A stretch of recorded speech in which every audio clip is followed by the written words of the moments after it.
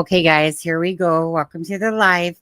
I wasn't gonna do one today, but um, then someone said, "Are you doing a live today?" And I'm like, "Well, as working on the video for the 6 months, that's tomorrow for Jack and Lily." And then I was just like, "Why not?" And thank you guys all too.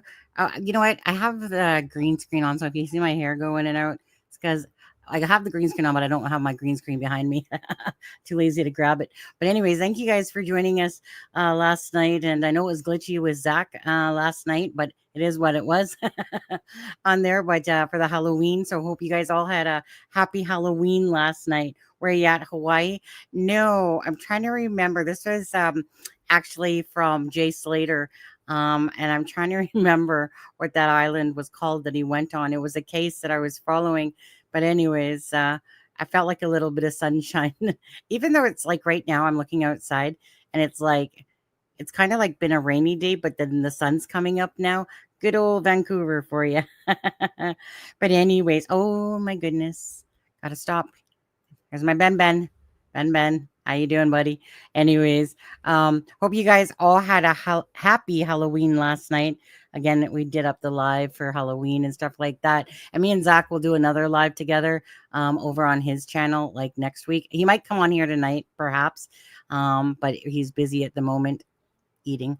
But anyways, you guys, so welcome again to the live. Happy Saturday. Yeah, it's Saturday. Going to say Sunday, but no, if it was Sunday, I'd be working tomorrow. Um, Hi, Rhonda. How are you? Hi, Betty. Thank you, guys. Hi, Marie. Hi, True Crime Junkie. Hi, Leona. How are you guys? Ben. That's my online husband, by the way. Just so you know, keep your hands off of him. Okay. I mean, I know that Charmaine and others have tried to steal him away and support with Steffa. Not happening. Okay. But he's my online husband. Just saying. All right. Sorry. No offense to anybody else. My husband's okay with it, by the way. Just so you know. He always approves. He approves of pretty much everything I do. Root Strength, glad to see you here. And Piers, how are you? I always want to say Madagascar every time I see your name. Madagascar. Mad as scatter. Mad as a catter. Mad as a catter. Tongue twister on that one. So let's see here. Hi, Rena. How are you? Streamlabs is the house. Don't forget to use your see, I don't know if I like my hair popping in and out like that, but whatever. Stream, if you guys don't use your punctuation properly, it's going to tell you that you're posting a link, even if you're not. It's telling you are because your little dots are in the wrong spot. Hi, Nancy. How are you? Sarah. Not even sure if I ever say your name right. Sierra or Sarah on that. You can tell me in chat what the proper way to say that is, because every time I see it, I want to say Sierra. Hi, Kimberly. Hi, Kimberly. Just the facts. All right. Hi, Nana. How are you? I'm just going down. Oh, then we're back to Streamlabs again. And Ben. Anyways, again, hope you guys had a great Halloween or whatever you did, or whatever you didn't do. Obviously, it's November 1st today. November 6th. November 7th. Oh my God. Take my freaking tongue away. November 2nd marks the 6-month anniversary of Jack and Lily. So before we probably get into anything else, again, if you guys have not hit the like and the share for Jack and Lily, please do. Please always make it about them. Please always make it about the awareness of Jack and Lily and being voices for Jack and Lily. That's what's truly important to this channel, too important to a lot of people, is that we just want answers for Jack and Lily. And it's really sad to know that we're at the 6-month mark. There was the vigil, of course, a few days ago as well. That was really nice. Hopefully people understand that, again, it's about Jack and Lily, and that's what it should be about. So it's nice to see the people that did show up there, or the people that didn't and still really care for Jack and Lily. If I lived in that area, I would have been there, but I'm totally on West Coast side over here on there. Oh, okay. It is Sarah. Okay, perfect. Perfect. Hi, Johnny. How are you? Hi, Tammy. How are you? Connie, I'm here. Okay, so I'm just gonna let you guys know. Some people aren't always into the awareness or what I call a tribute video. Um, for me personally, like I said, I always have to put myself in a box. I have to do it as if um kind of like separate my headspace when I'm doing stuff, because obviously if I'm making a video and I know each time that I'm putting a picture in, it's to do with Jack and Lily and stuff like that. So I always have to separate doing true crime and doing it for the purpose that it's supposed to be about versus my personal feelings of how it just breaks my heart, right? That Jack and Lily. So this video that I have done, just giving you a warning now, is that I brought pictures into reality. I think it's really important, at least how I vision it, that Jack and Lily, they're not just kids that we see their picture. They're children that were playing. They went to school. They had people that truly love them. And 6 months later. So this video, I've put a lot of AI in it because I wanted to bring reality to life for Jack and Lily. My whole goal is that I want to impact people's hearts. I want people to understand that these children, are children that were there one day and gone the next. So, everything I do again is from the bottom of my heart. And I do it first and foremost for the fact of, I always like when I follow cases. A lot of times I'll do a tribute video because it's my little piece of work that says, this is for you. This is because the channel is thinking about you and wants to bring awareness and bring answers and stuff like that. So I'm just going to warn you now. It's a 2 minute and whatever it is, 37-second video for the 6-month awareness video of Jack and Lily. So just want you guys to know that. So if you're not, then come back after the video in a few minutes, okay? I know 6.5 hours. That's because didn't you guys hold on? If you guys didn't watch the live last night, I would highly suggest if you're following the same kind of thoughts that I am and a lot of other people, I would highly suggest that you go towards the end of the video where we're playing The Reckoning from her channel. So The Reckoning was someone that I had followed and I kind of forgot about her actually for a few months there. And then I happened to think about her and I remembered her doing a reading about Jack and Lily. Now, she did these readings on May 14th, and the second one was on May 16th. So, if you want a holy shit factor, if your theories are based kind of like what my theories are, which for me, I totally believe that the children lost their lives either Thursday or Friday, and that family members on the property know exactly what happened. And again, allegedly to me, for my opinion, I believe that there is family involvement in this, and I believe it's a bunch of BS that we've been watching for the last 6 months, and it's been growing and growing.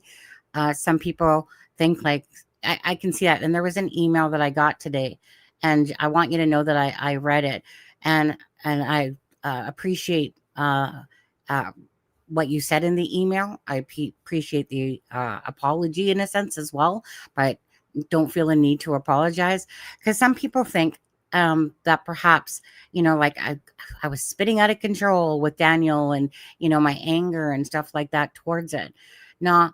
So the bottom line is this, yeah, I mean, I'm not this, like I said, angry bird person, but I am pissed off that we have to literally watch this dumbass sit there and keep bullshitting us. And Jack and Lily, I'm just like, I'm sick of it. I'm sick of it. I'm sick of him. I'm sick of the bullshit. I'm sick of Malaya. You know, I'm sick of the twisted bullshit lies, how I feel about this case, right? Somebody else might still believe that they're hidden somewhere or they're out in the woods underneath a mushroom cup and stuff like that. I don't. And I think that the proof to me is in the pudding of what exactly he's doing. And when I sit there and watch someone that's trying to manipulate and lie and inconsistent beyond repair, I got a problem with that. I'm sick of it. because these children before us, Jack and Lily, they deserve, regardless, okay, regardless if, let's just take Jack and Lily and the disappearance out of the equation for the sake of what scenario happened. If this is the way that two people act that literally have children missing, and this is the way they act, well, seriously, I would never on this planet ever wish that you were my parent, because I think that you guys are both despicable, disgusting. What you have done, I'm not making no excuses for Malaya. I ain't making no excuses for Daniel, because all because of you is why we're here. All because of you is why this bullshit is going on and this circus act. Daniel is at the front and center, the biggest clown out there, trying to portray how much, to me, in my opinion, cares about finding Jack and Lily. Nah. Malaya, same thing. Bullshit. Bullshit. So I'm tired of it, okay? Just tired of it, But bottom line is, I'm here to bring awareness to Jack and Lily, first and foremost. So however you guys feel about the case, totally up to you, right? I know I said yesterday that some people have screws loose, but honestly, I still believe that today.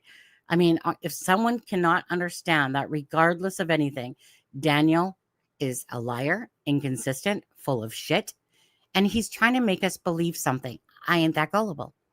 I ain't that gullible, dude. You are so transparent, it's not even funny. And the day is going to come where karma's going to fuck you right up your ass with the bullshit that you've been putting out there for Jack and Lily.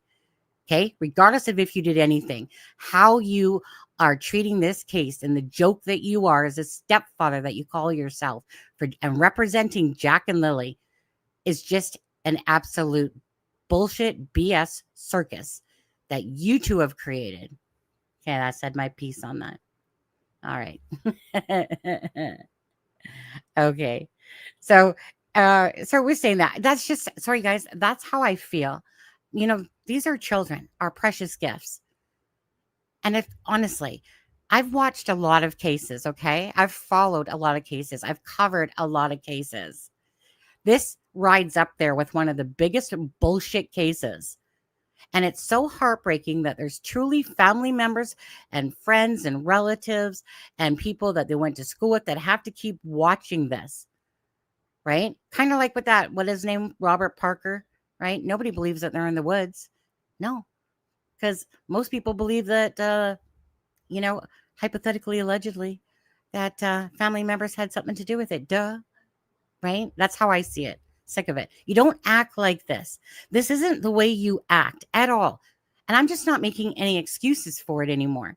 Because regardless, this is not the way that when people are being genuine and honest and truthful, is what happens in a case. This is what happens in a case when people are being lying, deception. Oh my God, deception. Why can't I speak all of a sudden today? Maybe it's because I'm too angry. Angry bird. I'm going to start sounding like Janie in a minute. Better knock it off. Sue Oilers, right. Happy birthday to you today. Yeah, and go Jays go. Absolutely. Okay. And I would go to the ends of the world for absolutely. Who wouldn't? Like normal people would fight for their children. I believe absolutely when Belinda said that Malaya left that property because she knew that they weren't coming back home. And she knows, to me, in my opinion, what exactly happened to them. Absolutely. You keep doing you sending easy to forget that this is your channel that provided a ton of it. Yeah, a lot of people do forget that, because again, it's not about Sunny, right? Some people want to try to tear me down. It's about Jack and Lily, the missing and the murdered and stuff like that, right? Yeah, absolutely. It's my channel, right? And I'm going to run it the way I want, type of thing, because it is my channel. And I feel like, yeah, okay, sometimes I go off the rocker a little bit, when I'm pissed off. But me, I have such passion for children and I have such a distaste for bullshit that, yeah, I'm just going to do me, right? Either you like it or don't like it or lump it. My grandma always would say. I was watching Sunny in the middle of the night as well. I know I didn't do the full 6.5. Let's just get real on that one. turning 65 this month. Yuck. Unlike Derwood and Janie, don't have a gray hair though. Was told I have the young gene. Yeah, I got my grays coming out, but I'm kind of just leaving them right now, to be honest with you. It's not that I don't have hair dye in the bathroom. I do. I just could care less at this moment. I have many, I don't know what that is, loose. It's like someone puts a picture, but it doesn't show up. For sure, he's a liar. I just don't know if he's right. Well, Iller and two of them. Um, to be honest with you, I don't. Again, um, in my personal opinion, um, I believe that an accident happened originally. That it was an accident. Something went too far. It's either that or the children got into drugs. But when I actually think about it the most, what makes the most sense? Well, heard about an argument that night, heard about drugs that night. Chances are, maybe perhaps Malaya said that she was leaving him, sick of it that day, right? Maybe when Darren was actually talking about that, he was actually being truthful, but he used it hypothetically um, when he was talking about that. But anyways, so Malaya was already trying to leave his ass. My thing about Malaya is I think she was in a shitty relationship, um, a really shitty relationship. Um, and she was looking to escape, but a narcissist has a way of push. It's called, push and pull, right? They gaslight. They. It's so easy sometimes from the outside looking in to be judgmental, but being from and being in narcissistic relationships and meeting another person, not physically but online, that was huge, like beyond ridiculous narcissist. Again, I didn't know about all these disorders that people had because they overlap and they can look like this one or look like that one. But a narcissist, it's like I said, you have to have other clusters in order to be like a narcissist in a sense. It's not a standalone disorder, but it's all the different factors that someone has, whether it's borderline personality, ADHD, that make a narcissist. And absolutely, Daniel to me is a narcissist. Absolutely. And I don't honestly, I believe that Daniel believes his own bullshit. And that's why he could easily pass a polygraph test on there. I'm just going to scroll down to the bottom here. So again, you guys, I'm going to play the video for the 6 months tribute. Again, if you don't want to watch it, just leave and come back. Okay. But make sure you hit that like and share for Jack and Lily. No one seems to give a damn, but there are people that do give a damn. Belinda has been a voice for Jack and Lily since Daniel pissed her off, basically thinking that he was the only one. But there's a lot of more voices coming out. And I know that all of us kind of wish that that would have happened maybe sooner than later. But more and more voices are stepping forward for Jack and Lily. And that's a beautiful thing. So I always say that something is better than nothing. And I just think that, again, Daniel was called in for another, we'll call it whatever, interrogation. Daniel, you can bullshit some people about it and all the time. Trust me, it's because they already are onto you, dude. But you're so stupid that you actually think that these people are your friends, right? You're too busy telling a bunch of inconsistent shit online. You don't think that they know that? Of course they do. They act like they're not paying attention to you, but they are. They are. But you're so stupid and gullible. But keep going, Daniel, because no matter what I say, your ass is still going to talk because you cannot get over your own damn ego. You can't get over the fact that people would be talking about you.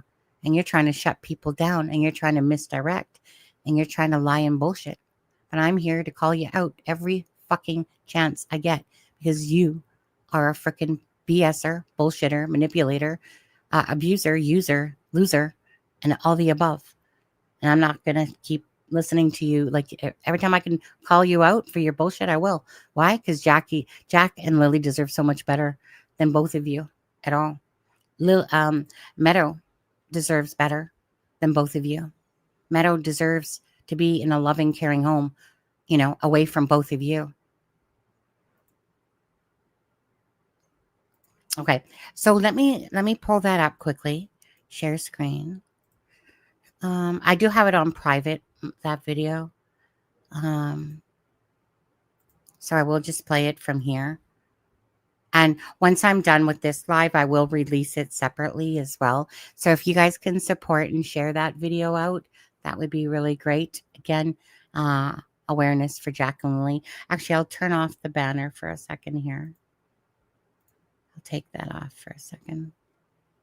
Boom, boom, boom, as I play it. Okay. And do. Just one sec, guys. Just gonna make sure that the volume's okay. I think so. Okay. So again, don't watch it if you don't want to, if you're not into this thing.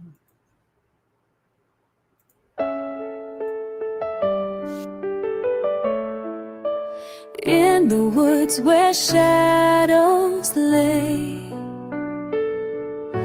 Jack and Lily went to play. On a rainy May afternoon, now we whisper hope's soft tune. Echoes of laughter fill the air, but where are they? We stand in prayer.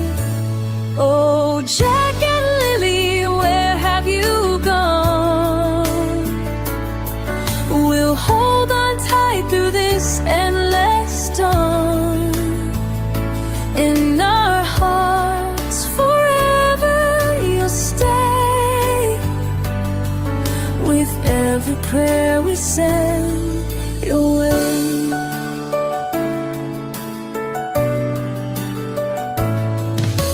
Hundreds gathered, hearts so strong, searching deep where they belong. Through the trees and storms they roam, wishing every child came home. Fatigued but fierce they won't give in. For every soul we search within.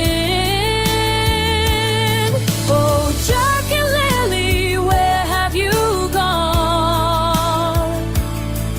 We'll hold on tight through this endless storm. In our hearts forever you'll stay. With every prayer we send away. We'll keep the hope alive today. In the silence, love will lead the way.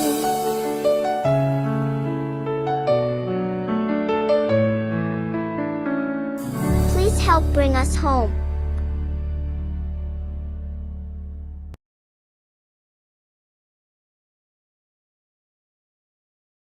Sorry about that. So anyways, so that's the 6-month tribute video. It's meant as no offense to anybody, of course. And it's just to bring Jack and Lily to life, and that they are children that are missing. So hopefully it's, of course, taken that way. And again, it's just my personal way of doing something special to keep Jack and Lily's voices out there and, you know, bring them back.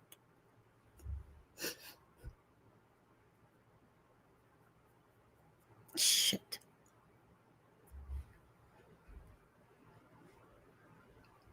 So again, I will release it after this live by itself.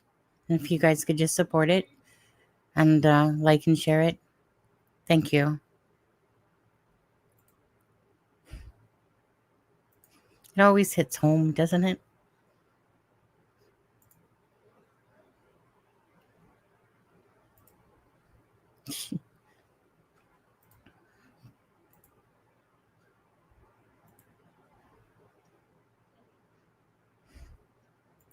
Thank you guys. Glad you guys liked it. Really do.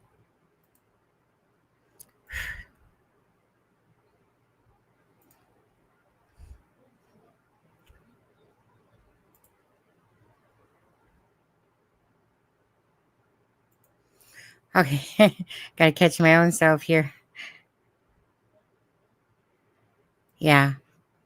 It is amazing what you can do with AI when it's used, in a good way. Appreciate that though, you guys. Like I said, I just it's my way of doing something, and I just wanted to bring Jack and Lily to life because these two children deserve answers, and these two children were there one day. And where are they? 6 months later. I'm not sure, to be honest with you. I'm not sure if there is. I'm gonna have to ask on that one on there. Hi, Snarky Pants. It does hit home, and that's the point. I want people to feel the hearts that are breaking of not knowing where Jack and Lily are. Hi, Vesica. Has Belinda or Chelsea seen those yet? No, no. Like I said, I wasn't even planning on doing this live today, to be honest with you. And then I was saying to myself, do I message Belinda or not? But I don't want to upset her.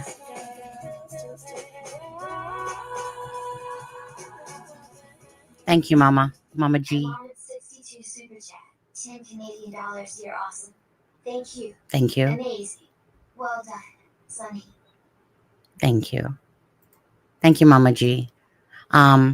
So yeah, Belinda's not, like, she's still sick. And I honestly, I know she's going to see it, obviously, but I just didn't want to, it's hard for any family members that these are their grandbabies. These are their aunts, uncles, grandparents, all those people out there, right, that are missing Jack and Lily and stuff like that. I didn't mention it. I thought about it, but then I thought, well, maybe she'll see the live, but I'll certainly share it with her if she hasn't after. But I just didn't want to get her all teary-eyed today. Tomorrow's going to be hard enough for everybody too, though, eh? Thank you so much. Thanks, Jenny. What's up? It's us. We're human, and they're one of us. Absolutely. Quick, someone troll Sunny so she can be distracted. Thank you guys again. I take on these cases personally. Every case that I follow, I take them on personally. That's why I don't really do a lot of cases like simultaneously. I know that there's some definitely sad cases out there going on, but justice for Michael Vaughn, aka Monkey, and Stacy, that piece of shit. God, that guy's a piece of shit. Has been arrested in that case. Took a few years, since 2021, but sometimes it does take longer, for justice and stuff like that to come. So many sad cases out there, but Karina McClurkin's took 6 years. Abby and Libby took 7 years. To get justice. Okay. I'm more of a lurker, but simply tell you that was beautiful. Aw, thank you, Cancer Free. Obviously, you're cancer free on that. Aw. Thank you, Garnetta. Okay, we'll get into the live in just a second here. Well, that made me cry. I know. I'm sitting here like working on it and doing all the stuff and stuff like that. And then, like you said, like even like Charmaine was talking about the other day, reality just hits home, right? So when I'm looking, for instance, at Daniel making a mockery of this case, regardless, it's so, to me, disgusting watching it happen. That if someone was being truthful, all this BS wouldn't be going on. But that's not what's happening. And so when you have two children that are just innocent and you just see them brought to life, you know, it hurts your heart so bad that anyone would put a hair on a child's head, you know, and do anything to them. It's it's just beyond repair to think about. Uh, thanks, Frankie. Thank you guys. Appreciate that. Just wanted you guys to, and everybody else, like I said, I want people's hearts to get impacted so that when they do see it, that they do like and share it and, keep Jack and Lily in their um, minds and, in their hearts. And for anyone that doesn't know about Jack and Lily's case, obviously come across a video because everyone knows that children are special. Anyone that is a good person, decent person in this world knows that children are just gifts to be adorned. And yeah, so it's heartbreaking, but you're at the point you're at 6 months, everyone's looking for answers. And a lot of people think that it's, that, that possibly they don't have any answers right now. So I believe that they do have answers, but I also believe by the same token that they need evidence, right? That they need evidence to prove, because that's what you need. You need a strong case. You can't just go in there with here's pieces and here's bits. You need the full puzzle piece. So that's what I believe is going on here. And I believe that Daniel, you know what, Daniel? Like I said, you're trying to act like you're being a voice for Jack and Lily. Really, truly, the reality is you're trying to be a voice for yourself. You're trying to distract people from the truth of what's truly going on with this case. And like I said, tired of your shit, buddy. Sat there and signed Jack's card and all that stuff. All you and your mother keep doing is trying to take anything off of you guys and distract. You guys see Janie's comment? I wouldn't have given her the mail. I would have given her my hand. That's Janie right there for you. She ain't this nice person. She's an angry bird. Yeah, she ain't this nice person. But she put stuff like that in DT's chat, right? And then also says, well, I wasn't raking yesterday or on Thursday and whatever. Oh, wait, what? Because you said you were, remember? That's why I always make fun of you. Reiki, Janie. Reiki, Janie. But it's just, you can just like, and then the one thing too, right? Like, who's going to sit there and say that they offered me water, but I didn't take it? Why didn't she take it? Because then they think that they're going to get their DNA. If you're so innocent, Mrs. Can't take a polygraph test, then why would you care? Why would you care if they had your DNA, Janie? So that, right, it's stuff like that they're stupid enough to actually say. That's what kind of gets me in all of this, is that just those words of, I wouldn't hand her the mail, I'd hand her my hand. Like threats, Instead of showing care and compassion to Jack and Lily, you want to talk like that, you dumb old hag? Seriously. It's just stupid. Okay. I'm going to scroll down. And what I wanted to kind of get into today, what's up, I hope so, but highly doubt it. Beautiful. The children was a gift from a God. They were my world. I was a single mom. My children, was a gift. Absolutely. 1,000,000,000%. I don't know, Frankie, but I'm a retired nurse and I've seen a lot of hard things, but this case has been heartbreaking. And I get it. People are frustrated. Again, some people want to take a piss on me. Well, like I said, I'll piss in the bucket on you anytime, because it is frustrating. But people they go through these moods and modes and stuff like that. I do too, but I just for me, I was just personally watching it up until the point that I got really tired of Daniel's bullshit, because he'd already shown me enough of his bullshit. And same with Janie and stuff like that. I'm even going to leave Durwood out of this one, just because, he might not have his rocks all there, or he thinks he does, but whatever. Let him have his whole hidden on a reserve, and then thing going on, because he wasn't there that day that Jack and Lily went missing. I just think that he's gullible to what he believes of Malaya's family and Daniel, and what he's tried to piece together himself, and but it's those three, Daniel, Malaya, and Janie, that were on the property that day, you know, and I just got to the point where, like I said, it's like enough is enough. I've seen enough of you, Daniel. I know exactly what you're doing.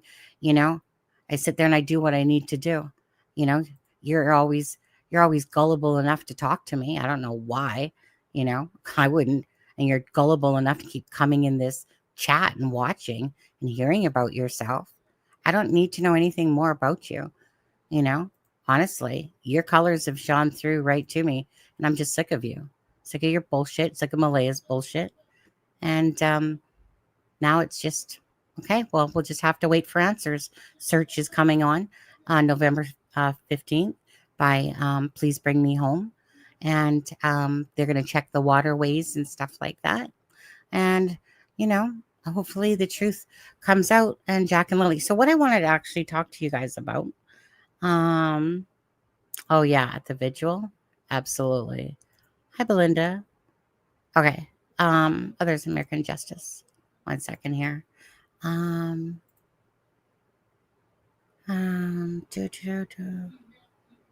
Okay, just want to see if there was, I heard a ding go off on there. You were shy there? So you went there. Nice. Nice. Where's Janie's pool that she got from the neighbor last year? Or is Janie's marbles is more like it? Blue Jays are playing. We'll catch you. Well, go Blue Jays. I'll say that. Anyways. So you know what? I think right now, so yesterday, I talked to you guys about Hunter S. True Crime, right? I've been watching him for quite a while, and I'm always promoting his channel because I think he makes really good videos on that one. So I think what I'm going to do is we're going to watch this, not the one from yesterday, because that was a good one too. But we're going to watch the Daniel inconsistencies. But then I want to talk to you guys about the search, and where you guys think that the searching should be happening. Like, if you're trying to understand what happened to Jack and Lily, and if you feel like they're in the water or buried somewhere, but we'll get into that, okay? Yeah, he does make great videos.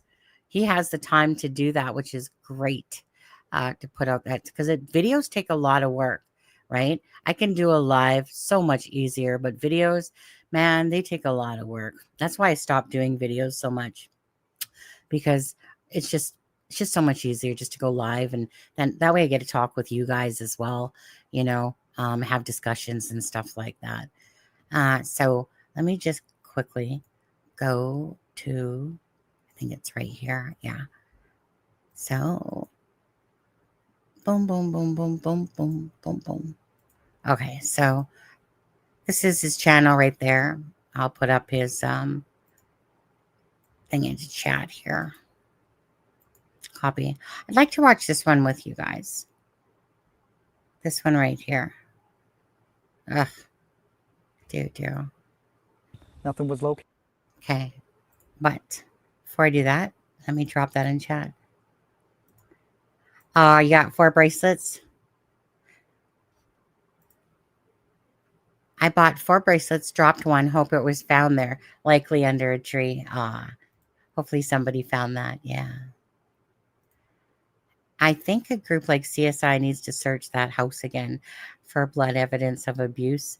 There was something tipped over in the yard that made me suspicious. They could have died or ran off and hid on there. Well, I'm just, you know what? All I want is truth to come out for Jack and Lily. Whatever that truth is, Jack and Lily deserve it. 6 months, it's hard. The longer it goes on, the more family members that truly care about Jack and Lily, are going to start losing hope, because that does sometimes happen. But again, sometimes it just takes time to gather the right amount of evidence, right? And have a strong case. If, of course, family member was involved, allegedly. Okay.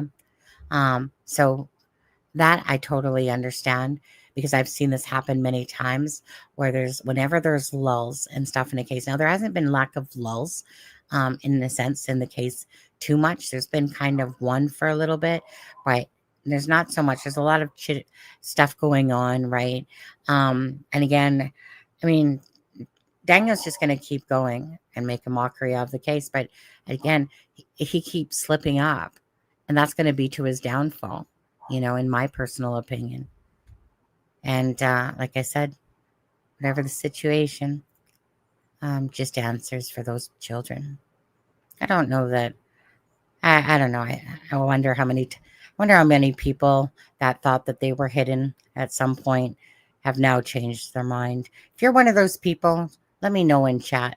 If you're one of those people that believe that they were hidden, but now you don't. Okay, so I want to watch this with you guys. Stop and start it as it goes. Whoops. I know I've played it before. Get over here. Daniel. Did I hit play? Oh. Yeah, it's playing. Why is it not? He said There he goes. that Thursday didn't have enough details, and we think you did something to the kids Thursday night. And I asked him, like, what are you talking about? Like, I just ran through whole Thursday and Wednesday with you. Like, we just spent the last 20 minutes talking. And there's not enough detail because I thought it was an ordinary day.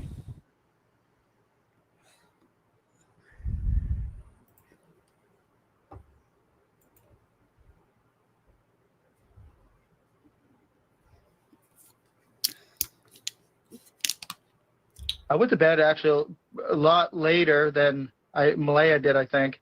Like, Malaya was already asleep when I came into bed. I remember flicking on the light for the kids at 12 at night, or a little bit after 12, so a little bit after midnight, and both of the kids were fast asleep under the covers.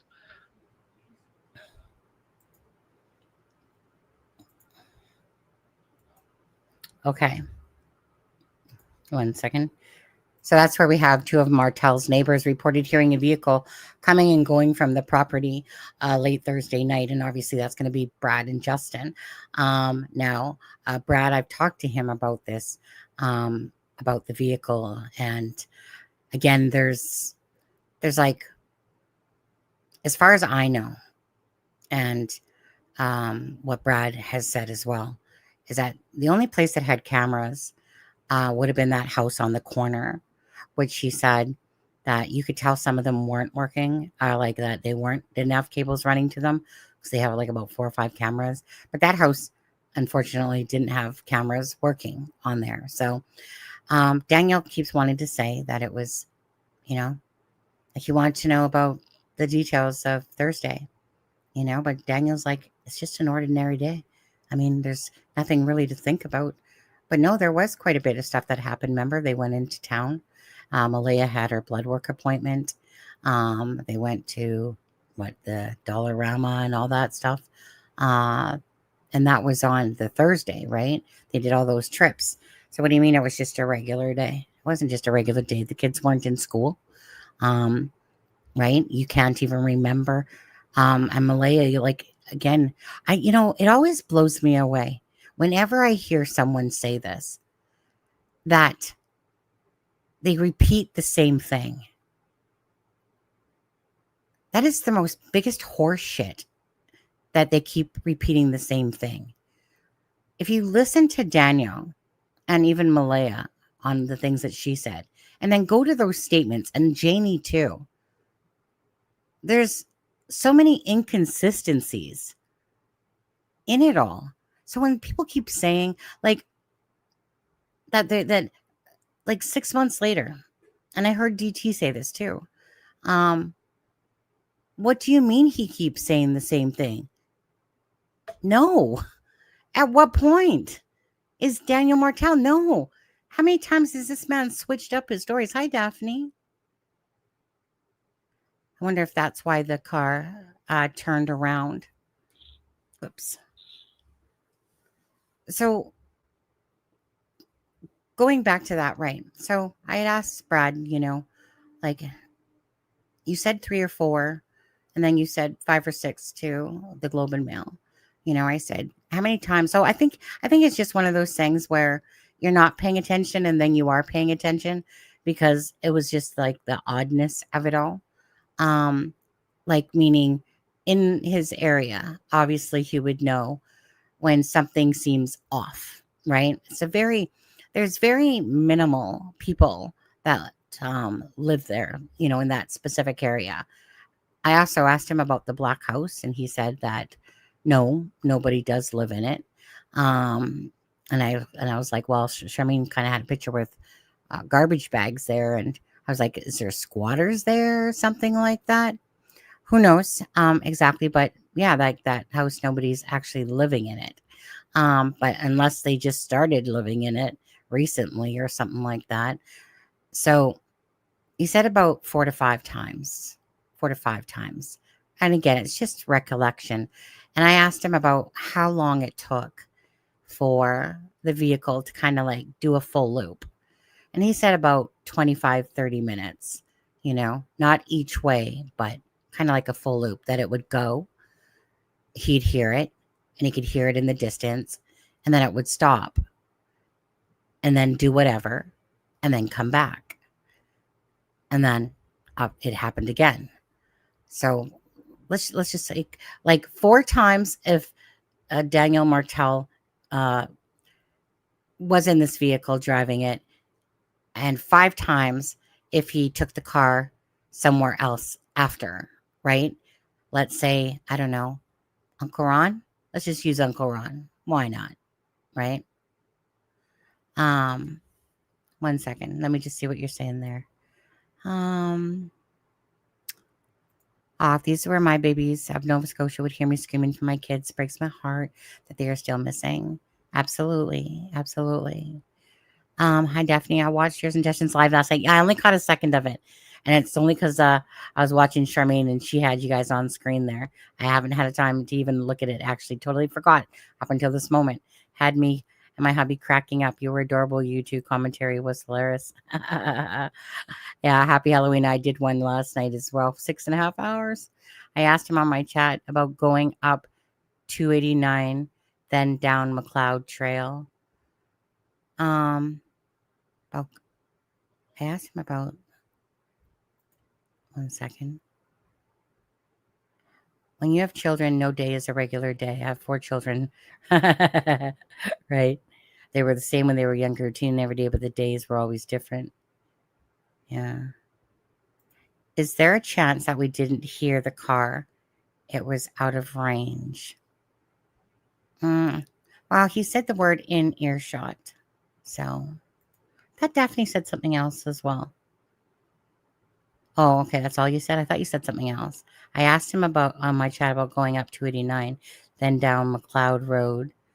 Didn't hear anything about that. I was on your live last night, Sunny. I watched Daphne after yours ended. Oh, okay. So, I mean, like I said, so when I asked Brad, it was just kind of like like I said, he said specifically that Daniel would always start his vehicle, right, when he was going to work, working his, 5 days a week or whatever at the sawmill. And, started up and it would kind of like run a little bit, and then he'd head off. But he said that this particular night when he started up his vehicle, he just literally got in, I guess, took off. Like there was no downtime. It was just like get in the vehicle, take off. And again, so, I mean, it's one of those things. It's like, yeah, it's strange, but probably never do you see them in the morning or in the morning come to realize that these 2 children are just now missing, right? And 1 second. Thanks, Cheryl. Let's see here. Sorry, Sunny. I asked Brett if he thinks DM went up 289, then down McLeod Road to Glengarry Station. Well, what did he answer you?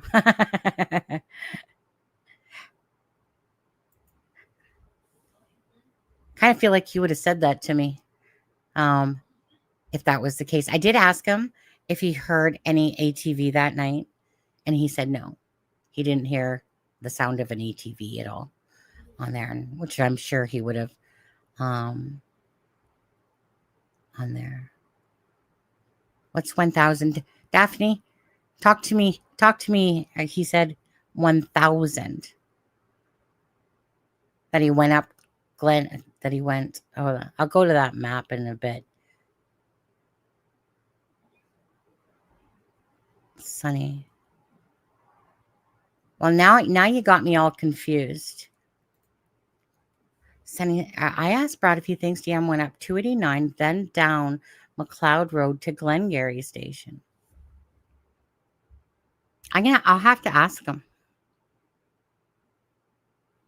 Because at no point did he say about anything about McLeod Road or Glengarry for Daniel's vehicle. But but I'll have to ask him on that. Because in my head, I'm just assuming that we're talking about, where the cameras weren't. They went down Glengarry, though. Wouldn't the vehicle be caught on camera?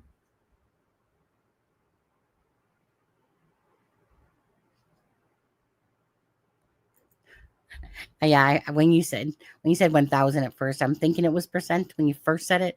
Then you cleared it up on your next line. Why avoid answering how and who put the tire marks like that? Seems like more than one time. Nobody avoided that. I think Brad took full responsibility for those tire marks that were at the end of his thing. I want to know why such a big area was missed in the search. Which area was that? Melissa? Yeah. I wonder if he did something near the sawmill. How far is it from his home? Deja vu, like Chris Watts. It's about 15 minutes or so, probably. But his vehicle would have definitely been seen on camera. I guess there's part of me that just wonders, like, if they had something to do with it, right? Are they within the area, or are they transported further, right? Because they were so focused on the woods that makes you wonder if there was time to transport even further. If, of course, that's what happened. No, it's just that night. No, that's a good question, though, Blue Jay. That's a good question. Sunny, I wish my live replay would show up, but I asked Brad point blank. Do you have yours on, though, right? Where it shows your replay chat? But I asked Brad point blank if 299. I asked Brad point blank if Daniel went up 289, turned on McLeod Road, and then went past Lansdowne Station to Glengarry Street. Okay. Brad, are you in chat to answer that? Brad, boss man. Well, that's just it.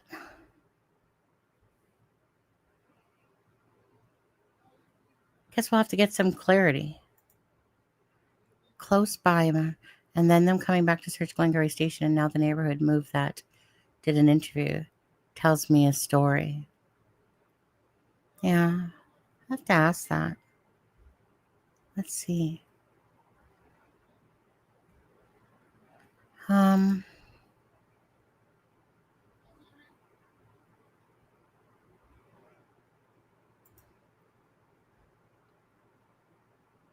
take a look at that.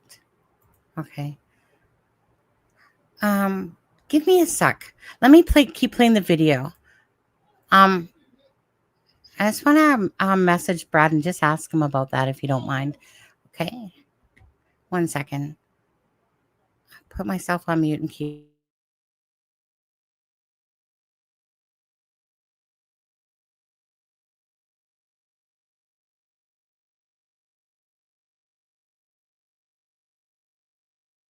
He said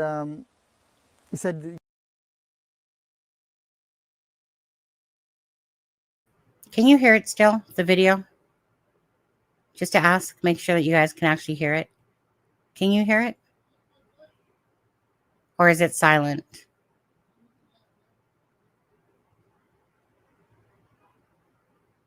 No, what? No, you can't hear it? Oh, okay. My bad then. Until Friday morning. That's when, like, life changed. There was nothing like life changing on Thursday. It was a normal day. So, therefore, there was nothing detailed that needed to be remembered that day until Friday morning.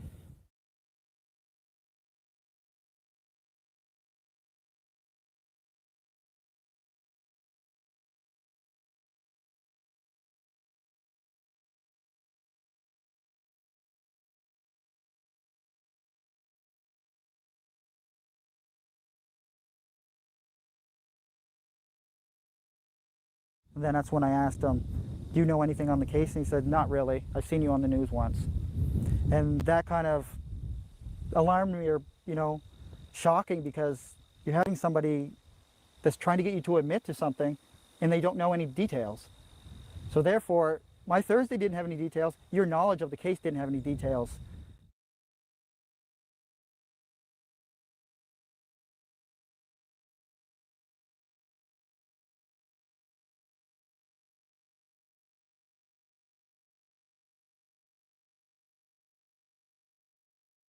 After it was dark, I came back inside. What I remember, the kids were sleeping, but when you're looking back in time, Daniel, it's hard to, you know, kind of remember everything and get a feeling for how the night really was, because it just seemed like a normal night, right? When I came inside, I thought the kids were sleeping, and I could have swore they were sleeping, but it says in the documents that she had them up till 9 or 10 at night. I don't remember them being up that late, so I'll tell you that.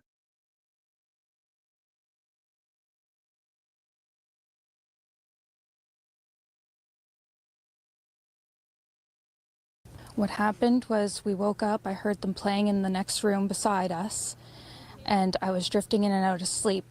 And then about 20 minutes passed, and then when I woke up, Malaya was right beside me. She was still asleep. And I said, I don't hear Lily and Jack. And the next thing we knew, it was quiet, and we get up and I tell him, my partner, Daniel, I tell him, do you hear the kids? And he says, no. And we get up instantly. We're looking outside. We're looking everywhere, yelling for them. And I instantly just call 911. I woke up when Malaya woke me up. I'm pretty sure it was her who woke me up, because we both kind of like woke up at the same time. Mm-hmm. And I remember her saying, as it says in the documents, she said, I don't hear them. I think she woke me up, right? We kind of woke up at the same time, but I really don't know. First thing I do when I wake up is, I mean, Malaya's right beside me, and she says, you like hear the kids? And then I listen for a few seconds. I said, no, I don't hear them. So first thing I do is, when I don't hear them, I get up and I, you know, get dressed, you know, and me and her make our way out to the kitchen. So I jumped straight up out of bed. Silence is never a good thing when you have kids, because you know they're getting into something. And then we noticed the boots were gone. We went outside, made our way into the backyard. We didn't see them anywhere. And Malaya said, should I call 911? And I said, well, just wait 1 second. I ran up in the woods to the kids. They have cabins up in the woods. It's about, I don't know, 100 feet up in the woods. Ran up there, ran right back down, so which only took me like 30 seconds. We made our way outside, you know, got through the fence, and then we're standing right in front of Mom's RV, and she asked me, should I call 911? Right? That's, you know, kind of instinctual. You want to do that, right? Right. Because we don't hear them out in the yard. We never seen them in the house. We don't see them in the backyard. I didn't know if Mom was even at home or not, right? Because I thought she might have went with my Uncle Ron. Mm-hmm. Okay. So I sent a message to Brad, so hopefully he'll answer me. soon. But this was the part that I was like talking about last night, right? Is that Daniel has like many versions to this whole when him and Malaya came out together, when they didn't come out together, when Malaya was on her phone. And my thing is this is their whole timeline that they've been trying to use is 9:40 to 10:01, right? And basically they get up and he says 9:36. Who cares? 4 minutes on that one. Um, Bottom line is that he says he goes up into the woods, right? To look at their little fort there or whatever, and comes back down like he was only gone 30 seconds, right? Well, again, um, Janie says that she doesn't come out until 10 minutes after that he's been hollering for Lily and Jack. And so then he acts like, okay, and first of all, I've never heard him ever say that that they went outside the fence and they were looking in, or that they were in front of Janie's uh that beautiful trailer that she owns there. That's kind of like the first time he's even said it that way. To be honest, just another word salad with Daniel. But again, my thing is this: 9:40, they wake up. Let's just take the road that they both came out at 9:40. He says he runs up. Meanwhile, his mom doesn't come out up until like I said, 10 minutes after. Now you're already at 9:50 or so, right? At this point.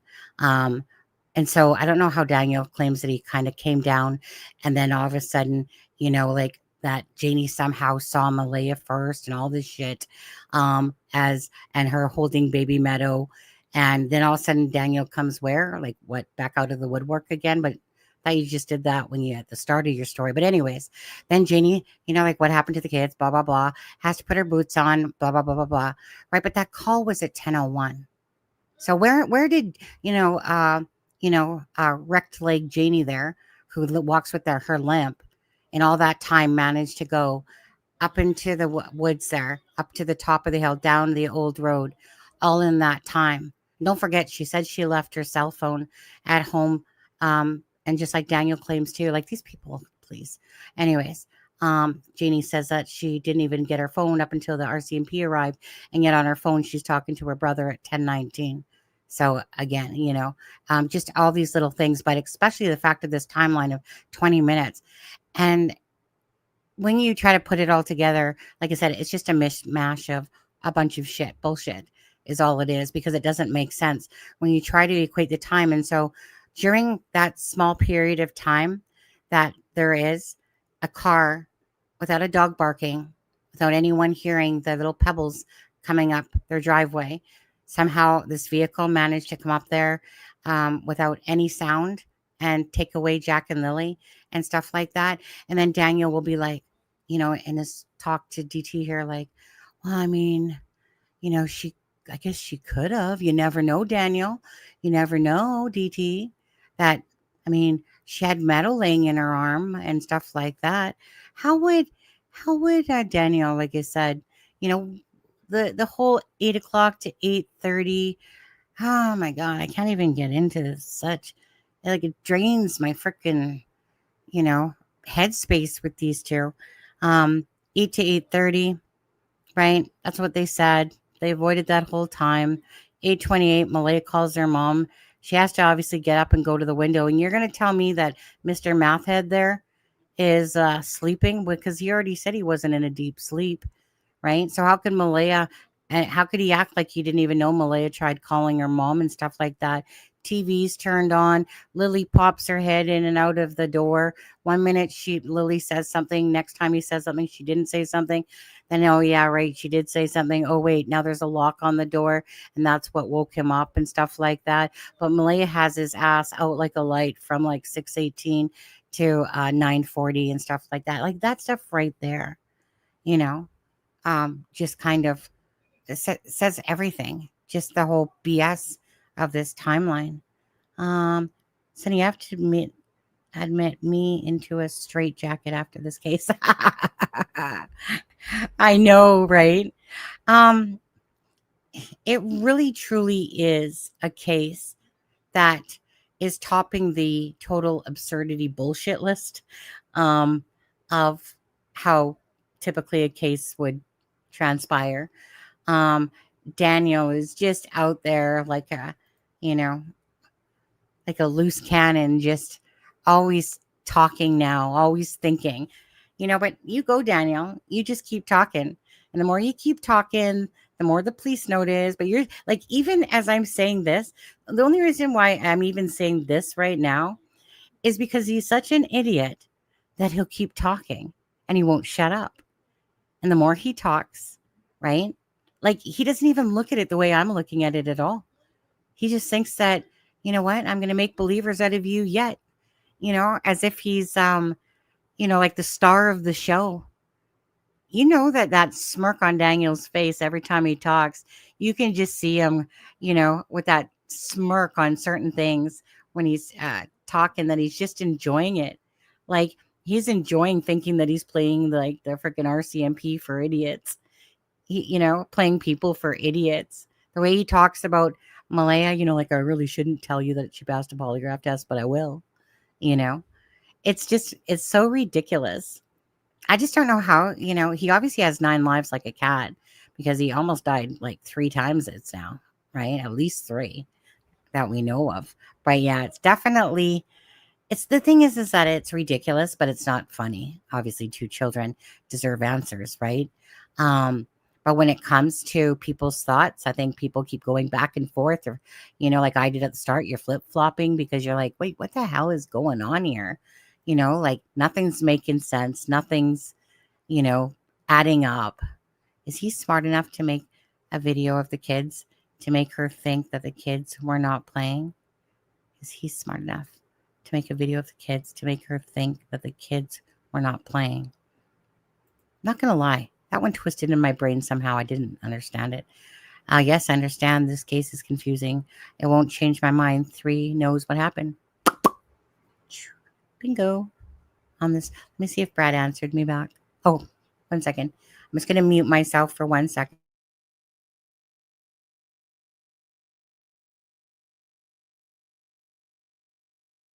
Actually, no, because I need to hear the voice clip. So 1 sec.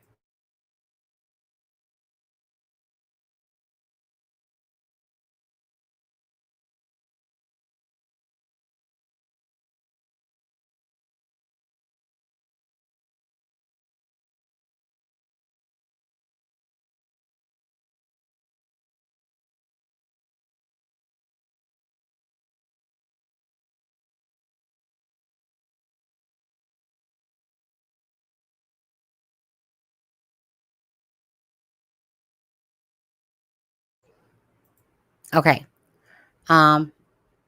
Daphne, his answer back was, he does remember. Sorry, I'm just scrolling here. He does remember saying something about McLeod, but doesn't remember saying anything about Glengarry. And because we all know Melissa Scott had like 7 cameras, right? So that wouldn't make sense really about the Glengarry part. I'm gonna have to pull up the map. Where's the darn map? 1 second. Stop screen.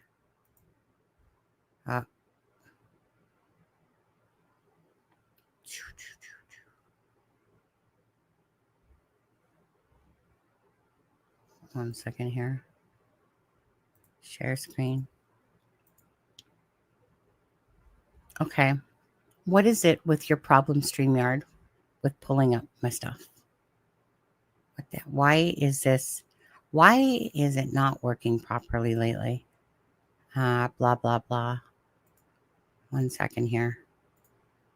Like, I don't understand what's going on with this whole share screen stuff. It's like lagging. Oh, that's what it's doing. It's lagging. All right. You guys want to take a trip on Google?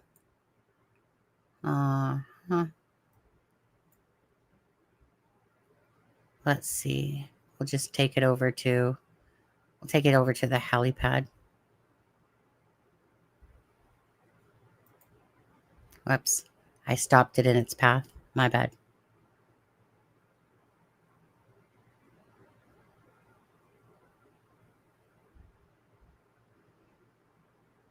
Okay, so wait. Where Where is McLeod from here?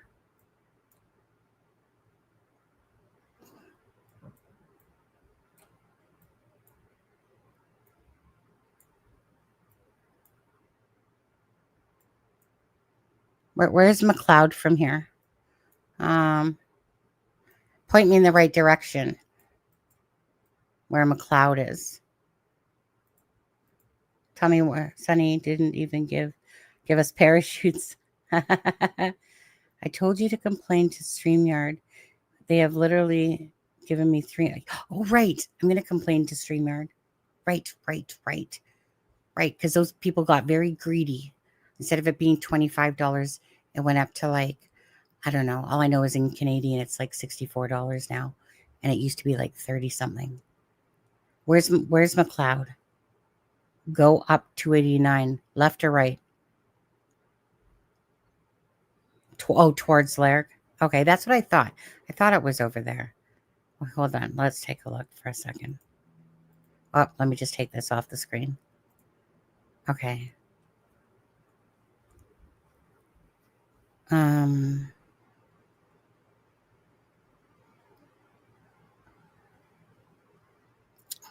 I gotta go in here.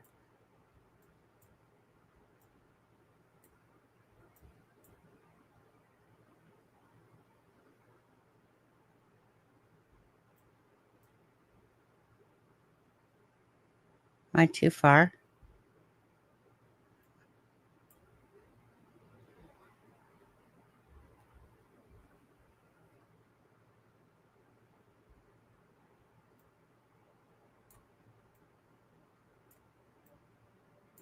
Where is McLeod? Am I too far?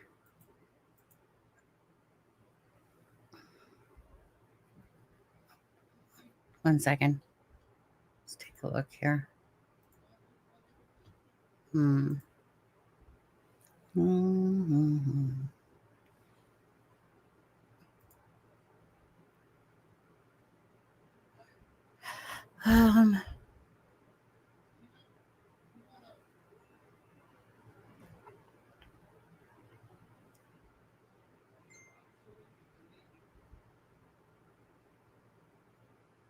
Okay, thank you. It's okay. Sunny, let me send a screenshot. Yeah, sorry. I should know where this is by now. Because it's not like I haven't seen it before. But oh, McLeod is right here. McLeod is right there.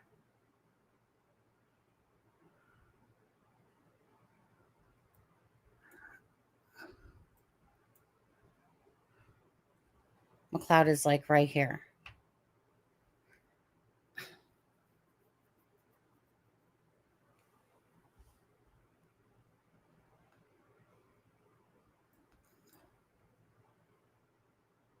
So Lansdowne Station Road, McLeod.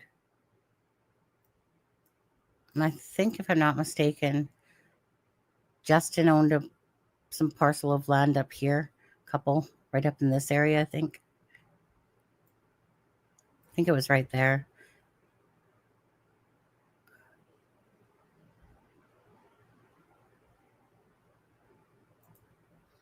My brain's now hurting all of a sudden.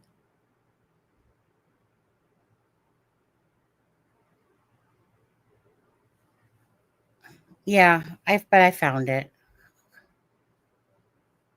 One second. Just bear with me. Just bear with me a sec.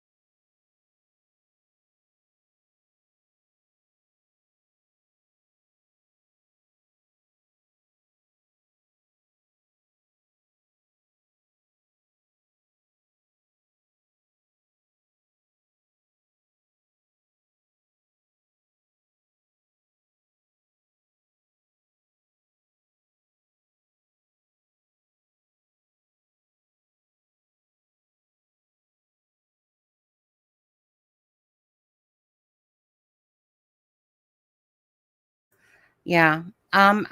She said I'm just confused. Truth and Beauty. Sunny, check your email. Okay, thank you.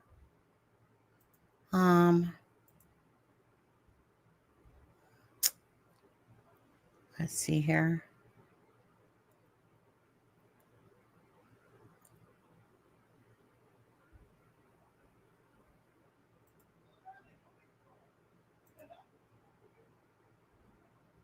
I mean,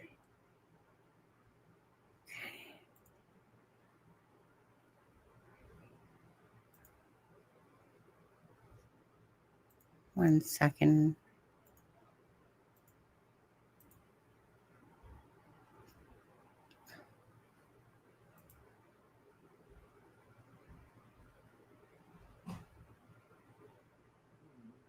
New layer. Yeah. Lansdowne.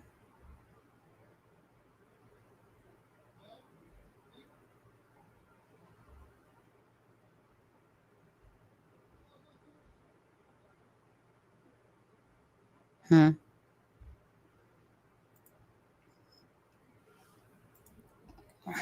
just feel really confused um, about that because I was always just talking about Daniel leaving his home and going up to where the pink blanket kind of area was, right? And there would have been no cameras.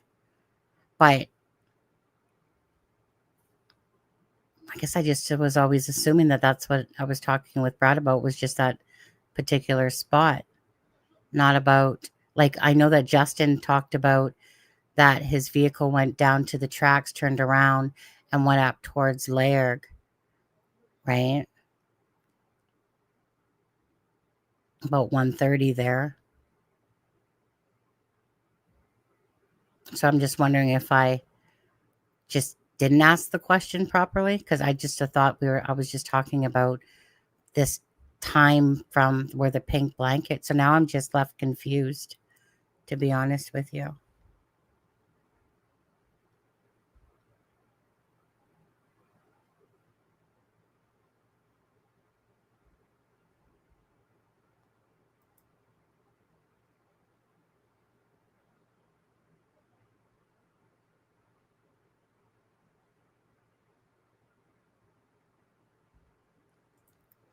As I was driving by your house, my house, um, the vigil and my Wi-Fi went out. Google Maps. I was getting lost on McLeod's Road, Laird Road.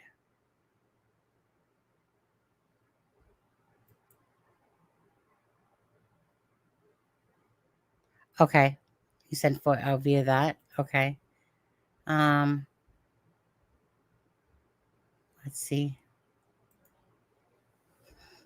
Okay, well,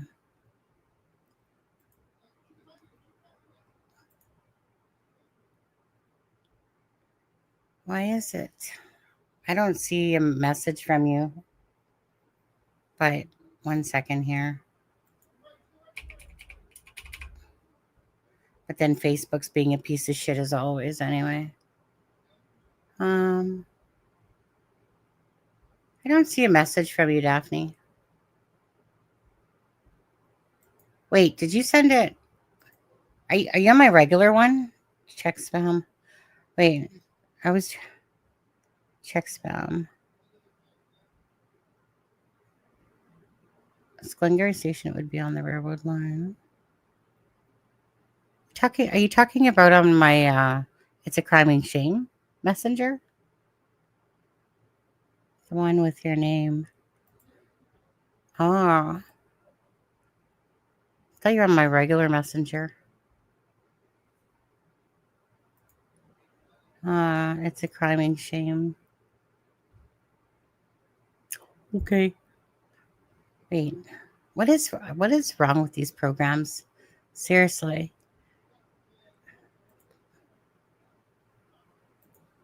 It's like Facebook. And Facebook, you suck. Canada, you suck.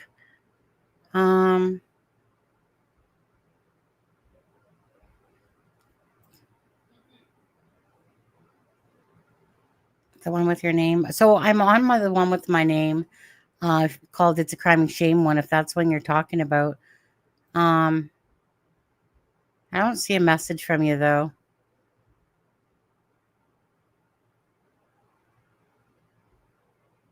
Like, I'm on the It's a Crime and Shame one, Messenger. Check your... No, Sunny Austin is my regular one, right?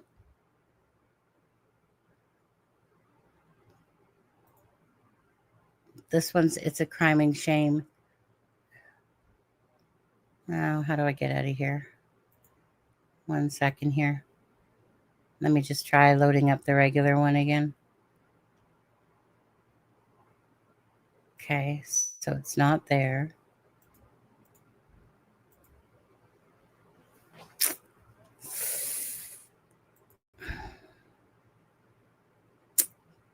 See, I don't know enough about this stuff. Where's my spam? Unread?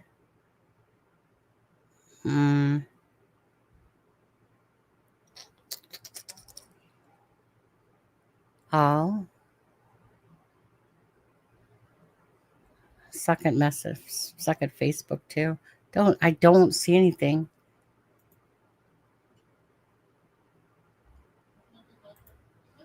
I didn't know you had two, just the Sunny Austin one. Yeah, but there's no message. Like, I'm looking in my all. I kind of suck at this shit, though. Facebook Messenger.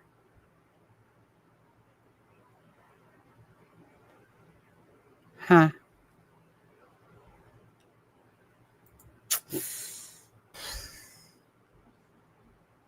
Let me see notifications. No.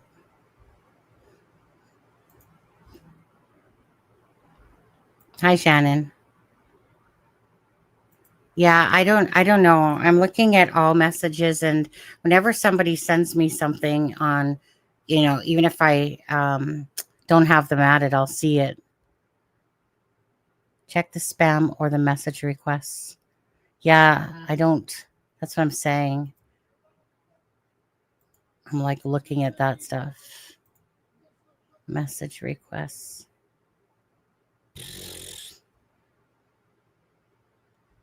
Don't ask me about this shit. I don't play around with my Facebook too much and stuff. Notifications. I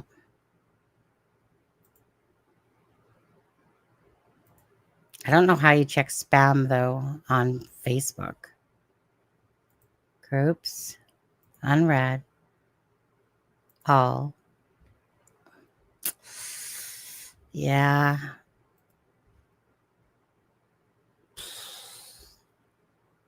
Where is your It's a Crime and Shame one? Well, message requests. Yeah, but where do I see that on Facebook? Where do I see message requests? Because I click on the little bell. Yeah, right. I click on that little bell thing to look at notifications. Unread. No.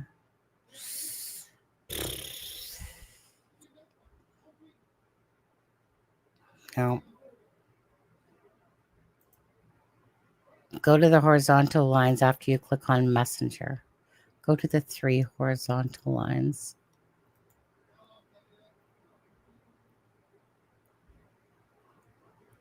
I'm on a desktop, though. Yeah. Like, I'm on a desktop. There's no 3 horizontal lines. You guys are fucking with me, man. Menu equals message request. Shit. Can spend a whole life trying to figure out freaking Facebook. Yeah, I don't know. Like, you guys seeing it differently, like on your phone, by the way? Because I'm literally on my big desktop, and it's not the same looking as if I was on a phone.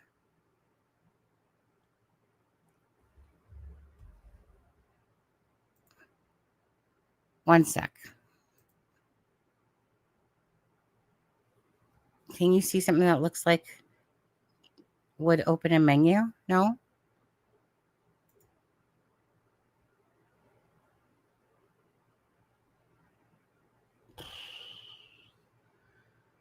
Maybe let me just click on this part again. 3 dots.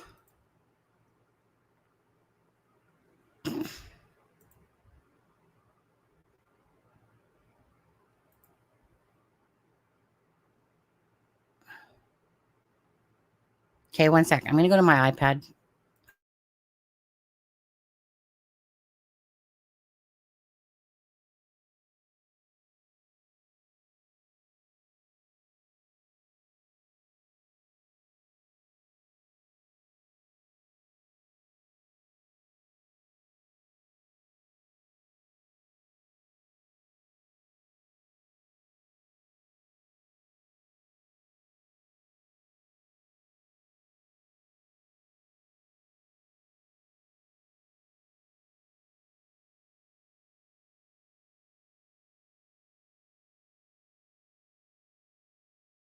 One sec. Melissa's trying to show me.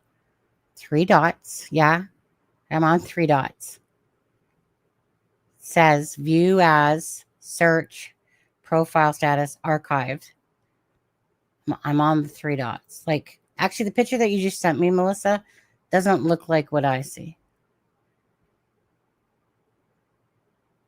Fuck me. Yeah, I'm obviously incapable of figuring out the stupid Facebook shit. Yeah, but there's like, I would see it. That's the thing. I would see it though.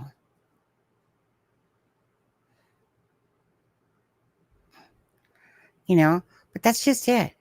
Is that I would see it. People send me Facebook requests and I would see them. Doesn't mean I add them, but I see them. Send the message request. No, I'm in Messenger. Yeah, I'm in. Well, I'm in both. I'm on my Facebook page right now. But see, Melissa, she just sent me a photo. Chat sounds. Message requests. Okay, so chat settings. Is that on my Facebook though? The fudge. The fuck. Wait, 3 dots. Oh, I see. Message requests. Huh. Nope. Nothing from you at all. Wait, let's look in spam. Oh, Daphne. You're in spam. Found you. Thanks, Melissa. Oh. Accept. Maybe she's a troll. Do I really want to accept her? Okay. Gotcha. Found it. Thanks. Thanks to Melissa. She sent me pictures. 2 + 2. I know more. It's certain things I know more on my iPad and phone, but on my computer it's different. But I only usually do certain things, and I'm very limited to what I teach myself. Okay, and Facebook is not one of them. That's for sure. And that whole fucking meta thing can fuck off too. Yeah, I don't think you're in Messenger. No, I was in Messenger, or on my Facebook page or whatever it was. Facebook page, and then there's, I guess, I don't even know. I don't even know how I got there, Daphne. Okay, so you guys, let me listen to Daphne's messages for a second. Daphne, go ahead. Ben, you guys take control of the room for a sec. Let me listen.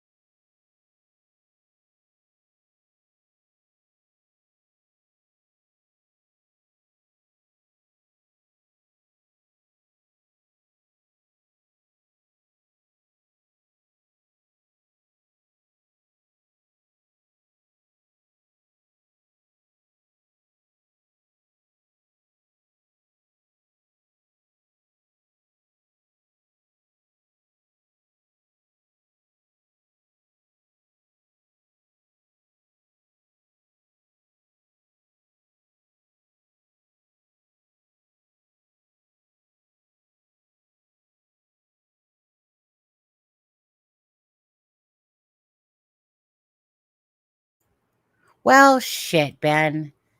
Frick's sakes.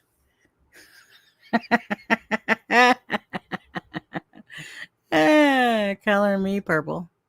Tell you right now. Yeah, rips my hair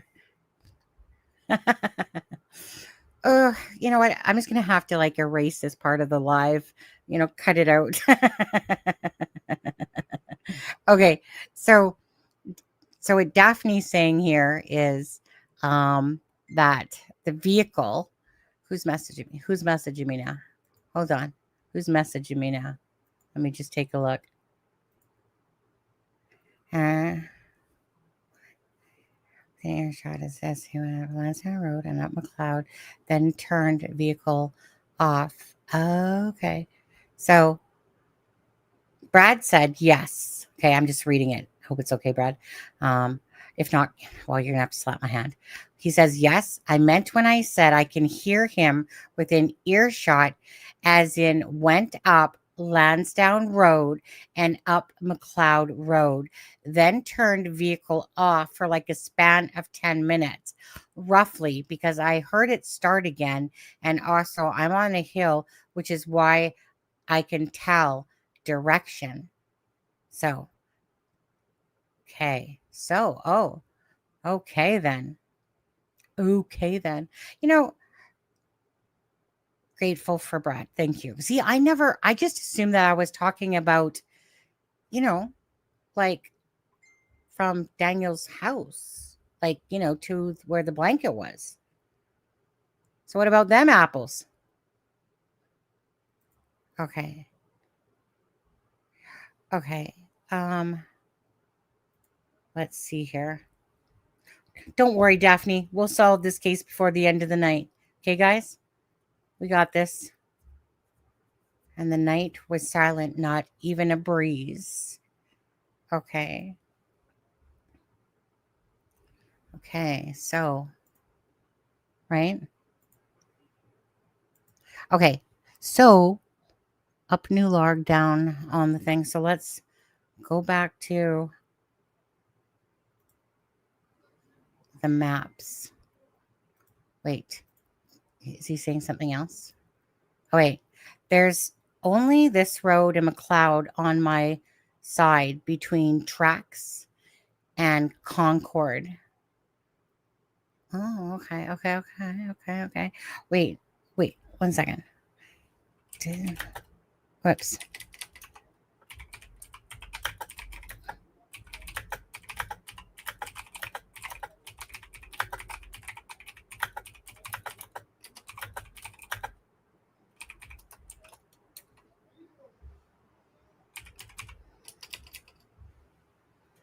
Okay, we'll get this all sorted out.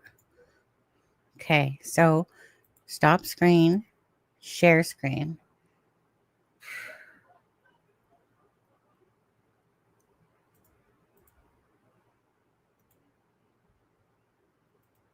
My brain hurts now.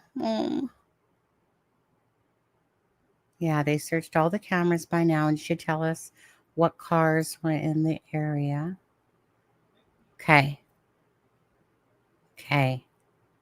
KK. Brain hurts. 1 sec. Let's go. Okay.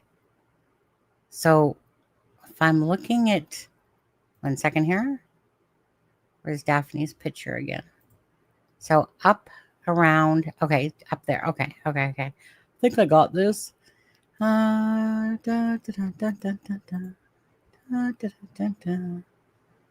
and down and around near the forky thing. Okay. Near the forky thing. So let's see here. So up, down, and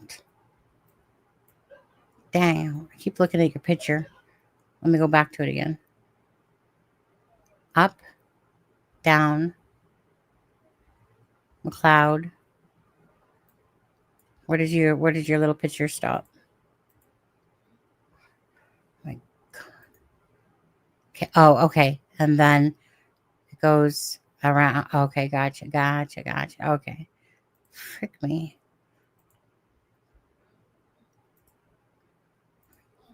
Can't even find myself right now. Here we are. Okay. So Daphne got basically has like up. Well, let's just do a line there here, I suppose, eh? Can we do that? Let's see. I think she ends up right there somewhere. Okay. One sec. Color.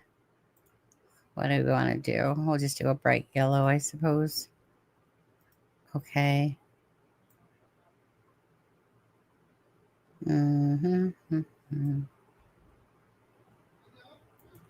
Okay. So wait, where the frick did it go? My God. Okay. So blanket trees. Okay, 1407. So here, here, here, here, here. Boom. Boom. Boom. Boom. I think you kind of went right around here or something. Does that seem okay? It's kind of what you got there on your map. Okay, so hold on. So look at the looks like symbol A. Yeah, I think I got it, eh? Right? You guys think the children are in water or land? Or inland beside water? That's your three options. Water, land, or land near water.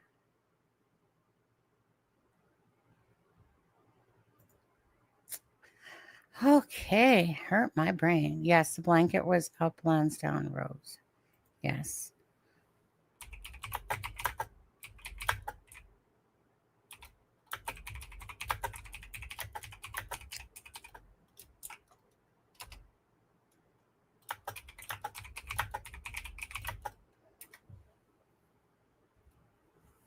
Mm-hmm.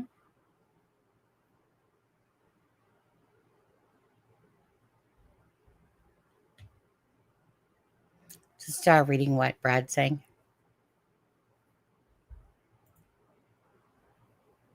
Before layered off, layered water in and out. Okay. Mm-hmm.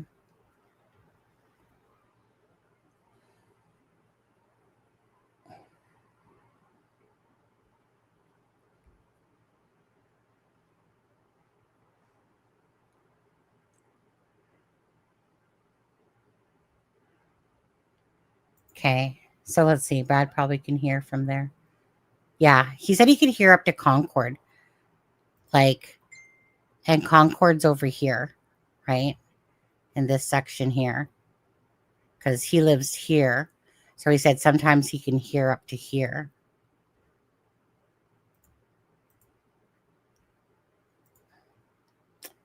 Okay. So I'm just going by what Brad's telling me here now, guys. So he's saying that one of the trips was the blanket area, that area.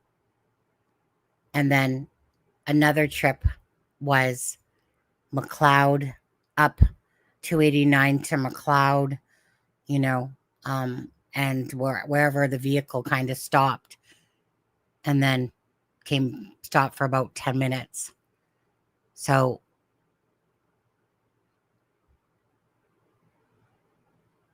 I wish I knew where every damn stinking camera was. Come on. Who's going to go there? Search for all the cameras now. Chop, chop. Let's go. I want to know where every single damn camera is that's there. RCMP, if you're listening, just go ahead, give us the files, right, Daphne? Daphne's case files. We'll take those files over. Don't worry about it. We'll have it song or dealt with by tonight. Yeah. Okay. Oh, I think I just lost about 10 brain cells out of the 11 that I have right there. Said from day one. Okay, now.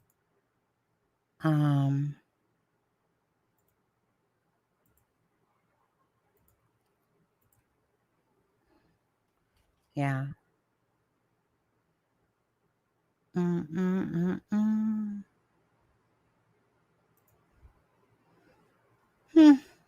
My brain hurts.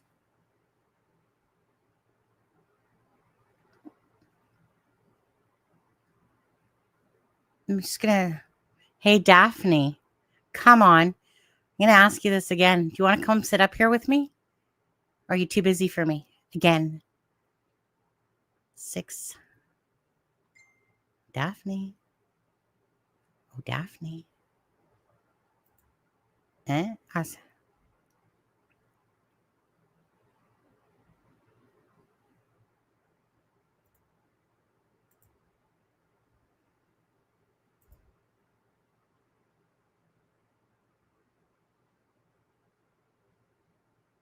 She always has an excuse. Every single time. Every time, Daphne. Look at this. It's okay. I'll deal with this headache myself. So I'm going to ask you guys. Thank you so much. The tribute video for 6 months. Nope, she's too busy for me, Deborah. See? I'm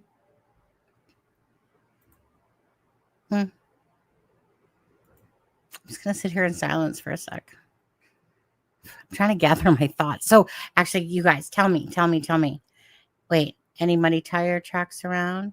Coming out of the woods, tire marks can be imprinted and compared. Yeah, I do too, Shannon. And Daniel's going to do his own self in. Sonny, do you think that Daniel played a video close to Janie's window of the kids' voices? Well, there's a different thought, isn't it? Then it would make her a witness to hearing the children. I still think she doesn't know anything. You know, that's a brilliant question, to be honest with you. But it still fails at the timeline. You know?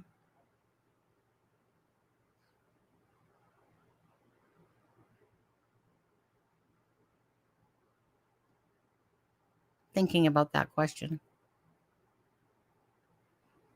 Who's Daphne? I feel like she's just turned into another troll. 28 call bothers me. Yeah, that bothers me too. I said that a little while ago. I said a recording on the phone. My information, Janie didn't hear the kids that morning. She is covering for her. Didn't hear, right? I think they need.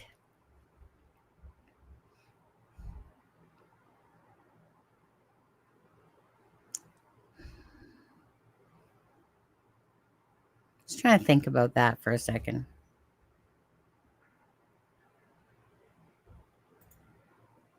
Daphne, put this skunk hat on and join it. I want to look over that area. I think that Jenny knows exactly what happened, and I think she was part of the cleanup. You know, I'll tell you what bugs me about Janie, right? Well, besides her voice, is even just something as stupid as her comment in DTs where she said, and they tried to get me to drink some water, asked me if I wanted water, as if it was like, but I was too smart for them because my son taught me all I know. And yeah, because they're not going to get my DNA. You're an idiot, Janie. Fucking idiot. Sorry, not sorry. So it's comments like that that would gear me to think that she actually does know, because well, you know, she would know. All right, she like in the scenario of all this, right, is that Janie would have heard the vehicle, right? So it's not just about that morning timeline part of hers, it's about the night, right? And it's about a vehicle being heard by 2 people. So no recording. Just a liar. Any cigarettes found in the forest? along the side of the road can be checked. Well, like I said, they don't need the DNA. I'm sure of any of those ones. To be honest with you, I'm in my PJs. Oh, troll. We don't care if you're in your. It's all good, Sunny. Do you ever have a? Did you ever have a look at? Yeah, 1135 Lansdowne Road. It belongs to that other person that you sent or whatever. So it's really of no value. That one. I was wondering if it was a Mackenzie or, Martell family piece of land. Because there's quite a few over there, right? Hey, y'all, do you want to talk about movies and stuff? Hey, y'all. No. No. No. Just no. Just no. Pixin email. You guys know I'm not the best multitasker in the world, correct? Hmm?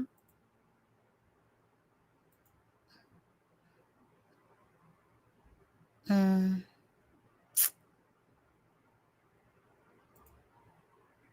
Oh, okay. Just quickly, image file. I'm just curious where you guys think that the children might be if you were to be searching. Do you think that, well, hold on. Let me just bring up these images. Okay, there's this image that was sent to me. And I think Charmaine showed them on her channel as well. I'm only going to show two here. So that's the black house that's at the corner. That has trash bags on it. But,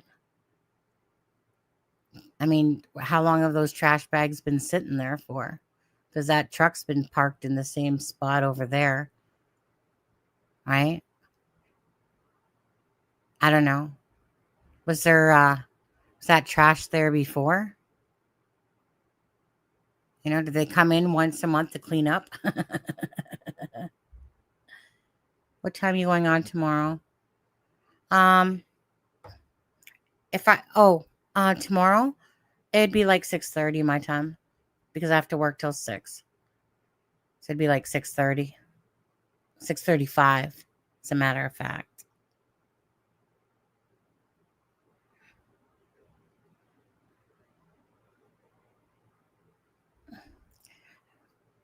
Damn, who are you? What have you done with yourself? What are you coming in here for asking these questions? Are you bored? Did your mama not love you enough today? Zach says, search around Earl's.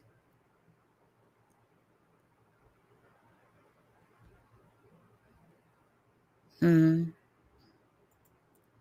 trash bags are new since at least October 23rd. Sunny, that's the Gettys. Yeah, that's the Gettys. I know that. That I did know. Only because that came out like about a month ago or so. Okay, and then image file. That's where the helicopter pad landed, was at that home. Okay, and then there's this picture. There you guys. There you can see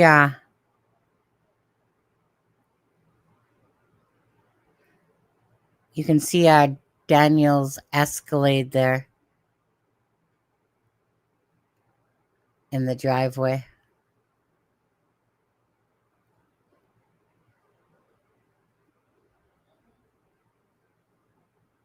Thank you for those pictures.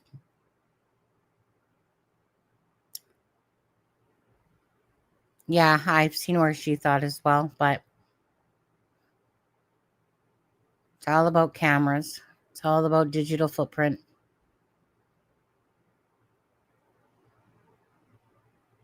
That's a lot of effing wood in the front there, isn't it?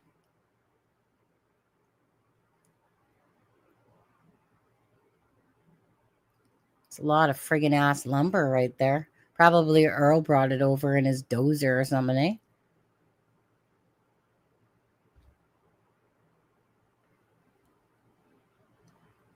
Oh, I see. You're just a moron, DM. You're a moron. Don't you have a life? You should get a life, DM. There we go. We're going to block that idiot. Firewood. Okay. You know what? I feel like I just got into like sleepy mode in my head. Daniel will be warm this winter. Too bad the kids. Yeah. You know, because he was stupid enough to be asked about the wood stove. Like, doesn't he know what a wood stove is? Fuck off, Daniel. Just message me now. Oh, yeah, 1 second. 1 second.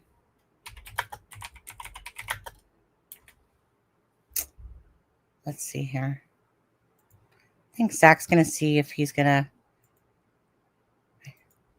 I need a sidekick. Because Daphne's too busy in bed.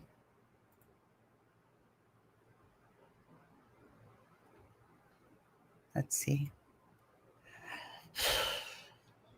Where is the waterfall? Yeah, I think the waterfall's near Earl's other property, eh?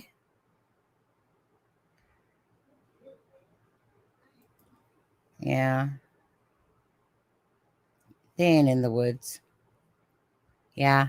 Well, I can't afford it. That's what he can't do. Can't afford the insurance or whatever on it. You know?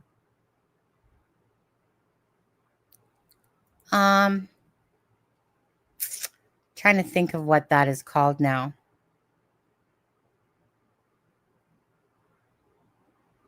Oh, well, possibly because I was fucking around with Facebook, Melissa, and I didn't see all the times you told me you wanted to come up as well. 1 second here. All right. Let's see.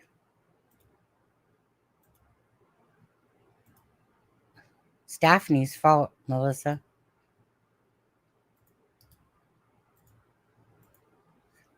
Okay, I'm sending Melissa a link. And if Zach wants to try to come up here too. Who got Botox? Get up there, girl. Matt Hoffman.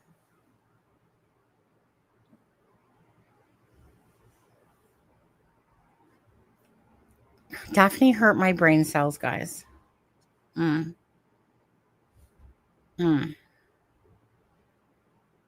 Just thank you for those pictures. Come on now. Remove.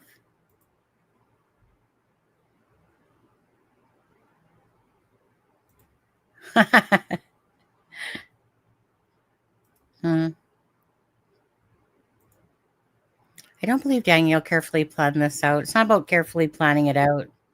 No, it's not about being carefully. It's called an accident, cover up, panic. That to me is what it's called.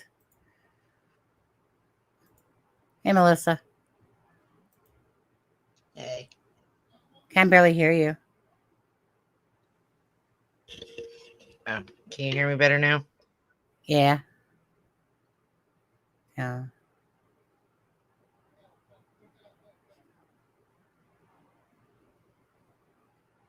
Well, she's on my Did you say no? Eh? So did you say no? You can't hear me any better? I could no, I said yes, I can. Are you good? Yeah, I'm good. I'm just tired. Yeah. So did you get the picture I sent you with the arrows pointing to where? So go to our Facebook Messenger and scroll up where there's arrows pointing. I said this is where people they just want to search. fuck with me tonight. You fucking emails and Facebook shit. You guys are hurting my brain. I don't like multitasking. It's bad enough that I'm doing it during a live. You guys are hurting my freaking brain. That's what's going on here. I think your picture is going to be maybe too small. Let's see here. Stop screen. I'll have to try to bring it up this way. Come on. I don't know. Computer, do you need me to reboot your ass again or something? Because I swear everything just seems laggy. It's not telling me. Because I just literally downloaded that picture. And yeah, it's not showing. Oh, there it is. Okay, hold on.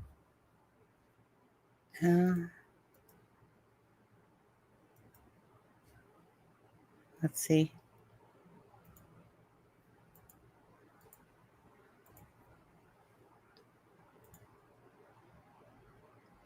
Yeah, I must have to need to reboot my computer here because like this screen share should not be taking this long at all. It never does. I don't know.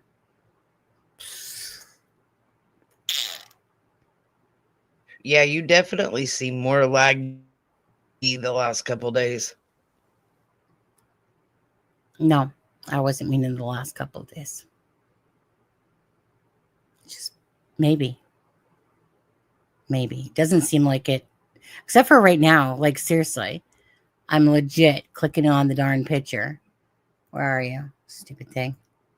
Right? I should be able to see it. But no. Like, I should be able to see your picture. Because so on this one, right? So I should be able to share it so I can see it bigger. But it's not even popping up on my thing. So this computer needs a good freaking reboot tonight or something. Like, I can't even show it that way. It's not even like showing up. Oh, finally. Oh, finally. Thank you. Thank you, computer. You're so lovely.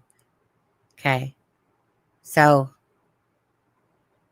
you're pointing arrows there. Why? What's your thing? This was this was behind them when they did the, we're calling off the search and we don't think they're alive anymore, right? So everything is all colored in this one, and most of it, right? But where those 3 arrows are pointing are open spots, and there's even another one there where it's like they didn't look at all. There's nothing there. Like, why is, because you see it's all colorful over here. It's all colored in. They searched it. All these searchers have GPS on them, so that's what's coloring it in, right? So why are there so many freaking open spots where they didn't search at all right around the house? Well, tell me, where is the house in this muddle of colors? Right in the center where those 2 squares are. That would be the center of the search area. So that would be the center, and they work out from there.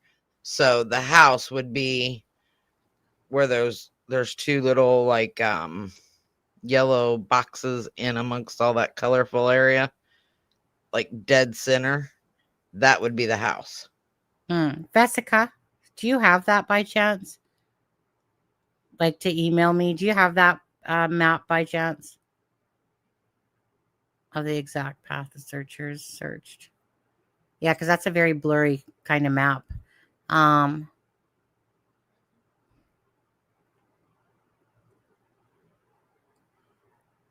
Okay. But I don't understand. Like, if you're saying that you started at the house and you searched all of it, and then you worked your way out. Okay, right there, that first circle, almost all of it's colored in. And then you searched out, but you just kind of went one way. You didn't search the other way. Like, there is so much open area in that second circle, and even in the third one, in that radius going out from the house. Why has it not been searched? And it hasn't been searched because it would have been colored in like the other area, because they had like GPS trackers on them, right? So why is it not colored in? Why is there so much open area? Don't know. Not a searcher. Just try to look for 1 second here. Well, I know when I did search and rescue, we didn't move on until we had the entire middle done. Then we moved out. When it was all done, then we moved out again. So it looks to me like they've searched the middle, the right around the house area, and then they moved one direction instead of searching all of it. I don't understand. I mean, I know we do it different here in the States, but that don't seem right to me. That ain't right. Good question. I think it's just a lack of resources. What is Well, see, map I say? would understand a lack of resources if they would have colored in the second circle completely with the search area. Instead, it's like, for me, the way I'm looking at it, and I don't know for sure because I don't have the map and I haven't got that far yet, but it's like they searched the first area, right? The first circle, your first radius. They searched it thoroughly. And then they found the blanket. So they went towards the blanket and said, anywhere other than where the blanket was doesn't really matter. We're not going north, south, or east, whatever. We're just going to do this towards the blanket area. And that's what I don't understand.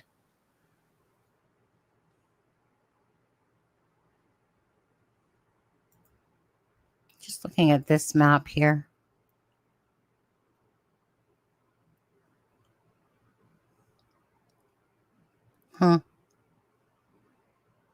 But again, you can see it on this one. Those circles are your your initial area. And it spreads out from there. And they've gone one direction. They totally ignored north, south, and east and just went west or whatever, Yeah. what I'm saying. They only went one direction.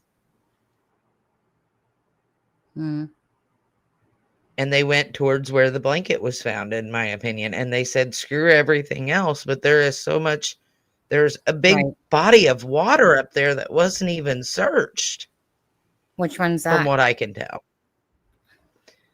It's just inside this big circle. And it's like, I don't know, it's a weird shape. On this, it's like, take your mouse up. Nope, up a little bit more. Right there. That area right there is water right here in this like little white area. That's water. Why was that not?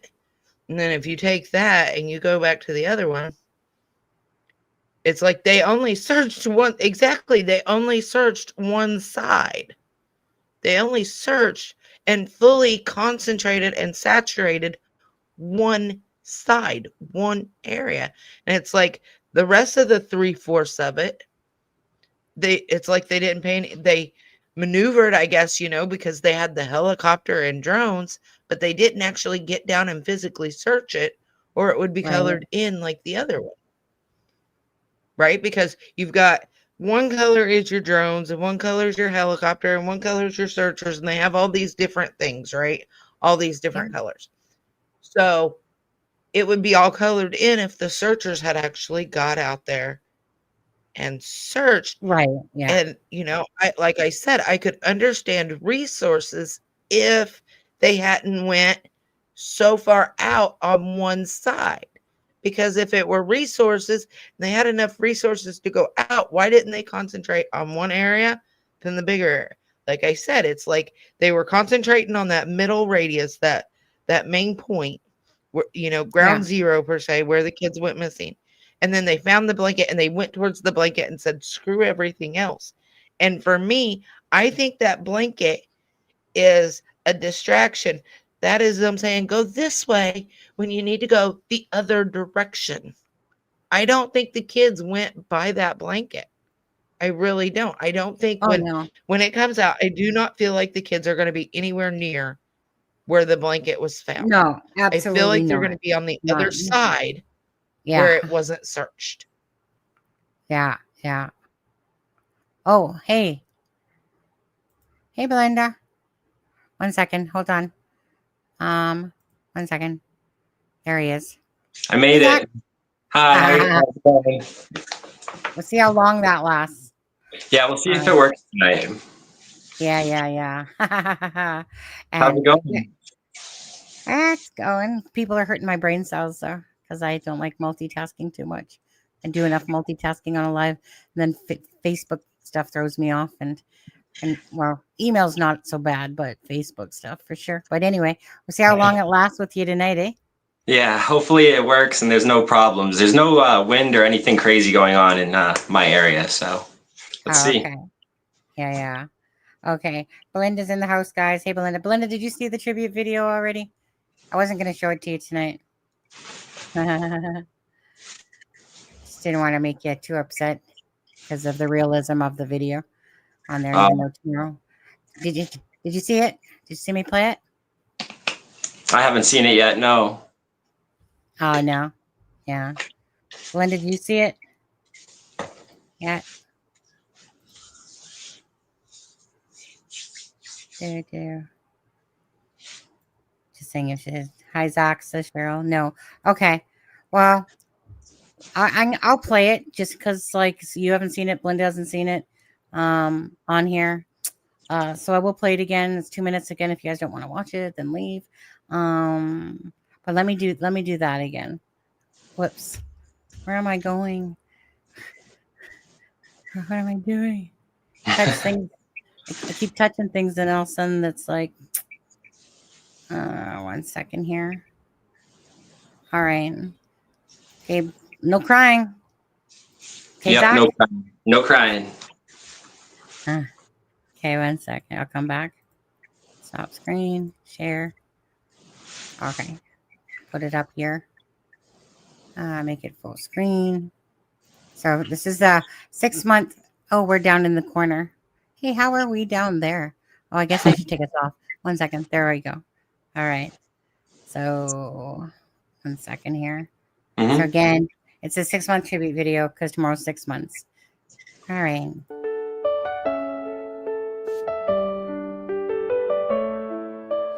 In the woods where shadows lay, Jack and Lily went to play. On a rainy May afternoon, now we whisper hope soft too. Echoes of laughter fill the air, but where are they? We stand in prayer. Oh, Jack and Lily, where have you gone?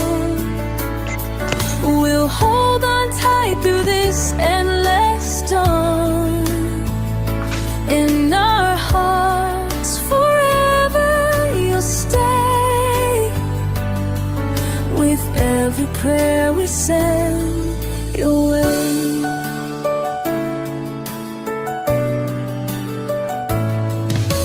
Hundreds gathered, hearts so strong, searching deep where they belong. Through the trees and storms they roam, wishing every child came home. Fatigued but fierce they won't give in. For every soul we search within. Oh, Jack and Lily, where have you gone? We'll hold on tight through this endless dawn. In our hearts forever you'll stay. With every prayer we send away.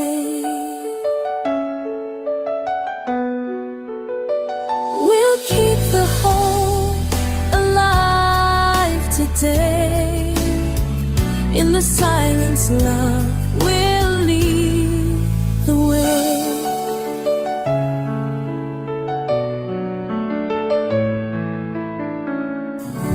help bring us home.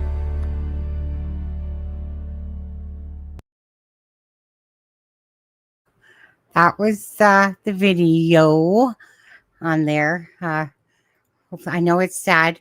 It's again, it's supposed to make people sad, to be honest with you, because these are two beautiful children that need answers and deserve it. And so the whole point was to bring reality to life, and that these children were here one day, and then now they're not here, and it's 6 months later. So I want it to impact people's hearts. I want it to make people cry. I want them to understand that these two children need voices. So in saying that, yeah. Mission On there. accomplished, because I'm over here bawling. Oh, when I played it the first time too, it's like I was sitting there right after it, just because it always hits you that these children, right, were there 6 months ago, and they're real, like they're reality, right? And so it just breaks my heart to no end. So I just wanted to bring reality to life, because these children deserve voices, but they deserve answers first and foremost. They deserve the awareness. But anyways, Shannon, I saw you do a super sticker during it as well. I appreciate that. Thank you so much. I know you're a big supporter of coming in the channel and others as well. And thank you guys for everything you do. But please, most importantly as well, please hit that like and the share. Keep their voices out there and alive. So, yeah. Zach? Yeah, you did that really well. Did you edit that, or who did that too? Because whoever did that, it's amazing. Oh no, I do it all. Yeah. Wow, yeah, you did really good. Like you put it all together too, and the song was great too. Whoever did that, it was all good. That is by Russia McDonald. She's done 2 songs, Come Home Jack and Lily and Where Are You Jack and Lily. So it's a song that I've fell in love with both of them. So Russia McDonald, again, she wrote the song. I put, used AI, put everything with the pictures we have and stuff like that together, and just wanted to create something special for their 6 months. But I just really wanted to bring their pictures to life. As you can see, Belinda, there was a picture where you had that picture of you holding Jack and Lily, and Belinda had done her Jack and Lily rocks. So I took both those pictures, added it to AI, and let it do its magic there and stuff like that. Because again, it's her reality. It's a lot of family members' reality that these 2 children need answers. And it's a very sad case. And it's their 6-month anniversary tomorrow, and it really sucks about that, for sure. Yeah, definitely. You have Jack's birthday and then the 6 months. Yeah, pretty much back to back. It's very hard. Like again, right? Like, we've adopted these children like they're our own in the true crime community, and people that have watched the news or the community and stuff like that. But behind all this is family members that are hurting very badly and in such agony to not wake up and have these 2 children just there like they normally would be, and instead they have to wake up with holes in their heart, just wanting answers. Yeah. And sad, bottom line is, it's just sad, just very sad.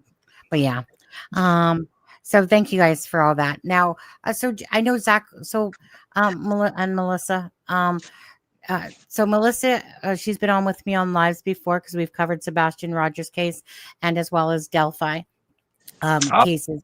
But Melissa and me covered Sebastian Rogers extensively. And, then this case had come out with Jack and Lily, and it's a lot parallel, I find, to Sebastian's in a sense. Do you kind of find so too, Zach, a little bit, that it's kind of parallel? I feel like a lot of these cases lately have a lot of parallel situations. It's almost like I know this isn't happening, but it's almost like each case is taking notes from somebody else, because there's so many parallels within the cases. Yeah. Like Jack and Lily, like obviously in Sebastian's case, right? It was stepfather, biological mother. Sebastian disappeared. The biological father, of course, Seth Rogers, is, relentless in his pursuit for answers for Sebastian. And yeah, there's just a lot, behind Sebastian case runs a lot of what we would deem as Katie and Christopher Proudfoot bullshit as well. I mean, calling a spade a spade.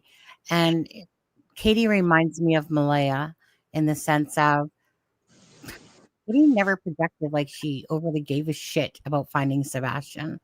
That's the way Malaya projects me. Like, not that she doesn't care, but I think that her own ass and all that means more than yeah, that's how I see it. I just see that. And I see Christopher Proudfoot as Daniel Martell, obviously. Just someone that's full of BS and narcissist, full of themselves, and just oozes crap out of their mouth. That's just my easy way of saying it. But anyway, so yeah, so it really just reminds me so much of each other. Yeah, definitely. And when I was like the whole Sebastian Rogers case, I didn't think that there'd be anybody that wouldn't like talk as much, like talk as less as Katie Proudfoot. And then you have Malaya, who talked like completely like none until I don't know how long ago. It's been how long, you know? Yeah, man. I'm with Zach. Yeah, go ahead, Melissa. I'm with Zach on that. I thought, nobody could talk less than Katie Proudfoot did. And then we come against Malaya, and it's like, wow, okay. I'll eat my own words on that because she doesn't talk at all. At least Katie Proudfoot was handing out flyers. She may have been doing it at the Pork Fest and out eating while she was doing it. Hey, whatever, we all got to eat. But I never felt like she truly looked for Sebastian, in my opinion. But she, compared to Malaya, was screaming from rooftops. And I don't see Malaya answering anything. I don't see her going on the news. At least Katie Proudfoot went on the news and stuff like that. And Malaya can't even bring herself to get on a news channel or anything. Yep. And there's so many red flags when that happens. When the parents aren't searching for the children, that should be an automatic red flag for the RCMP, and they should zone in on them, I fully agree with that. Yeah. Belinda says, and I absolutely agree. I just want to say, she says, I'm okay, Sharon, just feeling angry a lot lately. And I get that, eh? Yeah. That's like what people see in me with this, with basically talking about, Daniel Martell, especially, and Malaya. I'm not going to let her off the hook, but Daniel's the one out in the spotlight all the time with his BSing and bullshitting and stuff like that. And Malaya, I don't give her any credit for doing shit all. To be honest with you, if this is a mother's attempt at being a voice, no, I think what pisses me off especially was that letter when she said, "Don't be afraid to be a voice." It's so comical and ironical, isn't it? At the same time, that literally she put those words, or did she put those words? Were those her own words, really? But let's just say that they are. How dare you tell us don't be afraid to be a voice when your sorry ass can't even sit there, talk to the news, barely, can't do shit all. The nominal amount that you talk, and again, you know what? We see cases all the time, right, guys? We know how genuineness and cases are that are following a flow of genuine care about the children, right?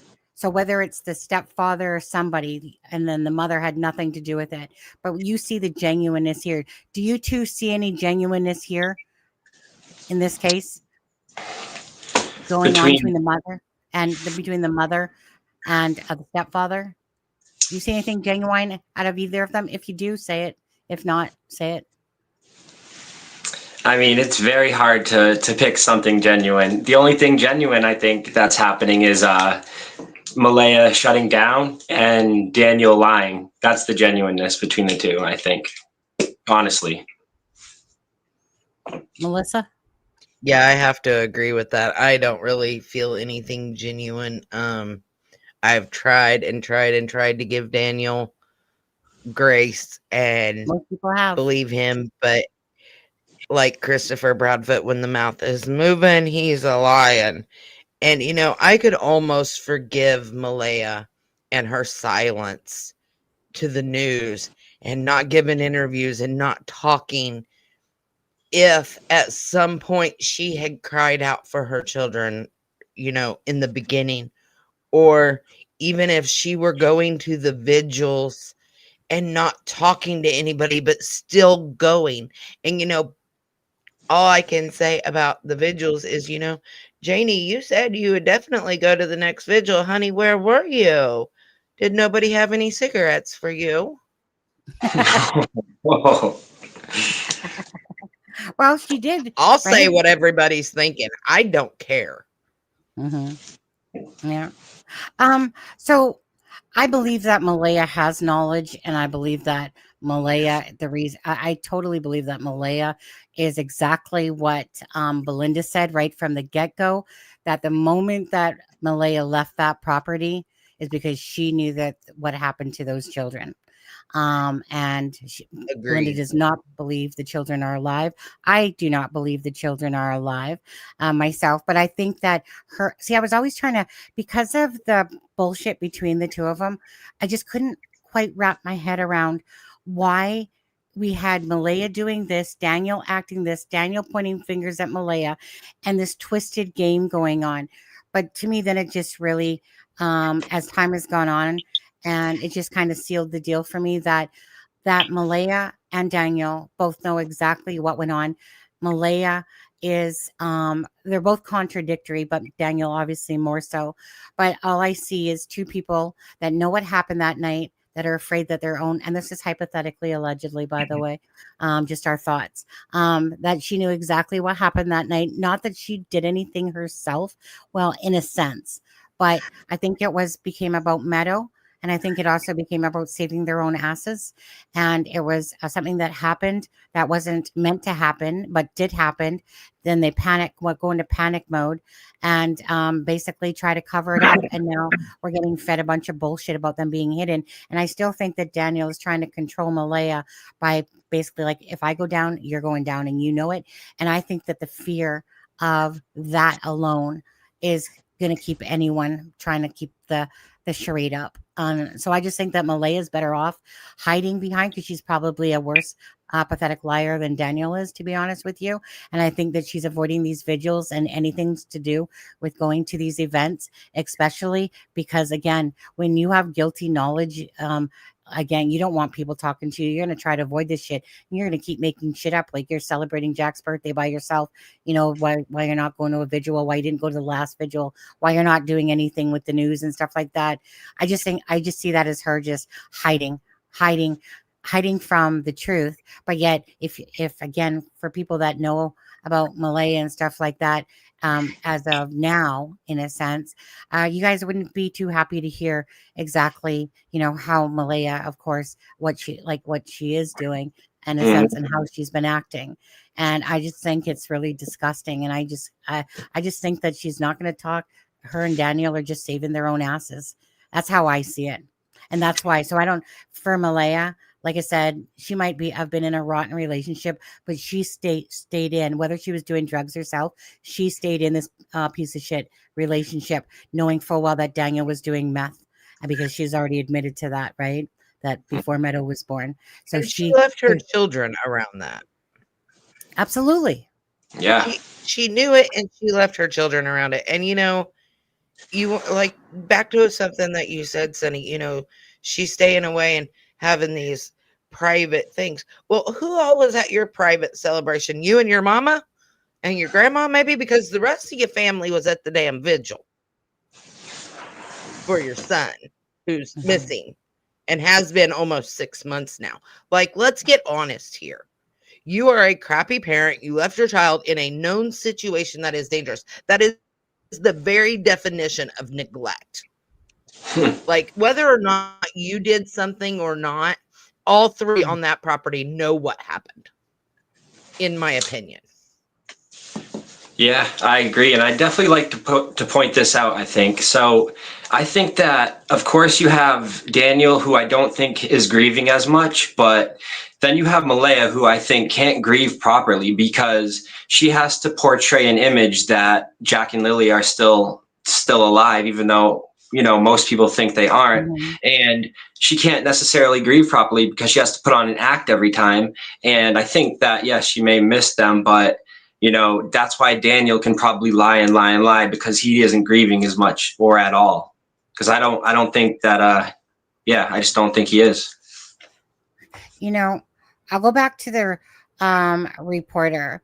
Um, when the Globe and Mail was interviewing Daniel, and he made that comment about she's trying to blame me for everything so she doesn't get in trouble. Again, I think that's Daniel just telling on himself. Yeah, she's trying to blame you everything because you're probably in my opinion, sorry, is the fucker that did something to those children, and she was there to witness it. But I think that at the end of the day is what shit.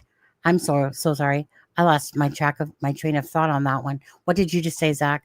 That I was just saying, repeating it. I was just saying how Malaya can't grieve properly because she has to Oh, portray an image that they're still alive. right. And so, but so I still think that Daniel is trying to control it all.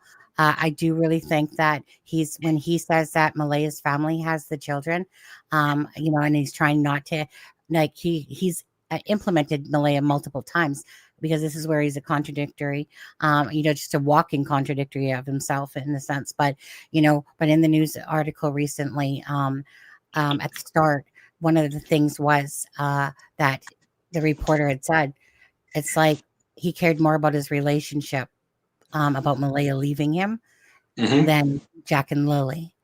Um, yeah.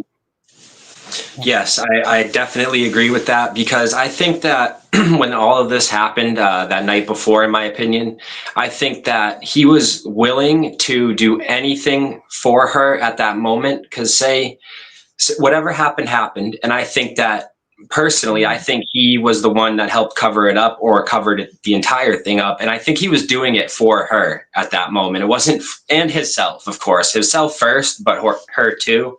I Yeah. don't think it was, there was no love for the kids, I don't think. No, when he makes stupid comments like, if I have to search for them for a lifetime, he's made some really weird comments, or there was no magic in the air, like shut up. Okay. That's how I feel whenever I hear him too. But yeah. So it's just one of those things is that I just feel like he's pointing the finger at Malaya. Like, so at the start, I would say he had this hope that they would get back together, and stuff like that, but she left his ass. And I think that absolutely he's going to deny it. Like he doesn't give a shit about Malaya. Okay, Daniel, get over it. We weren't born yesterday. Okay. Sonny, I What? never thought I would give Katie Proudfoot props, but compared to Malaya, at least she stayed at the home for the most part. Yes, she left at times, but she Right. didn't just up and leave the home for good. Well, Like, again, I never thought anything positive about her would come out my mouth, but hey, here we are. well, in comparison to one shitty mom to a bigger shitty mom in a sense like that.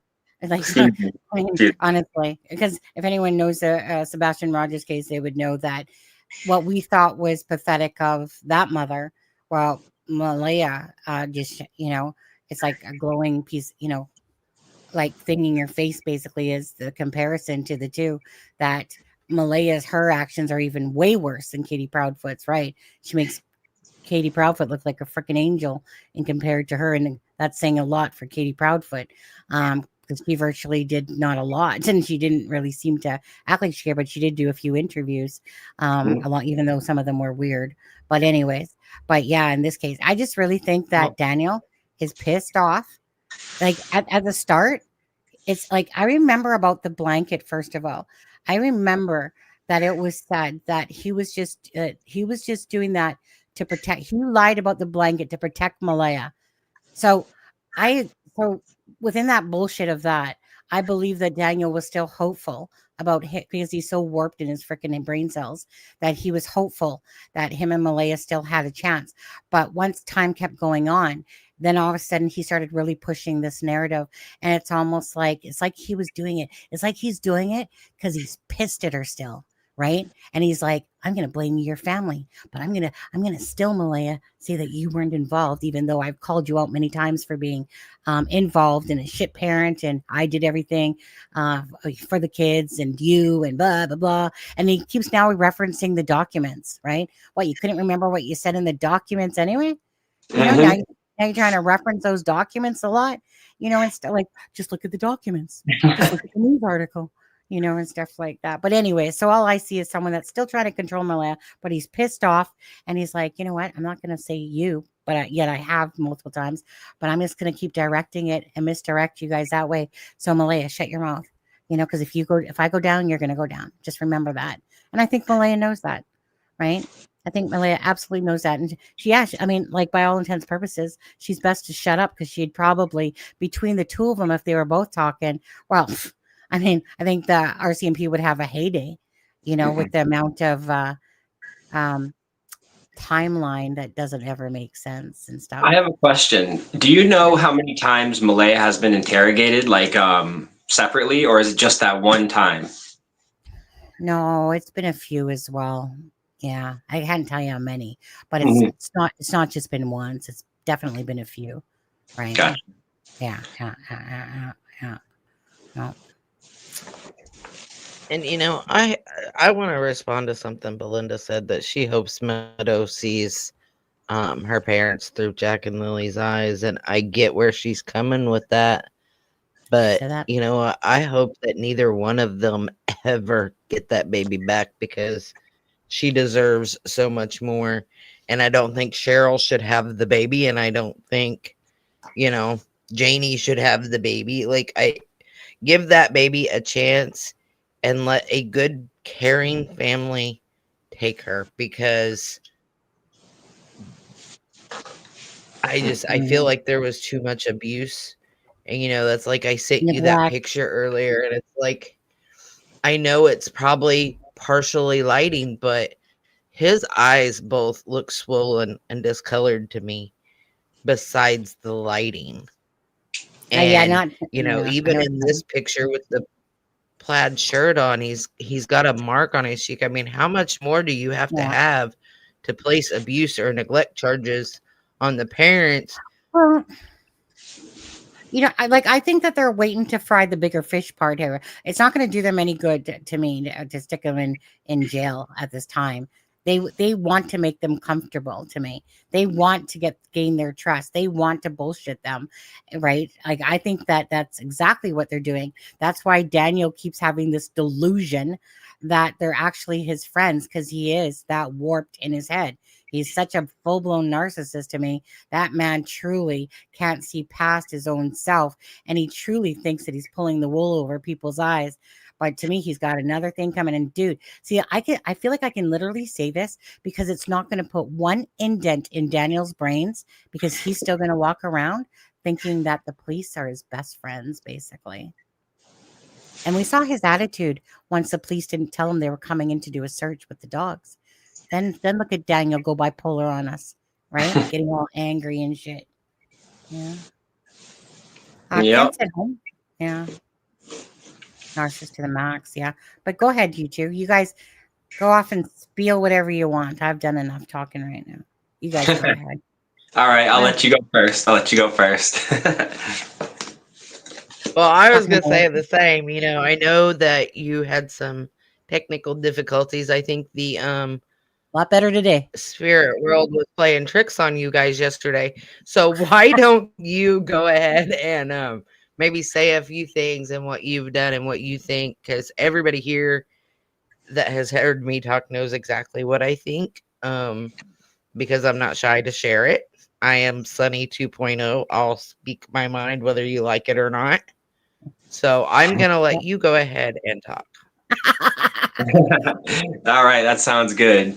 Yeah, so when it comes to this case, I think that, so if Malaya has lawyered up, in Canada, can you ask, like, I don't know how they do it in Canada. Like, can you have a sit-down interview and an interrogation with your lawyer, and then you can ask any question to Malaya, or can she answer it? Like, because I feel like they need to interrogate her because she's not saying anything into the public, basically, and she's not doing any interviews. So the only way they can get information, basically, is that way through her.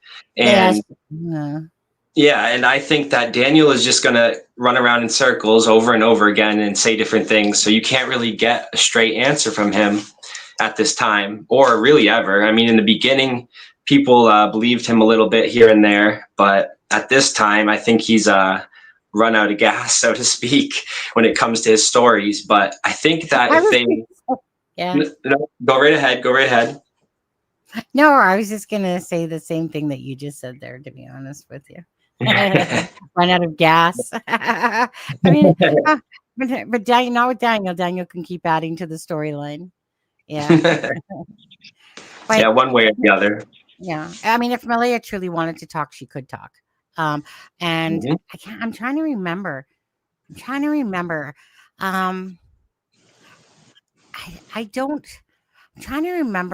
because I remember Kent said something, but I can't remember now if about this lawyer, because I know everyone thought that it was just to do with Meadow and stuff. But I don't know. Belinda, do you remember if this lawyer, if she has a criminal lawyer? Not a criminal lawyer, well, a lawyer. I'm trying to remember. Like, seriously, I'm just totally drawing a blank. Kent had already told me about this like a month or so ago. But either way, Malaya will talk through sometimes through Cheryl and different people, right? Or Angeline and stuff like that. But so she can talk if she wants to. Yeah, it's getting to the point where I think that they need to press her really hard at this point. Yeah, I think that the family needs to full press her on that one for sure too. You know, because there's family members that are just fed up, right? They just want answers for Jack and Lily, and they're fed up with this fucking circus act going on and stuff like that. So, you know, and like on the Martell side, I see them clicking together like, you know, like glue in a sense. That's how I see the Martell side. But Malaya's side, I see it more of people are getting pissy. They're getting tired of the bullshit and stuff like that. And yeah, because these are two children that need answers. And, you know, the way that Malaya's acting and the way that, well, Daniel's just you know, like right there, right in your face, transparent. But yeah, you know. Yeah, So, I agree Sunny, with that. Oh, go ahead. Yeah. So I want to respond real quick to Grizzly on call. You said, why would she want to talk right now? And I'm not saying she has to talk to YouTubers. I'm not saying that she has to talk and answer questions. What I think she needs to do is get a hold of whatever news source she is comfortable with. Whether it's YouTube, whether it's mainstream, whether it's CBC, whether it's CTV, I don't care. Get a hold of one of them, because having somebody else read her statement is not the same as hearing the mother say, I want my children back. And as a mother who has dealt with a missing child, I would never have left my home. I would never have let somebody speak for me. I was on YouTube. I was on TikTok. I was on Facebook. I was begging for my child, right? To anybody that would listen. And that's what we need from her, is her voice. Well, hold on, Grizzly. I want to ask you, because Grizzly was you'll get blocked if you're going to be ignorant. You're not going to get blocked because of your opinion if it differs from mine. But go ahead though, Grizzly, because I want to know from you what makes you believe she's under severe duress. So unless you personally know her. I like to respond to that, but I'll wait for him or him or her. Go ahead and respond as Grizzly's maybe answering. Yeah. The severe duress is because, like I said, she cannot grieve properly because she has to put up a facade, whether it's I mean, she could be lying to her own family at this point, and then that's draining. Then you have to lie when you have a letter sent out. Then you have to lie if you ever go out in public, and that's the duress, in my opinion. I agree. 'Cause I agree with that. But I'd like to know too. I mean, I'm not saying that she's not under duress, as in she's not stressed because she's afraid that they're going to get caught, or she, really wishes that this whole charade could be over with and the kids could be found and then she could stop this charade. I'm not saying that. All I'm saying is that as the public, if you're going to release a statement about your children, then we want to hear it from your voice. I'm not saying she has to be on there every couple days. Just once, and I would be twice, and I would be happy, because the first one I don't feel was a real cry for your children. Mm-hmm. I agree with that statement, but the difference between me and you, Grizzly, is the fact that I speak to family members and other people, and the projection that's going on is not somebody like she. Not to say she isn't okay, but we'll just put it this way: if somebody still keeps going down the same path and picking the same people, and that there's no change in that, and there's no signs of this remorse, like what Wade said, like what so many others have said, right? And that's been told to you time and time again. So that the difference is that I have more information than you. And to me personally, if she's underneath all this duress, which I'm sure she could be, and just masking it by all the other shit that she's been doing, Mm-hmm. right, then and that very might be true. But if you actually knew what I knew, I don't think that you'd think like, oh my God, poor Malaya, my God, she's just, so distraught and beyond herself and repairing. She can't get out of bed and she can't do all this. That's not the case. It's not the case, right? And so, like I said, so whether she's masking it and just portraying as if she's recluse and carefree and type of thing, and it's she's just masking all that, almost like when you block it, right? When you block it out of your memory and you don't have to deal with it. But you're right on that, Zach. Every time she does anything, it has to be, very stressful to not be truthful and to do things. Like she didn't put out that letter because she wanted to. She put it out. I mean, she didn't have to do it, but how would she have looked? I mean, really? I mean, you already looked badly, but how would you have looked if a search team's coming in and you didn't even want to give a statement or something to basically be a support for people that are searching for your two children? How would that have looked? That letter to me was hollow. I literally did not tear me up. And again, if anything, it pissed me off. Someone telling others to be voices for her children when she can't even be a voice for her children. Yeah, no, she had no problem talking to Lana about a fundraiser either. So again, just differences. I just have more knowledge, and that's why I'm being even more critical on Malaya, because I'm really sick of her bullshit as well. Mm-hmm. I understand a lot of people are saying she's damned if she does and she's damned if she doesn't, as far as speaking. And I agree with that, because look at Daniel Martell. Okay, I get where you're coming with that.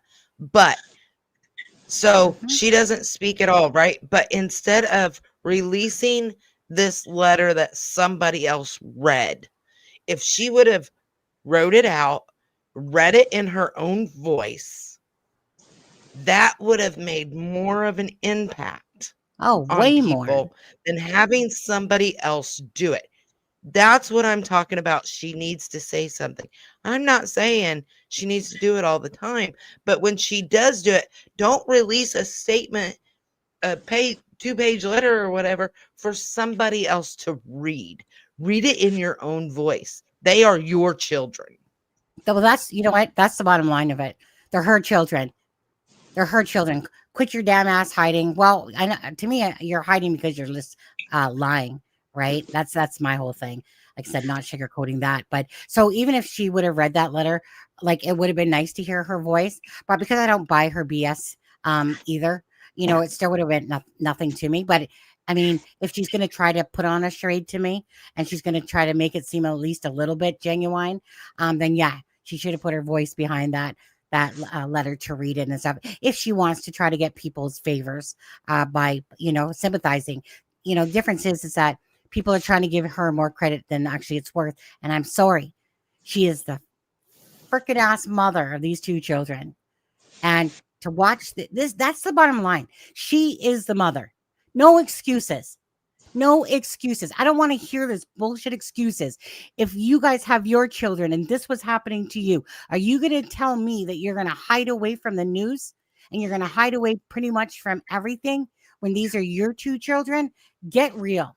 Get real. Unless you have knowledge of what happened to your children, get real to that with me. Because people that truly care about their kids and want to fight for justice, want to find them, they're going to come out to the forefront and they're going to put on their boxing gloves and they're not going to give 2 ass shits what anyone else is thinking. That's my say. Hey, Sonny. Yeah. So go on. Grizzly on call. You ask, Yeah. are you saying she's responsible for their disappearance? And this is the last time I'm going to talk on this with you because I'm getting frustrated. I don't know whether or not she personally did it. What I do know is there were 3 adults on that fucking property and there are 2 missing babies. And there is no reason that if 3 grown adults can't watch 2 children and keep them safe, then I find them responsible. Whether it's responsible through neglect or it's responsible because you did it. 3 adults, 2 babies, and those babies didn't do anything. And for 2 children to go missing at the same time, I bet that is so rare. And if it's not rare, I would like to know how often they are returned home, because I just find extremely rare, Zach. Mm-hmm. In the United States, it's extremely rare. There have been 17 total cases since the 60s or 70s. I forget. I can get back with you on the exact number because I do have it from another case that I worked on. And that's but there are only 350 17 million. cases in like 50 years. Right. And none of them were returned home safely. Both of them. One or a couple of them, one did escape, but never both of them that I know of. And Sheila's got Malaya's number right there. Okay. Sheila's got Malaya's number right there by that comment. Yep, exactly. I didn't know it was that rare, but for it to be that rare, and yeah, I mean, that speaks for itself. The numbers don't lie. Mm-hmm. Well, that's just it, right? Like I said, I'm not here to be soft and cushy over all this bullshit now. I'm sick of it. There is a way, I'm sorry, but there is a way that most people react when, like, we're talking 6 months into this. And this is just, to me, bullshit. You got the stepfather looking like a damn clown. You got the mother freaking hiding behind bullshit and stuff like that. And 2 kids are missing. And Malaya was like, I'm not making any excuses. No, you know what? You don't have to. You look bad all by yourself. And so I don't give a shit. Like, I understand being in a controlling narcissistic relationship. I understand that. But you know what? You left your kids with this guy. And who knows if you were doing drugs yourself, Malaya, because you certainly keep going in relationships that same thing. People doing drugs. At what point are you going to fix your fucking life? But no, 2 children are missing. And while you're out there doing whatever, partying, like you said, doing all that shit, where's Jack and Lily, Malaya? Where's Jack and Lily? Your kids. Belinda, I want to say this. Like I said, we watched The Reckoning yesterday. And honestly, part 1 and part 2, just freaking, like, in my opinion, is spot on. To exactly like this whole read. And one of the things that she said, Belinda, and like I said, if you listen to her, to me, she's just like freaking spot on. And this read was done May 14th and 16th. You should watch it, The Reckoning. Okay. Again, we played it last night, and the link's in the description of the video from last night, by the way. But anyways, she said that how do I put this? Okay. So, Belinda, remember how you said that the Malaya that you remember is like totally not the Malaya that you Yep. knew to this Yep. day? One second. I did miss a super chat and I don't want to be rude at all. Lobster, I see it. I'm not sure where it was, but I do see it. Where is it? Hold on. One second. I'll put it right here. Thank you, Lobster. Thank you so much. Okay. So so what she had said basically in the read as well was that so Belinda has said like that Malaya like she just was like meant to be a mother. You could just tell.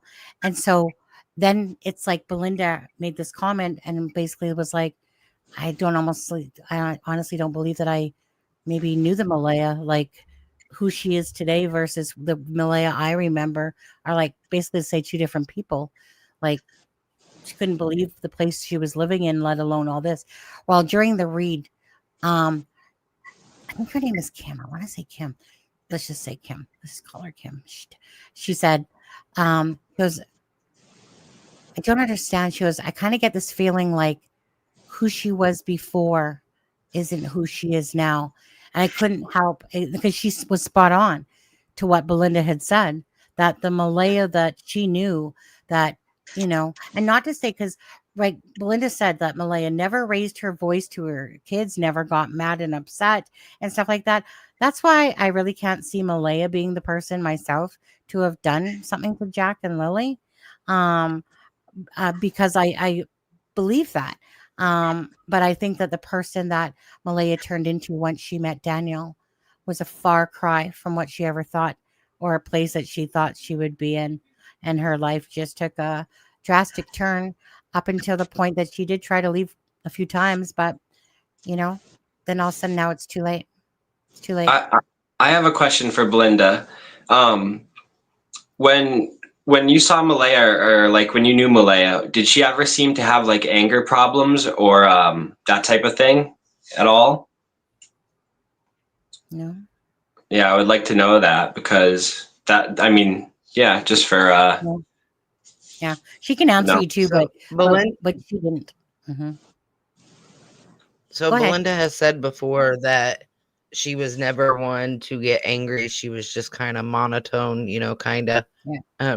She wasn't one to easily anger. She wouldn't yell at the kids. She, never really, spanked the kids or anything like that. So she has said no to that several times. But I know when I talked to Belinda, and it's in one of the news releases, where Belinda was sitting down and talking to a reporter. She said that Malaya, when she got there that day, she attributed it to shock, but Malaya wasn't crying even that day. So Really? she attributed to shock. I attribute that to something else, but Yeah, that sounds like to me that the story was so rehearsed that she couldn't even bring tears out. Like she was so into the yeah, I story. think that they definitely rehearsed their stories. I just don't think they're very good at remembering that rehearsed story. Right. Me too. Me too. Daniel puts different details into the story all the time, but there is some truth in the lies. I believe that. Yes. Yeah, absolutely. There's some truth in there. Yeah. But it's a lot of BS too. A lot of BS. One So, second Zach, here. what are your feelings as far as are the kids in water or land? I want to hear more about your thoughts on it. Everything to me points to the water, whether it's statements, analyzing certain statements, or it's how Daniel is so confident that the dogs won't find anything. And I think he's so confident, whether it's at his property or at another property or at another place, because I don't believe that they are on land. I believe they are in water. To me, everything points to that. And yeah, that's what I think. What do you think? So, me personally, every time I think about the kids, I keep coming back to they are either underwater or underground.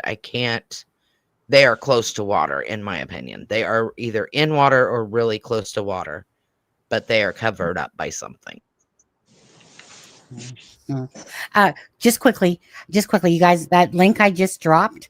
Okay, this is what we watched yesterday, part 1 and part 2. So part 1 was on the 14th.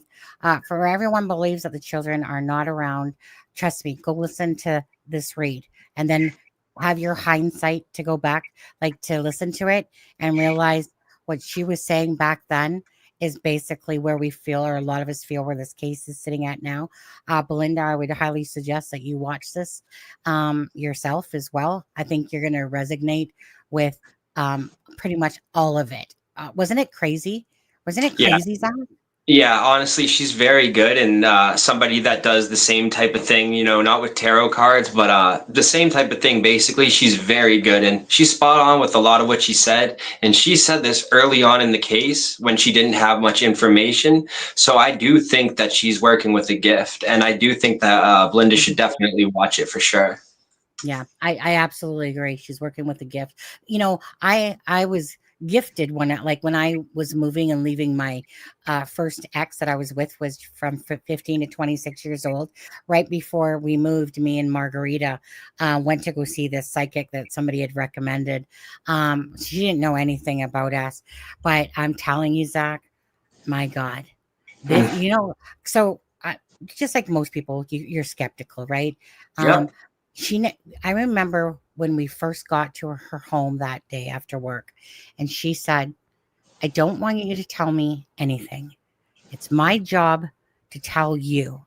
And she just, like, as if she was inside my freaking head, the stuff that she knew, like the stuff that she was saying, for both me and Margarita, she was actually using names. But when I'm telling you that she blew my mind, and I'll never forget her, because only myself would know what was going on in my brain, but it was like her going into it, and she didn't want to know a birth date. She didn't want to know nothing, and she floored me, and I'll never forget her. And there's only one other person that really did that for me, and that was in Abbotsford here. But the only thing I didn't like about her is, as accurate as she was, she told me that someone would die in the next 5 years, and I didn't like that at all. So I actually ripped up her tape and never listened to it again, just because I didn't want that seed planted about that. Don't tell me about death. If I ask, if you want to ask me if I want to know about stuff like that, but right, but at least ask first.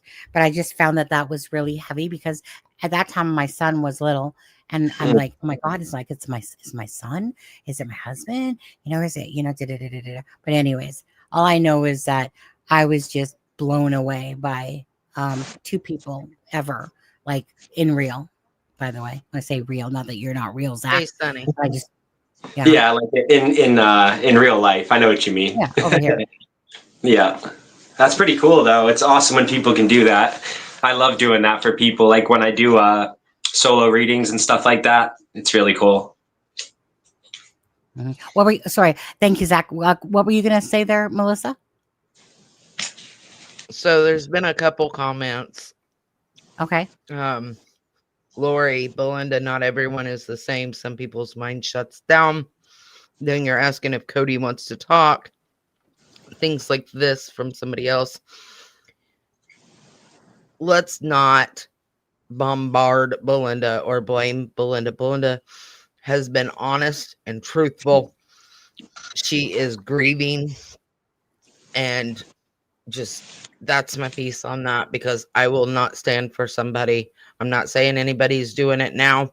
I will not sit here and let anybody bully Belinda. I will delete you. I will block you, and Sonny can deal with it later. I agree. Well, I was going to say, Belinda, first of all, has already talked about Cody on the lives, you know, and again, but we're not here. I'm not here to talk about Cody, to be honest with you, because Cody, they've already established an alibi. Cody, he's not in the picture of it. Okay. Belinda already knows what her son, you know, is like. That's her child and whatever. She's not proud of everything that her son has done at the end of the day, but I don't really hardly ever talk about Cody, and I don't expect Belinda to, because she's already done that with Cody. But he's not in the equation of this though. that might have been a choice between Malaya and Cody and their relationship and stuff like that. But as for asking her, she's already talked about Cody. So I don't bring it up. I'm not here to really talk about Cody. I'm here to talk about Daniel, Malaya, and the children of Lily and Jack. So whatever your thoughts are on however you feel about Cody is totally up to you. But he's unsignificant to me in this in the realm of this case. Yeah, and out of all the readings I've done, I've never ever picked up on Cody as being a part of any of this. Like, I picked up on a lot of people, done a lot of research, never picked up on him and his energy, never. So I don't think so either. Mm-hmm. Hi, Yvette. Yeah. And Reckoning. Yeah. Like I said, for anyone that hasn't watched her, I would suggest you do, and then think about what's transpired over the last 6 months and stuff like that. Cody hardly talks to me, let alone anyone else. Absolutely. Yeah. See, there you go. Yes, everybody's allowed their opinion. I want to state this real quick. Yes, everybody's allowed their opinion. I'm just stating I don't want anybody ganging up on Belinda. That's not what our chat is about. I'm not saying anybody is now. I'm just saying don't. Yeah. Most people know that rule here. How in this crazy world. No, what's a movie? Is that a movie on Netflix? No, if you're talking about The Reckoning, we're not talking about the movie The Reckoning. We're talking about the channel. The channel The Reckoning. On that one. No. So up to below me is Melissa. She's called American Justice in the chat. And then below Melissa is Zach Jackson, and he has his own channel. And guess I should pull up that link too, eh? Thank you. I appreciate that. I'm not exact. Well, you are in the link of the description of the video, but let me pull that up. Zach, where's Zachy? Okay, Zach. And me and Zach will do a live next Friday or something like that, I believe. He's doing so much better than it was yesterday. I'm thinking it was the storm or something. Zach, Yeah. what? I'm going to chalk it up to that because my power was flickering like an hour and a half into my solo live. So I think it was the storm that was going on.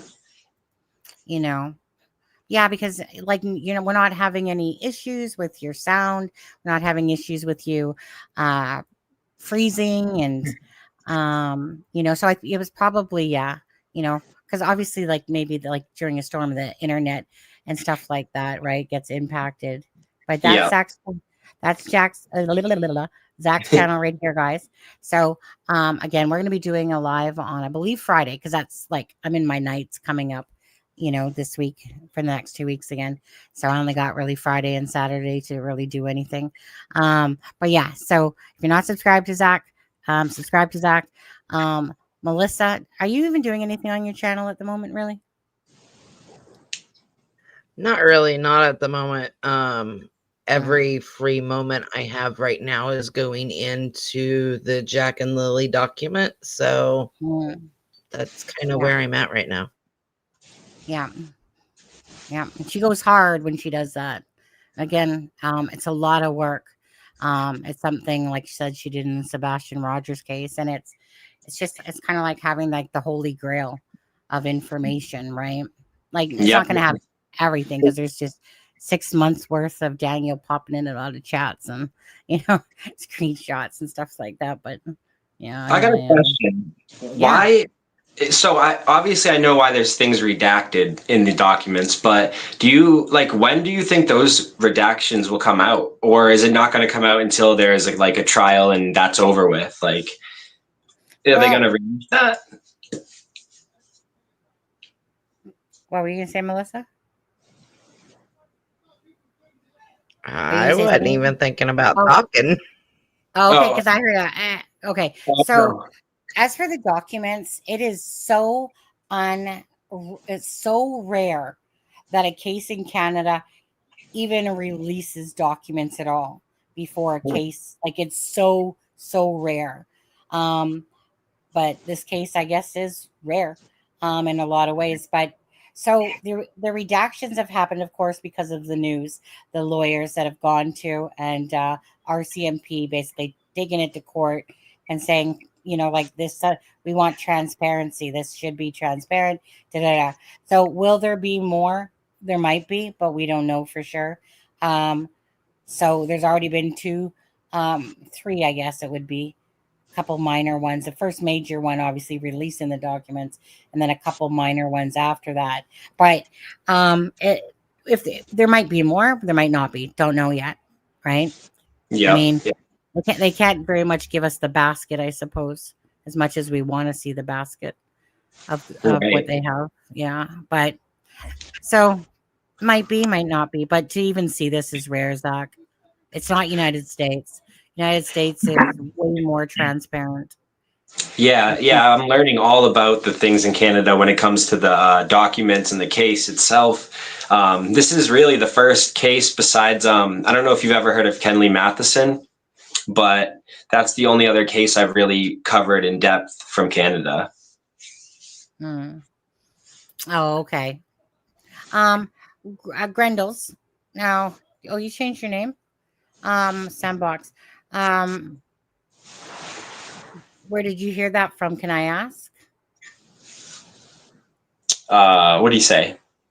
That there's more, that next week there might be more redactions coming out, but ooh, that'd be good. Now, right.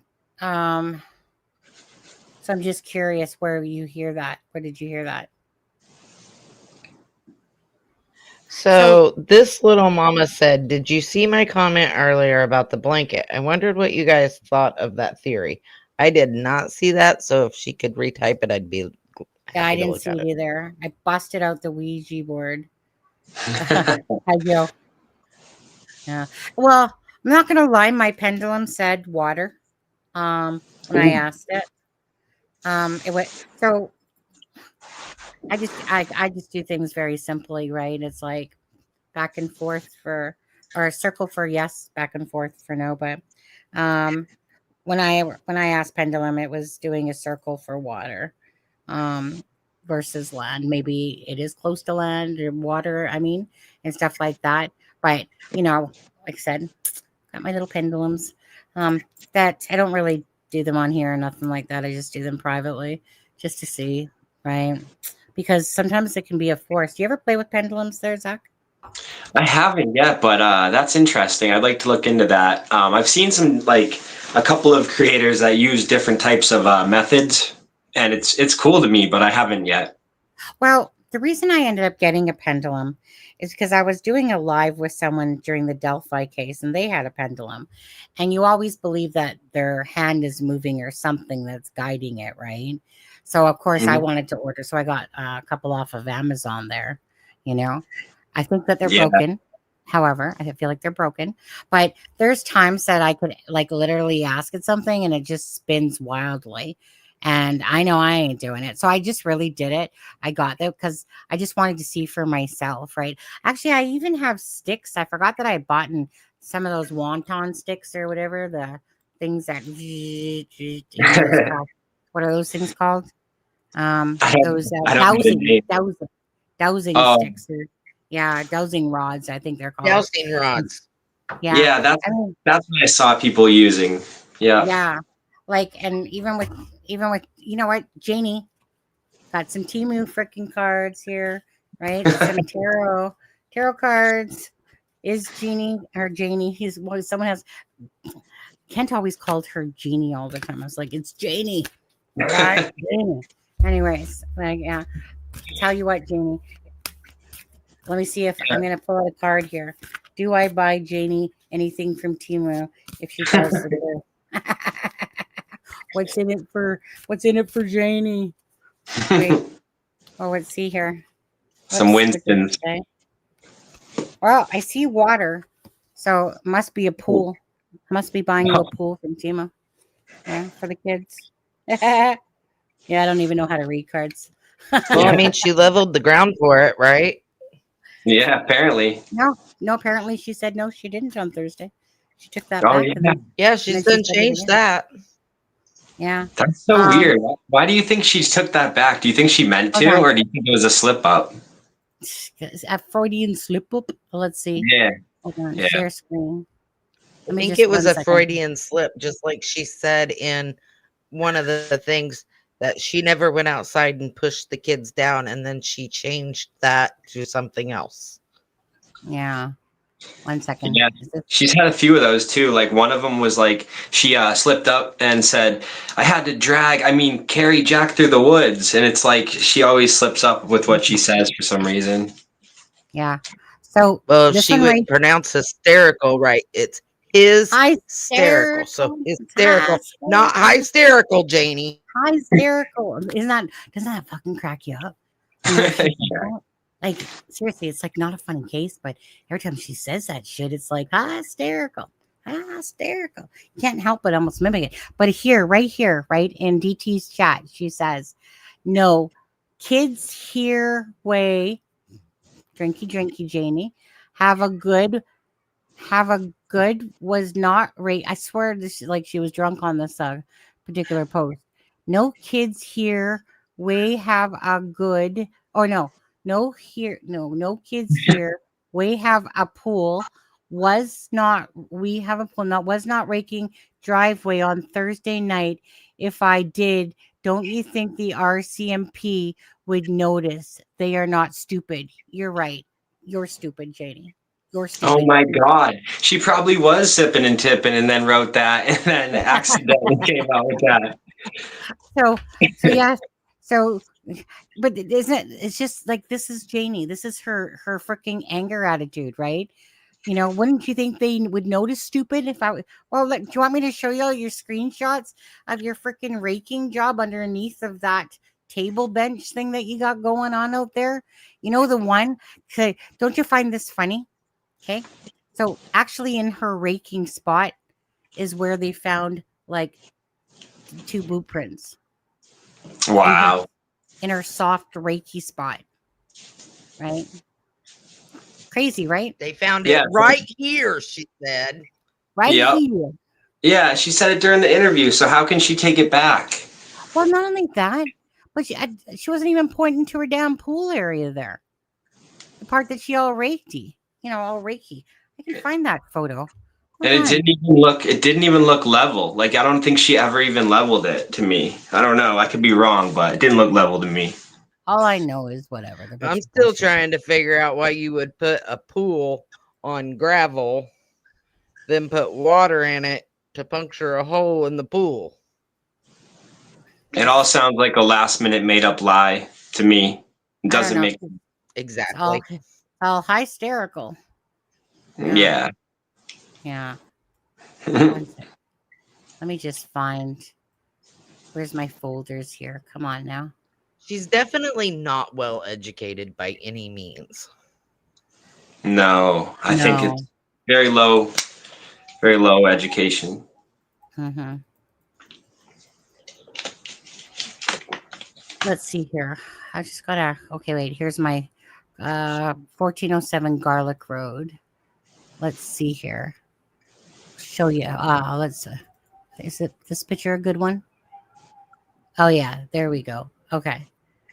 Now, let me bring that up for a second. Stop screen, share screen, Windows. Oh, we gotta wait for my little Windows to show the darn picture first, because it's laggy. Why Belinda has come? Christy Tavers left. Please bring me home. Yeah, bunch of drama, I guess, stuff going on. Hey, boss man, I see you, Brad. Boom, boom, boom, boom, boom. Oh, boss man's here. Yeah, he's boss man. So Yeah. Everyone, that's obviously Brad, one of the people besides Justin that heard the vehicle that night between 12 and 5. Somebody messaged me today and said that the neighbors accidentally misspoke, and I was like, I don't think so. I think that you're wrong, but yeah, I don't know why she messaged me that. They were saying that the neighbors misspoke and that they said they misspoke, and I was like, no, I think you're wrong. Like, I think somebody just got the information wrong, honestly, because yeah. Mm-hmm. Well, okay. So my computer sucks with I obviously I got to reboot this sucker. It's taking forever just for a picture to show up. It's crazy. I've never had this program. I've never had StreamYard. Well, I'm gonna have my beef, but I'll show it this other way instead. Boom, boom, boom. Image file. Be careful with punctuation. That is why StreamYards is saying you're posting a link. Yeah. Boom, boom, boom. 1407. Okay. Sonny, you covered the Delphi case. Yeah. Why? Yeah. What did you? This is off topic, but what did you think of Keegan Klein? Do you think that he did it? Oh, to anything to do with Delphi? No, nah. You think that the was right guy? that was that whole Kagan Klein thing, and it's Kagan, by the way. Yeah, yeah. That piece of shit. So it's because, like, when one case is open and then another case gets solved. So no one could believe that he didn't have something to do with it, because, like, what were the chances? Like, what were the chances that he's messaging like Libby and whatever, and then they happen to get murdered? By the way, that big piece of shit, big puff dude, trust me, he got how many charges against him? Was it, can't remember, what was it, Melissa? 27, 40, something like that. Pedo charges. A lot. Yeah, it was. Yeah. He's got like 45 years he's looking at, I think, something like that. Yeah, that part. Delphi is crazy. Nobody ever go literally pay attention to Delphi. If you guys want your brains to hurt beyond this case, don't do Delphi. I'm telling you guys right now. You want to spend 7 years of sitting there watching, trying to figure out who done it, and you want to see, like, LE, law enforcement, not do their jobs properly, and you want to literally be pissed off at someone because they. Okay, I just want to say this. Can you just imagine that you're the police officers, the law enforcement, and that they find the 2 girls' murdered bodies out in the woods there, right, near the Monan High Trail Bridge, and they have sticks over their necks and on their bodies? Can you imagine being this fucking stupid that they literally took the sticks off the bodies and didn't take them in for evidence? Damn. I don't understand how they make these mistakes. They had no evidentiary value. Damn. But after sitting in court and having Richard Allen turn and look at me, watching things in court, that man is guilty. He is creepy. Guilty. I fully believe he did. The reason why he was found guilty, like a lot of the reason, is because the idiot told on himself, and then they tried to cover it up, like, tried to manipulate that about, that he was like whatever, psychosis and shit, right? Well, thank you, jury, for having brain smarts to know that it was just a bunch of bullshit. There's still a ton of people out there right now that are like, free Richard Allen. Fuck that. Tell her about the freaking ass. Richard Allen.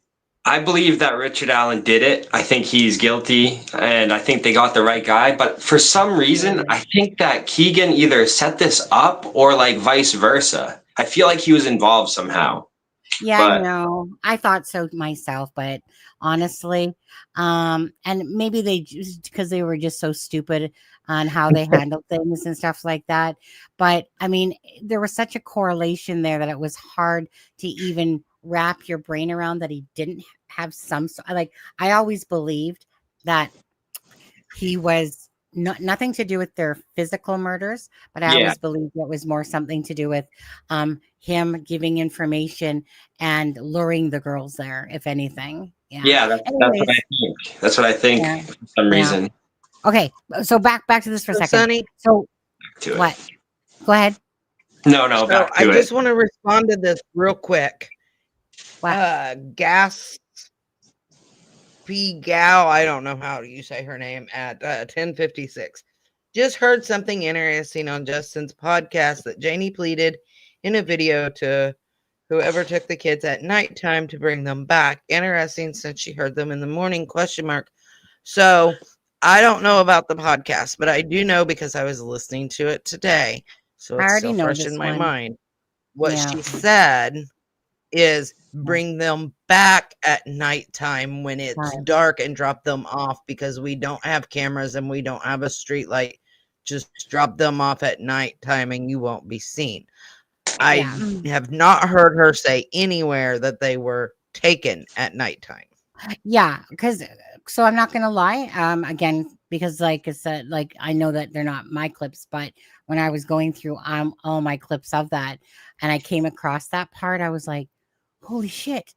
And then, but when you listen to the fullness of it, you're correct. She's basically was just saying, you know what? Like we got basically no cameras around here, blah blah blah. Just drop them off. Whoever took them, just drop them back off at nighttime. You know, type of thing, right? So it wasn't like I thought I had one of those aha moments, but then I was within a very short period of time, I was like, fuck. I could see how that could get mixed up easily. Right. Mm-hmm. So anyways, so this is Janie's pool thing. So her Reiki shit was underneath that where that shovel is and stuff like that. Okay.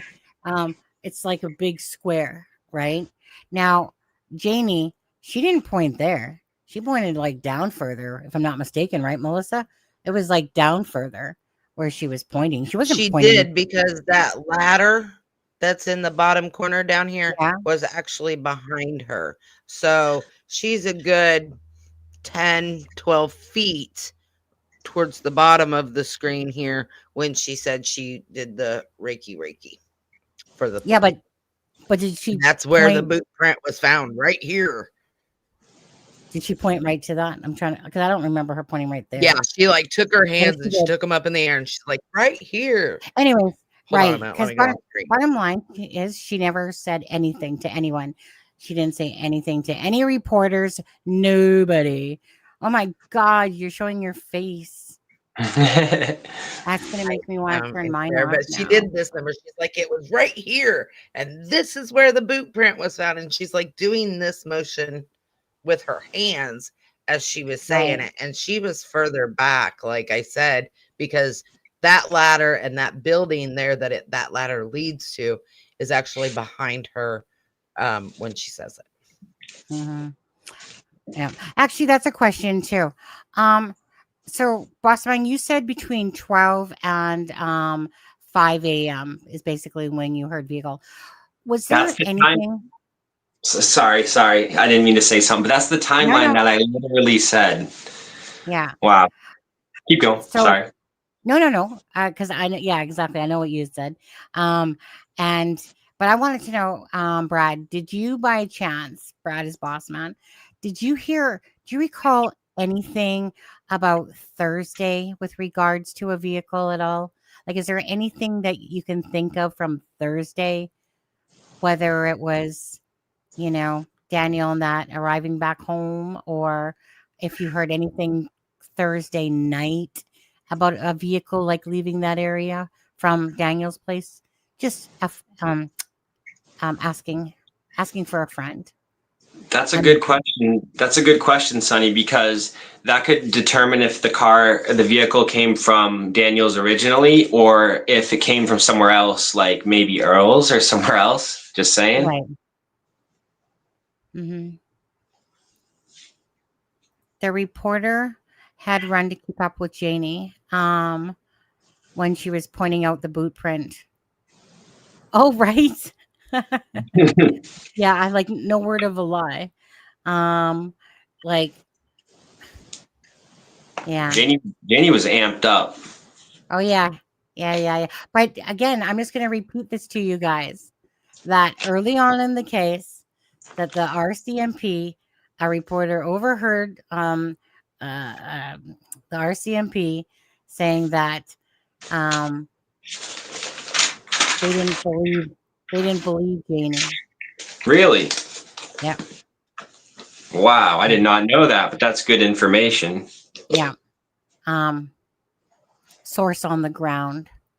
Yeah. Right. Said that the RCMP literally said to Janie that they didn't believe her. Well, they're not the only ones. They're right. They're not the only ones. And they're all lying, so it's like, it's easy to point at point that out In our because they're opinion. all lying. Yeah. If you guys haven't hit that like and share for Jack and Lily. So early on in the case, right? Source on the ground, okay, had said that they overheard the RCMP tell Janie that they did not believe her. Right? So when Daniel wants to sit there and claim that his mother has this gold standard. God, he just everything, right? About, oh, my mother has a gold standard. I almost died. I'm heroic. Everything. No, they didn't believe her, Daniel. Take your gold standard timeline and stick that where the sun doesn't shine. Yeah. Yeah. Yeah. Now, oh, why do I hear music? Oh, it must be coming from over there. Okay. Anyway, so Brad, are you still in here? Did you hear a vehicle? Can you think of a vehicle on Thursday night? And I don't see your wife in here. They also stated that both Hello pilots, so 2 times, that the kids had been missing since 8 a.m. Absolutely. Because that's what they told them. And right, that's, like I said, this is why their whole storyline doesn't match up. It just from one end of the storyline, the only thing you can believe, perhaps, because Google Maps is the time that they arrived back home on Thursday. What time was that? That was at 3:11 p.m. Oh, so 3 p.m. Yeah. Yeah, that leaves a lot of time for something to happen because I think it happened between. This is what I just think. I think it happened between 8 and 11, and then from then on, they covered it up. Something like that. That's how I think. Like I said, if you guys have not gone and seen the reckoning, like go, Zach's channel is this one right here. Okay. If you haven't seen any of Zach's videos on Jack and Lily case, that's okay. Here, hold on. Hey, thanks, Brad. Vehicle came from Daniels. I've already said this as far as Thursday. I don't know. I don't pay attention to who does what. Wait, vehicle came from Daniels. I've already said this as far as Thursday. I don't know. Okay. Just wondering about in the evening time more so, actually. Yeah. But I mean, it shows that he's pretty certain. So, I mean, I don't doubt that at all. I know some people may, but I don't doubt that.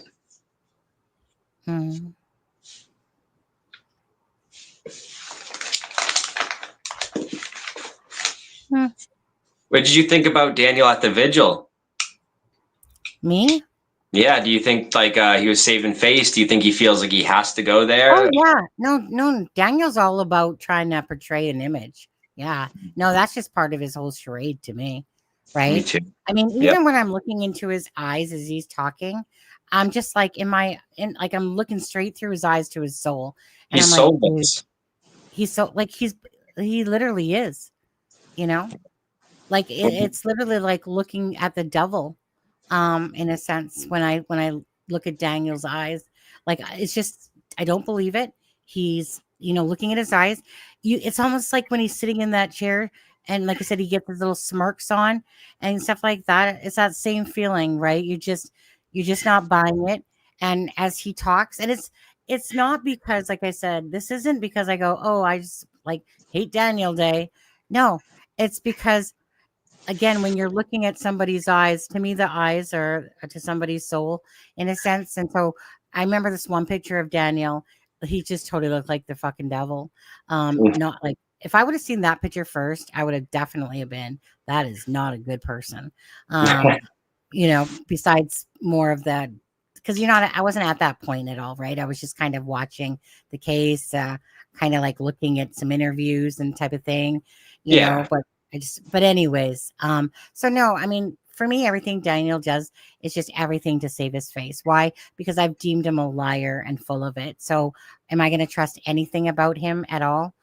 There's going to be some truth in the midst of his shit, but the bottom line is, when you lose the trust, and you start implementing things, and you start making up excuses, and you start adding lots of stuff into the case. He has added quite a few different things now to the case over the period of time And once you lose the trust in some, like lose the ability to believe somebody, that's how I am with Daniel. Um, you don't know what to believe out of his mouth, but I think his lies stick out um, more so than his truths. Mm. Yeah, To that's me. a good point right there. So something I noticed at the vigil, to kind of expand on what Sonny said, is when he was standing up against that tree or that post or whatever, I think it was a tree. Anyway, he looked Yeah. like he was zoned out, but I think he goes to the vigils because he knows Malaya isn't. So that puts him in the Yeah. spotlight and brings him quote unquote sympathy from people in his mind Oh, anyway. absolutely. And something I found striking, and I don't know if anybody else noticed it, but whoever the woman was that was standing beside Daniel was showing more emotion and showing more genuine emotions than he did, in my opinion. That who was? Who was? I don't Was it know if that was Logan? his new girlfriend, if that's family, I don't know. But she was showing true emotion, whereas Yeah. I didn't feel that from him. He didn't seem like he had any emotion whatsoever. It was Yeah. more of a, well, she's not here, so I'm going to be here and I'm Oh, going to get all the yeah. attention. Yeah. Oh, Daniel's all about attention. Um, Grizzly on call says, "Do you think Malaya's lack of experience in life has contributed to her not being more publicly available?" You know what? I I'll let you guys answer that one. No, I don't think that that has anything to do with it. I think that this is like a planned thing. I don't think it has to do with that. Yeah, I don't either. I But can kind of see where Grizzly's coming from, right. to some extent. But the fact is, even if it's a lack of life experiences, she was the mother of those children for years. So your job as a parent is to protect your children, right? So her motherly instinct, even if her lack of self-awareness and her lack of real life experiences was there, her mothering instinct should have kicked in and said, I need to say something. I need to be genuine. I need to ask for my children, that type of stuff. And I don't think that was done. For me, oh, Oh yeah, I was just gonna say, and even beforehand, like before all this happened, she was allowing all this to happen while she's there. And I've thought about like why did she let this happen? Why didn't she go home if she had a place to go, if someone would like care for her, like her mother or somebody else? And it's like I've racked my brain about this, and I feel like she might have been like, I don't want to say this, but I feel like she might have been using some type of substance too, because it's like, how do you let all of this go on, be okay with it, sit with it, stay with the person that's doing these things, and then allow it to happen?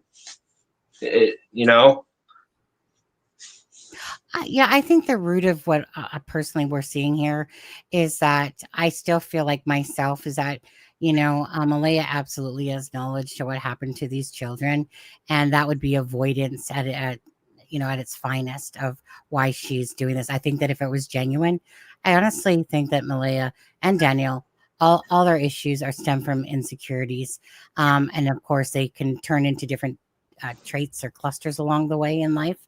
I think definitely Malaya does not love herself. If she loved herself, she never would have put herself, meaning you live and learn, right? So when I was in my abusive, toxic relationship, right, for 11 years, well, I didn't want to be hit anymore. I didn't want to be called names anymore. I didn't want to be controlled anymore, right? And so I made it that choice that that's not what I wasn't going to put up with that stuff.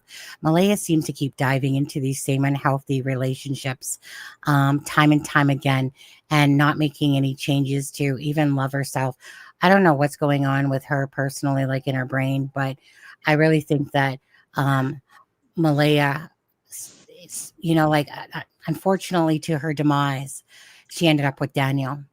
And her spiraling just continued. Probably, I would say this would probably be the most in her life that Mm. she's experienced such a toxic, controlling, manipulative, unhealthy relationship that she didn't love herself enough to get out of, obviously, if she allowed like drugs, the children to be in the whole thing for a couple years. She's got nobody but herself to blame and Daniel for what has happened to these children, regardless.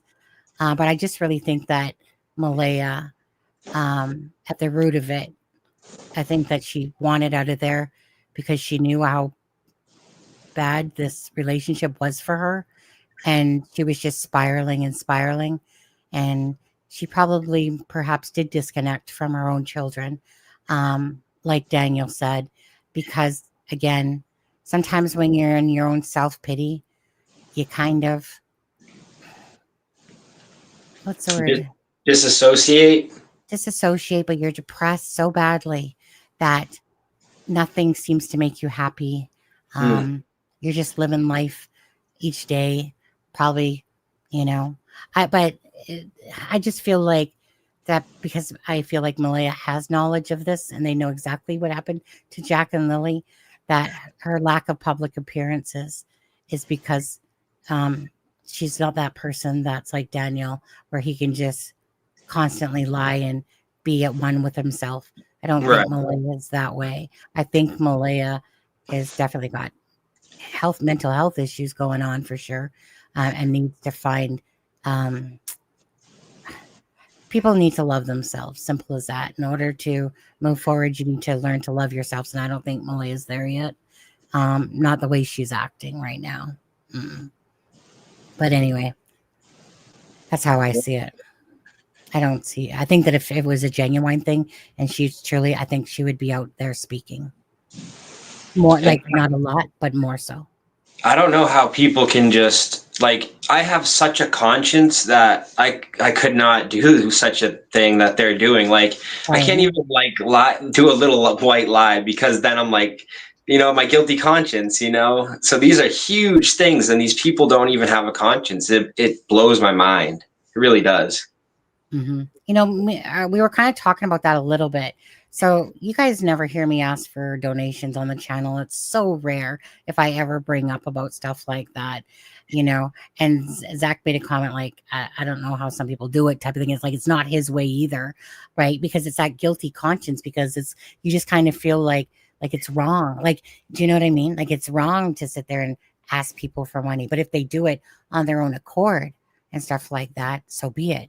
But some channels out there just ask for it like it's their dinner plate for feeding their lifestyle and stuff like that. And that's, hey, if that's what they do, they do. But me, I've always been a giver, never a taker. So it took me a long time to, first of all, monetize the channel, and then to realize that there are people like, meaning I can't sit there and think for everyone. So many people would message me saying, monetize your channel. I want to send you $5. I want to send you $10, something like that. And I'd be like, no, type of thing. It's like, I'm not doing this for money purposes. But then when I kind of realized, like, that's meaning who was I to think for people that wanted to do stuff like that?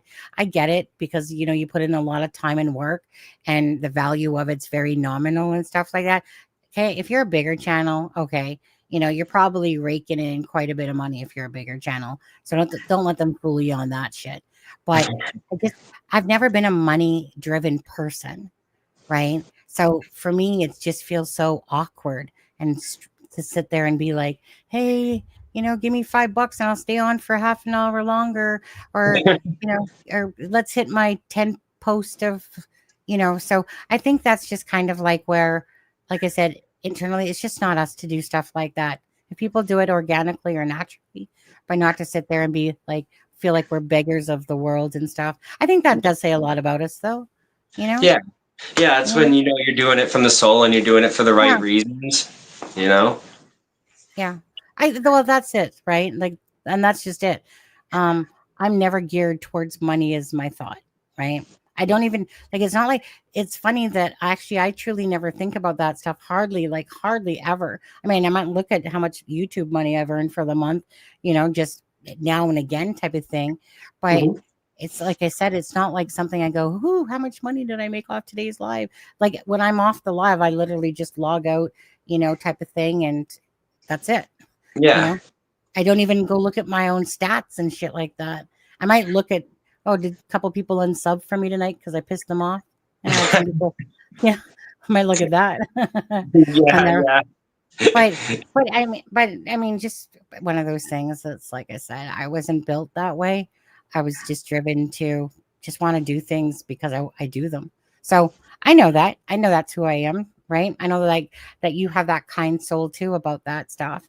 I mean, there's times in my life I want to kick myself, that I wish I could be a slime ball, but it's just not in me. I'm just not built that way. So, Sunny, No. so Don't hear Grizzly you. says that, hold on, let me scroll up here so I don't misquote it. In my opinion, you are too hard on her. Hold on a minute. And then the next one is, yes, in my opinion, I don't think she wished for this because somebody said they think she's being too soft. So, no, I don't think she wished for it, but she got it. And she's not doing anything about it. And she had her children in an abusive home, in a home with drugs. She neglected her children's well-being. What do you want me to do? Here is my legit question to you. And I'm watching the chat right now to see when you respond so that I can address you. And I'll do it in chat if I can. Because what do you want us to do? Do you want us to automatically believe her, treat her with kid gloves, and be like, oh, poor Malaya? No. She put her children in an abusive relationship, left them there. She let drugs around her children. She neglected her children. And that's been verified by more than one person. After Meadow was born, she literally neglected her children. She put them on the back burner. So how would you, per se, we treat her? Because she did this all willingly. She did this all knowingly. Exactly. And 1 + 1 is 2, and 2 + 2 is 4. And if I leave my kids around drugs, and I leave my kids around abuse, and I leave my kids around neglect, I can assume of what's going to happen. So how is it you think we're being too mean to her and too hard on her when we're only calling out what she has done? Yeah. We're not sitting here saying, well, she went and killed the kids and she went and hid their bodies.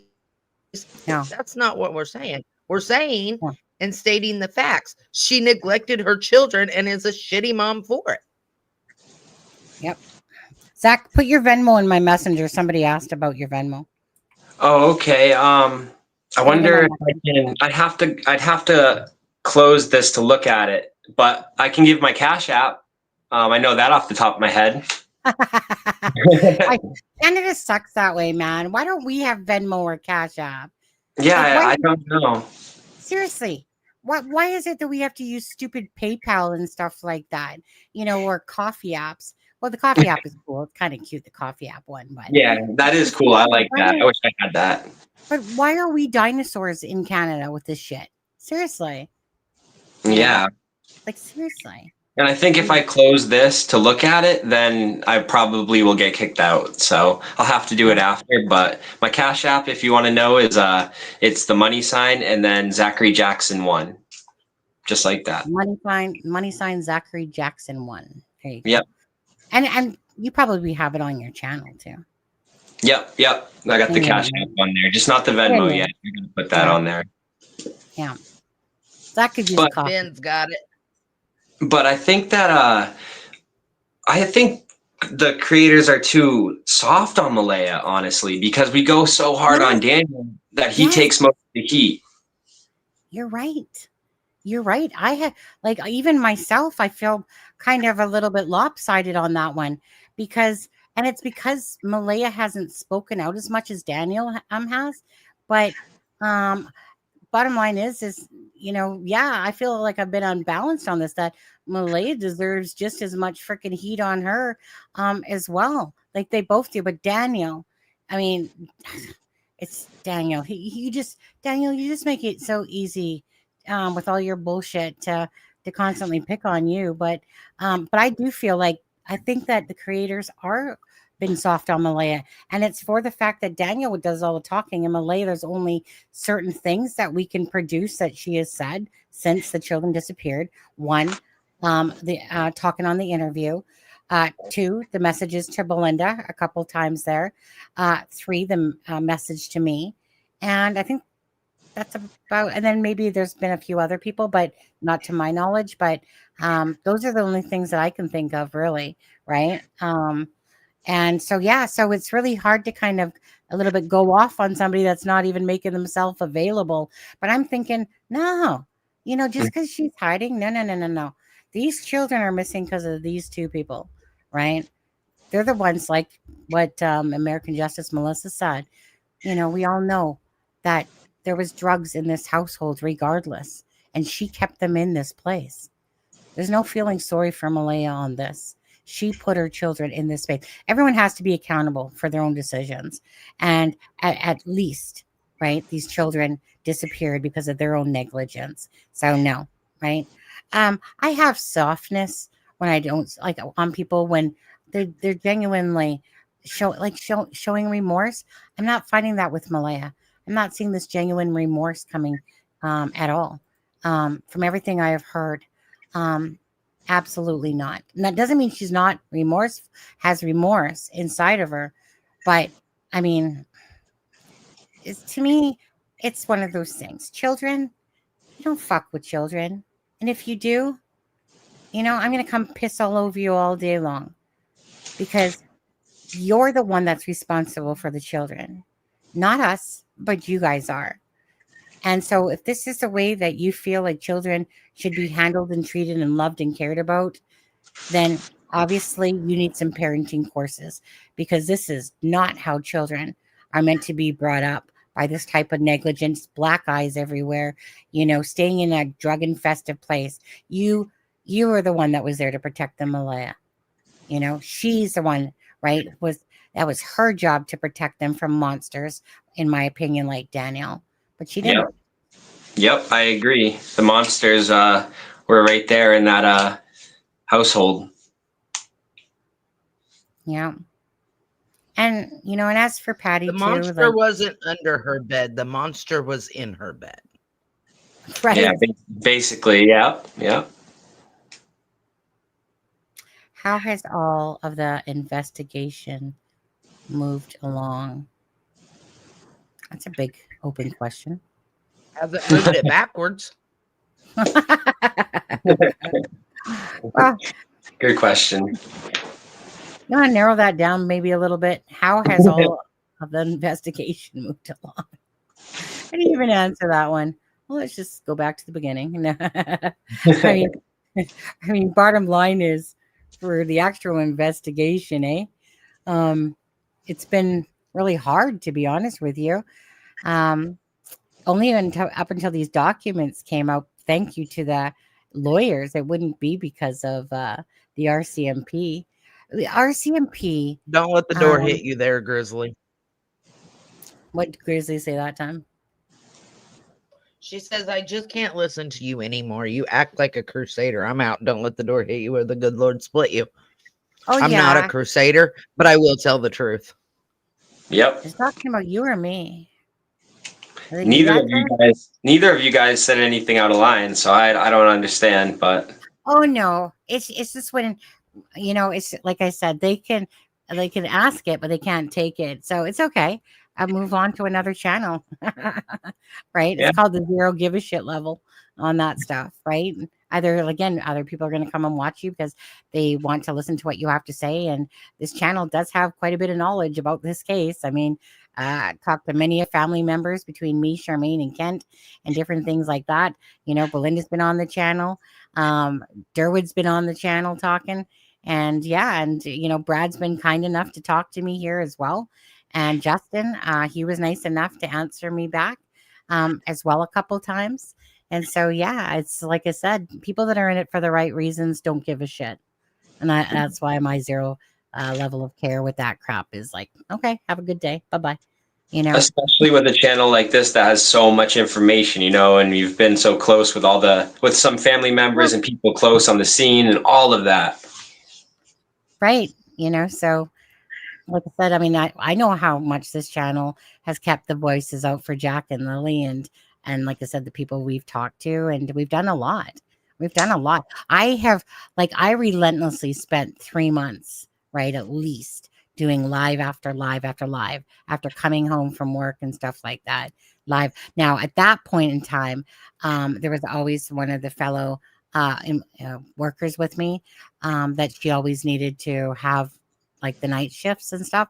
So for a while there, I could do live after live. And then once she was done her courses, then, she needed a different type of schedule. So now I'm back on my regular routine and I do 6 to 2s, and then 8 o'clock or 9:30 to 5:30s, and then 12 to 8. So this next 2 weeks, I'm on 12 to 8s for the next 2 weeks. And Sundays are different. Sundays 10 to 6, but next 2 weeks I'm on night, so I can only do Friday and Saturday. But I was doing lives every single dang day that I got home from work.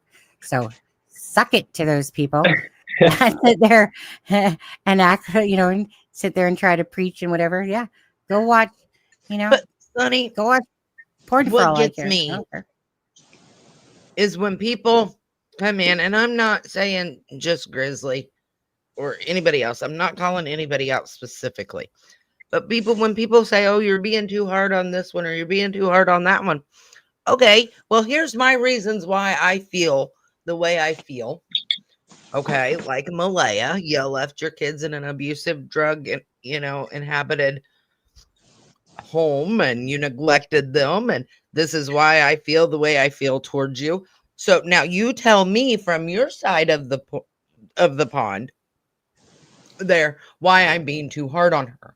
But they can't tell me why I'm being too hard on her. They can't tell me why I'm being too hard on Daniel. You can't point out X, Y, and Z is why I think the way I think. But yet I can point out A, B, C, D, E, F, G is why I think the way I think.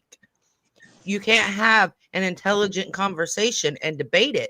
Then don't say anything. And I'm pretty sure I learned about this case through you, Sonny. Oh, okay. So I know how much you've put work in this case. I think I learned about it from you, honestly. Well, I was going to say, if you did, then great, because then it's just another person that started bringing a voice for Jack and Lily and stuff like that. Being the Canadian, like I said, I'm pretty sure that this is the biggest Canadian channel covering it. Not to say that there aren't other channels covering it, but they're not really well known to be covering it. Like Joseph Morris was for a while there, but I haven't changed at all to other different ones. But because again, when you're doing something from your heart and that's sincere, it's I'm not letting other cases impact this case for me. If I was truly in this for like the sake of dollars and and stuff like that, I would be covering different cases all day long and stuff like that. So Yep. for the people that are being voices, like Charmaine started her channel, so that's great. Another voice for Jack and Lily. For all the channels that are for Jack and Lily, great. I kind of feel like it's like amping up again more with Jack and Lily people. Like it's like more people are kind of coming into it, and the more channels. Starting again. Yeah. It's not lacking I'll have to sub. under. Oops, sorry. I'll have to sub to Charmaine. You're not? No, I didn't know she had her own channel. I didn't know she had her own channel yet. She's a troll. Yeah. Not being hard enough, if anything. If I would quit doing documents for you, I might have my channel up and going. Shh. You just shut that shit down. Yeah. You're still working. Hard though. Yeah, absolutely. Like when she did, like said Sebastian's one, right? Again, it was just so full of information. It's like a holy grail, I called it. So yeah, you just shut up over there, Melissa, and you keep working at that stuff. Yeah. Nah. You know I got you. And anybody that was here during Sebastian knows when I do this, Wait. it's I gotta Actually- shout someone out. Jamie just Okay. sent me $10. So thank you, Jamie. I appreciate you so much. That means a lot to me. I did not expect that. So thank you so much, Jamie. That was so. All right, Thank you. continue. Oh, yeah. No, that was so sweet. Thank you so much for doing that. Yeah. Now, the one thing I So- wanted to ask you, Melissa, and I want you to look me in the eyes when you say this to me and you answer me.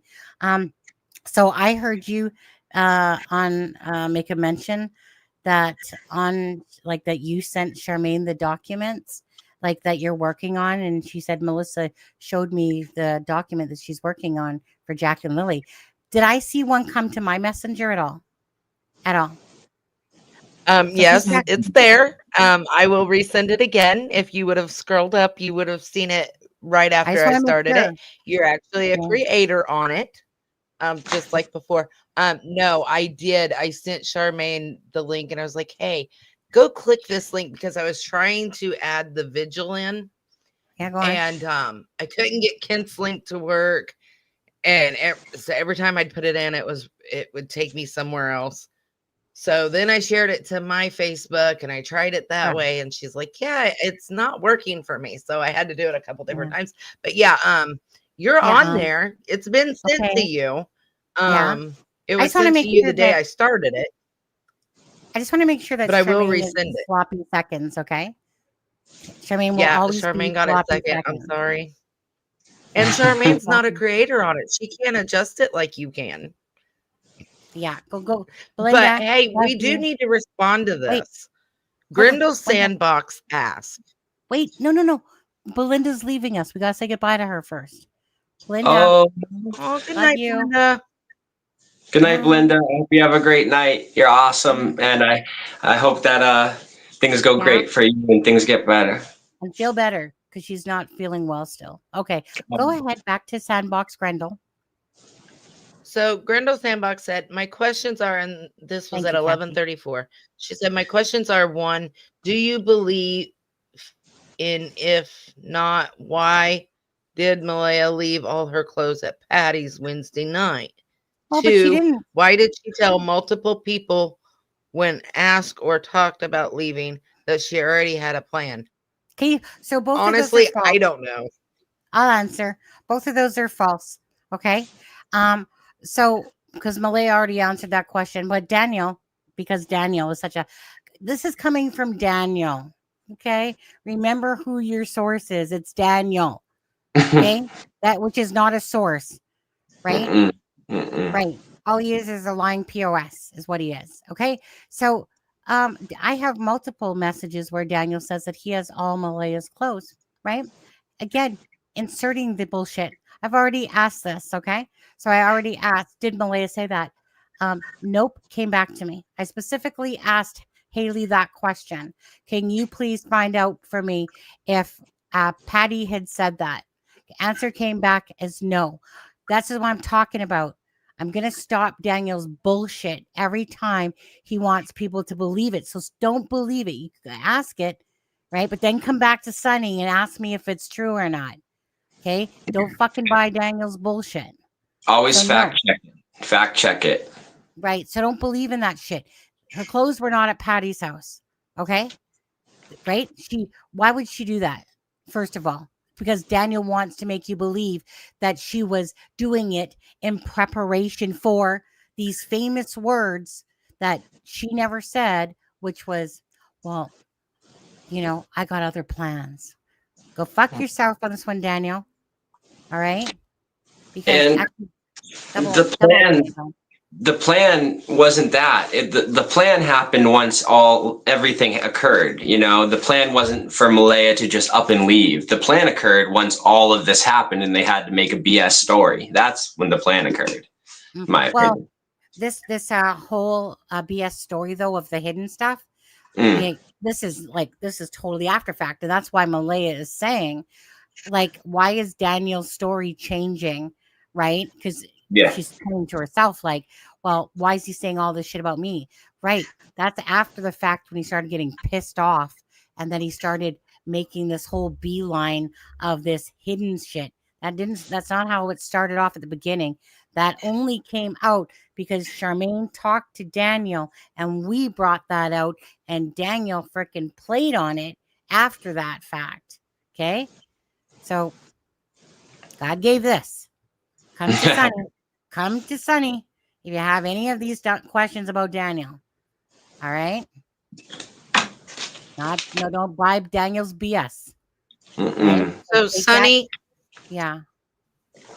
Did you say a while ago they're asking about Cash App and Venmo and all that? You said that doesn't work in Canada, right? That's only a US thing, right? Correct. Yeah. Okay. Yeah. Right. I wish we did, because it's like, I just don't understand why it's not like a freaking a North American thing at least, or let alone a worldwide thing. But yeah, I thought it was worldwide. I really thought it was worldwide, but hey, nope. You live and you learn. Well, I know that my guys cannot send money through Cash App to Mexico, and I know my guys cannot send money to their families in Venezuela. So probably, I guess you could Google that, like where is Cash App or Venmo? Yeah. Tell us. Yeah. I know. I love these transfers too. So easy. On there. Okay. So we're gonna wrap this up because it's almost 9 o'clock, and I know it's later for you. Don't bitch about it, but I'm hungry. I'm hungry. Yeah, no worries. I ate before this, so.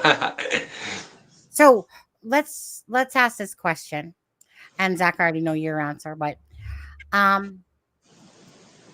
when do you think that there's going to be resolve to this case? Oh, there's my husband. You guys answer that first. I'll be right back. All right, I'll let you go first, then I'll give my answer, because I think the people know my answer, but if they don't, I'll tell you it after. I mean, I would hope soon. But if I'm being honest with myself, even though I hope that it's soon, I really don't think we're going to have a resolve until we find Jack and Lily, honestly. And I have no idea how long that's going to take. I really, really don't. Yeah, that's an interesting thought, and understandable too. Through my readings recently, I think that somebody is going to get arrested within the next 6 to 7 months. So I don't know if they're going to talk, but I think an arrest is coming, just not immediate. There's still work to do, in my opinion. But I think something is going to happen where the case opens up a little bit. And if you guys want to see any of my readings, check out my channel. I dive way deeper in the solo sessions, but I also like to give my opinion through chatting like this too. So, yeah. Okay, wait 1 second. My husband, he's so wonderful. He brought me pizza as I was literally saying how hungry I was. I was like, hold on. I was like, what pizza? And the next thing, that's when I heard that tap, and I'm like, is that pizza? Yeah. Okay, hold on. I think it's question is though, what kind of pizza? It's pepperoni is one and cheese is the other. Pepperoni's my favorite. It's the kind out of a box and into the oven. Oh, okay. Oh, whatever, right? Okay, this little mama wants. Okay, I think this is what she wants me to show. So I don't want you guys to go just quite yet. I think this is what she wants me to show. Image. Oh, let's see what we got. Yep. Did you have a good dinner at your mom's? Oh yeah. Or where did you have dinner? Was it at your mom's? Yep. Nice. Very good. What'd you have? What did I have? I had chicken and rice, and then I also had green beans. So yeah, a little bit of everything. Nice. Okay. I think is this what you wanted me to show, this little mama? Okay, you read that. I'm gonna have a bite of pizza. Go ahead, you guys answer. Right. Don't mind me squinting as I read this.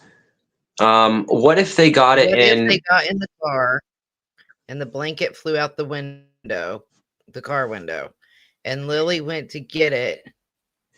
Lily went to get out, but told to get back in. So something, someone tried to grab the blanket and ripped it.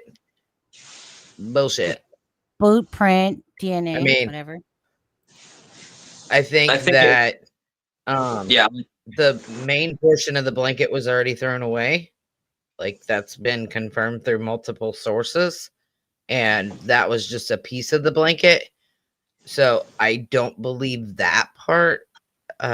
Personally, I mean, if that's how you believe, that's one thing, but I personally don't believe that. Yeah, me neither. I think that it was planted way more purposely than it just flying out randomly. But it's understandable to think that, and it's always good to ask questions. Occam's razor. I mean, yeah.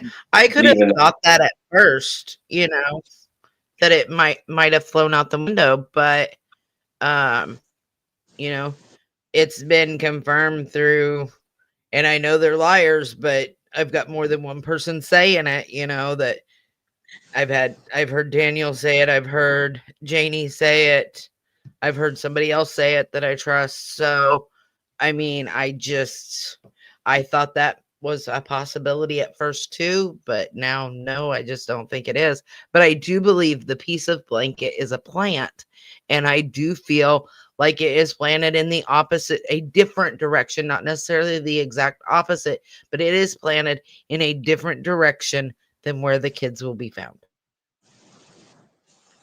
Yeah, they definitely did some research before they planted it. And Daniel kept mentioning the drones and the helicopters and everything. I think he was really worried about if they would be able to see anything from up above.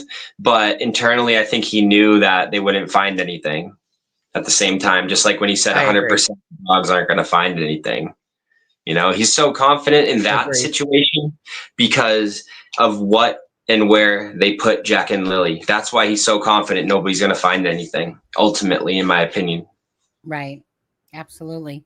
Not only that too, but like yeah, that he's whole... way too confident of they're not going to find anything and they're not going to find them in the woods.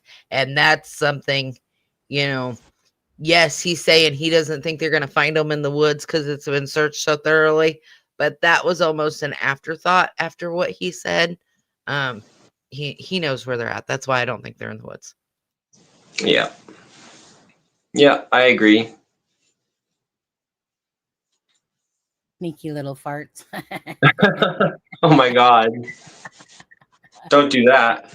No. That's what the person said, sneaky little farts. You know, thing was, okay. Oh, by the way, yeah, pizza. I don't know if you can see it through my green screen, but whatever, pizza. So I'm a happy person right now. Thank you, husband. Thank you, husband. Anyways, so the blanket thing. What was my thoughts on that one again? Oh yeah, right. Hold on. I was going to say something and then started talking about my pizza. Blanket. Besides, it's a bunch of bullshit. So Daniel's trying to twist that around too with this whole, because the first thing that he said, right, the first thing that came out was that he was lying about the blanket to protect Malaya.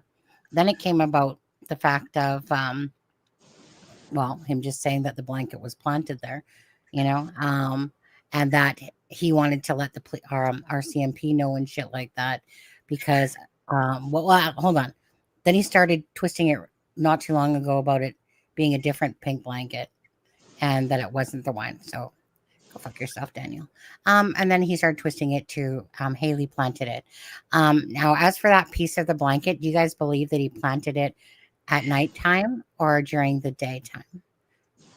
Do you think he did it when he was in his vehicle and it was an afterthought to plant that, or that he planted it at nighttime when Brad heard the vehicle? Because remember, it was multiple trips, right? Yeah, I think he planted it when Brad heard the vehicle. When you just said that, that's what I got the feeling, the overwhelming feeling of. Yeah. I think it was definitely early morning on one of the vehicle trips. Yeah. Little Mama has now asked, Do you think they could be somewhere they frequently visited before so they could go back and visit that spot? And I'm assuming she means Daniel and Malaya. No. No, I don't think they are. Mm. What Wait, about wait, you, Sunny? wait. I totally was watching chat for a minute, totally thinking about having another bite of my pizza. What did you say? Okay, so at 11:49, she asked, "Do you think they could be somewhere they frequently visited before, so they could go back and visit that spot?" And I'm assuming she is referring to a spot that Waterfall. Daniel and Malaya has gone to. I say no, that they're not. Well, so I've thought about that myself, right? That if Malay, like if they both know type of thing, they would, because to me it would be an accident. That the possibility is there that they would put them somewhere to rest in peace, in a spot that meant something to them. But that was kind of based on the fact of, you know, like it was just a thought, to be honest with you. Um, I absolutely agree with like the Suzanne Morphew case, plant left, go right or down or whatever. Don't look in the same direction that the blanket and boot. Daniel, you ain't that smart to think of that. But anyways, I wanted to say this is that Daniel told us that that the RCMP told him that the blanket was planted, right? So people are trying to say that that well, you know what, the bus, but the reason why it's not redacted or it's not unredacted on the documents is because obviously the blanket wasn't there, and then it just showed up and appeared on one of the buses. Okay, brainiacs. So if somebody planted the blanket on that path during the time that a bus could have actually seen that blanket, don't you think that they would have caught the person that was planting the blanket at the same time that it was put there? I mean, don't you think? Yeah, and I don't think, back to that question, I don't think that they put Jack and Lily in a sentimental place, though I do think that Daniel put them in a place that he knew. I don't think it was more like Malaya's place. I think it was a place that Daniel knew, and it wasn't sentimental. I don't think so. Where's your Cape George coming from with all of So this?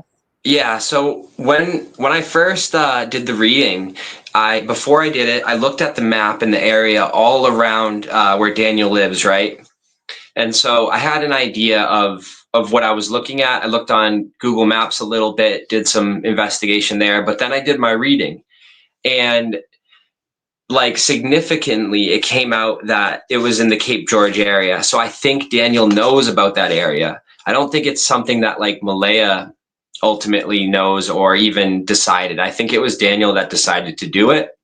And when I had this reading, it looked to me like what I seen on the maps and through what I did with the Google Maps. But the reason that I'm going there is to search, but also to see like the exact area. Because if I can be there, it's so much better, it really is. Because I've never been there. So I'm doing it through like, trying to pinpoint it through what I've seen pretty much virtually or on a map. Right. But I still say it's in the Cape George area. That's about an hour and something away. It is pretty far away. Right. So do you believe that they were moved and then moved again? Yeah, I do think that Daniel had second thoughts about this. I feel like he wanted to put them on Earl's property, and then he decided, nope, I can't do it there for some reason. I don't know the exact reason, but then that's when he went and brought them to what I believe is Cape George. And that sounds crazy, but that's the reading that I got, and it's ultimately what I believe. Which property of Earl's? The property that had the most acres per se. I don't know the exact area, but that's what I was shown. But I think that somebody in the family stopped Daniel from doing that, whether it was Earl or Janie or his brother. Somebody was like, you can't do it here.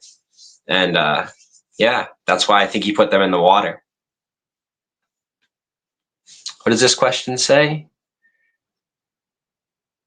Oh, no, I don't know. I know, that's something different. Melissa, what about you?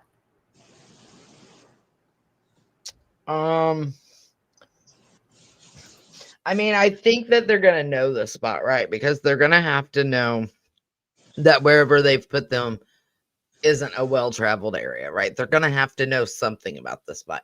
But I don't think that it's necessarily per se a sentimental spot or a spot that they would go back and visit because they're being watched. Like I'm not saying they're being watched 24/7, but I fully believe that they're not able to necessarily go back and revisit spots.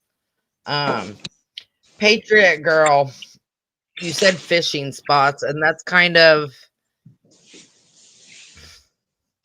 I'd have to have more specifics, but I mean that's a possibility for me because I do believe they're in water, and he would know which ones are kind of out of the way and not a lot of travel.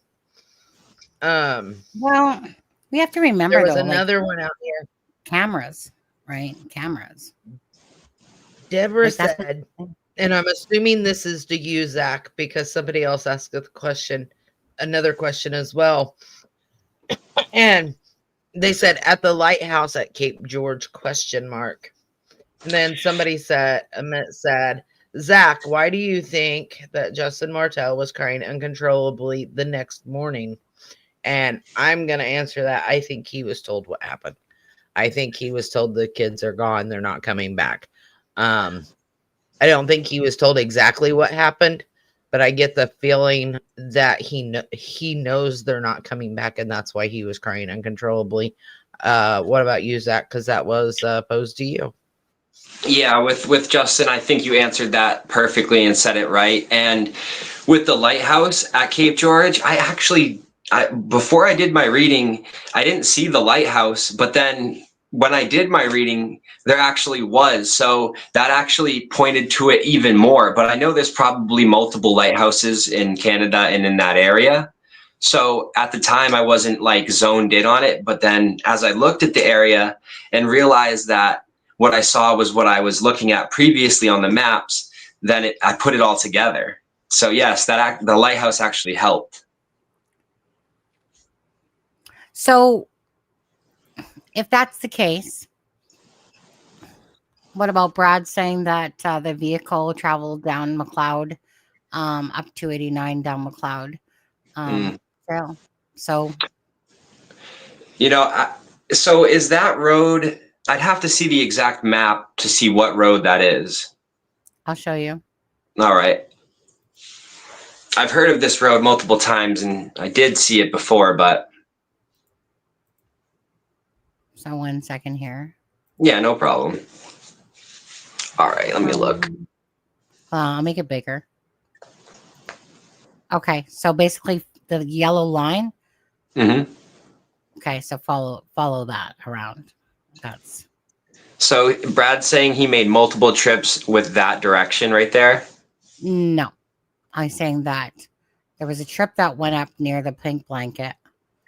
Oh. And that there was a trip that was going this way. And I think that's where Justin comes in, the 1:30 time heading up to Lairg, right? Yep. Yeah. But he said multiple trips, and what he said was between 12 and 5. So does Earl live around there? And 12 and 5 is the exact timeline that I really thought it was too, which it sticks out to me. But where does Earl live? So Earl lives here. Ron lives here. So Ron McKenzie, Janie's brother, lives here. Earl lives here. Pink blanket is here. Pipe boot prints are here. And of course, 1407 is here. Now, Brad lives down here. Search and rescue, of course, was here. So Brad's saying that I can hear vehicles almost even as far as Concord, which is right here. Oh my God. So he definitely heard it. There's no doubt in my mind. But well, the question is what is up there? Like if he went up that way down here. yeah, exactly. Right. So that's the point. So he set water right in the middle of that. There is. What? Oh, is it a lake? But that's part of the KOA. The dogs and that have already been around there, but I don't know if they checked the lakes in there or if they Yeah. just. But so like, but there's water here, right? Like there's water right over here. But so Brad was saying that he heard the vehicle, and it was about like a 25 to 30-minute trip. He said he heard the vehicle, and then it stopped for about 10 minutes. You know what? And I then, think right when you just said that, I think I got what it was. I think I remember Daniel saying that he's surprised that they didn't find more evidence. I think I recall him saying that. yeah, he Maybe, did. yeah, maybe these whole trips was him trying to plant false evidence. Right. And they just haven't found it for some reason. Like, Right. Maybe there's something else of false evidence out there. Or maybe that's where the children could be out here too. Who right, knows? Like, right. meaning, it's one of those things. Like, I personally, like, if I take you over to Cape George, 1 second here. Cape George. Yeah, because when I looked it up, it was about an hour away from Daniel's. But I'd like to see the route, like, from his house. Well, let's see here. I don't think know that's how a long. little far, though. In my opinion, that's a little far to travel with two critically injured, let's say. Because I don't think the kids necessarily maybe died in the house, but died on the way because cadaver dogs didn't pick it up. But I think that an hour away is a little bit of a stretch. Like, but that's me. is that the area right there? So this is Cape George. And Yeah, this that's is the area. That's the area that I had in my sessions, because all of that water, it was just perfect for Daniel, in my opinion. I think that he looked at that as the perfect spot, and I don't know why that is, but there was so much water around there, you know? It's so far away, but it's perfect because you plant the blanket at one place, you have them all looking around there, maybe they go the opposite direction, and then what you really have is an hour away where nobody's looking. Yeah, but the thing is that he would have been seen on cameras, his vehicle. I mean, maybe. Like, that's what I always go back to, is about cameras. And so is this something that they were planted somewhere, then taken away after somewhere else? Or because I can't see, like, I mean, like, I just can't see them not having camera footage of a vehicle, because they were looking for vehicles 5 days before, right? And then the second, but so I can't see that night that Daniel made this trip to Cape George. What if he took a different vehicle? What if he used that vehicle to plant the evidence that Brad heard, and then he took a different vehicle to do this? No, because the timeline doesn't add up. Right. Between when the vehicles were heard and when he had to be back and search, timeline doesn't add up. I mean, he had 9 hours to do everything between 12 and 8 or 9 a.m. 11. But that's just it, though. Is that right? I think that, I guess it would, because to me this would be dependent on Brad's information. Right. Yeah, Right. That does lay a lot in this. Because that's all we really have to go on, is what we're kind of being told, regardless.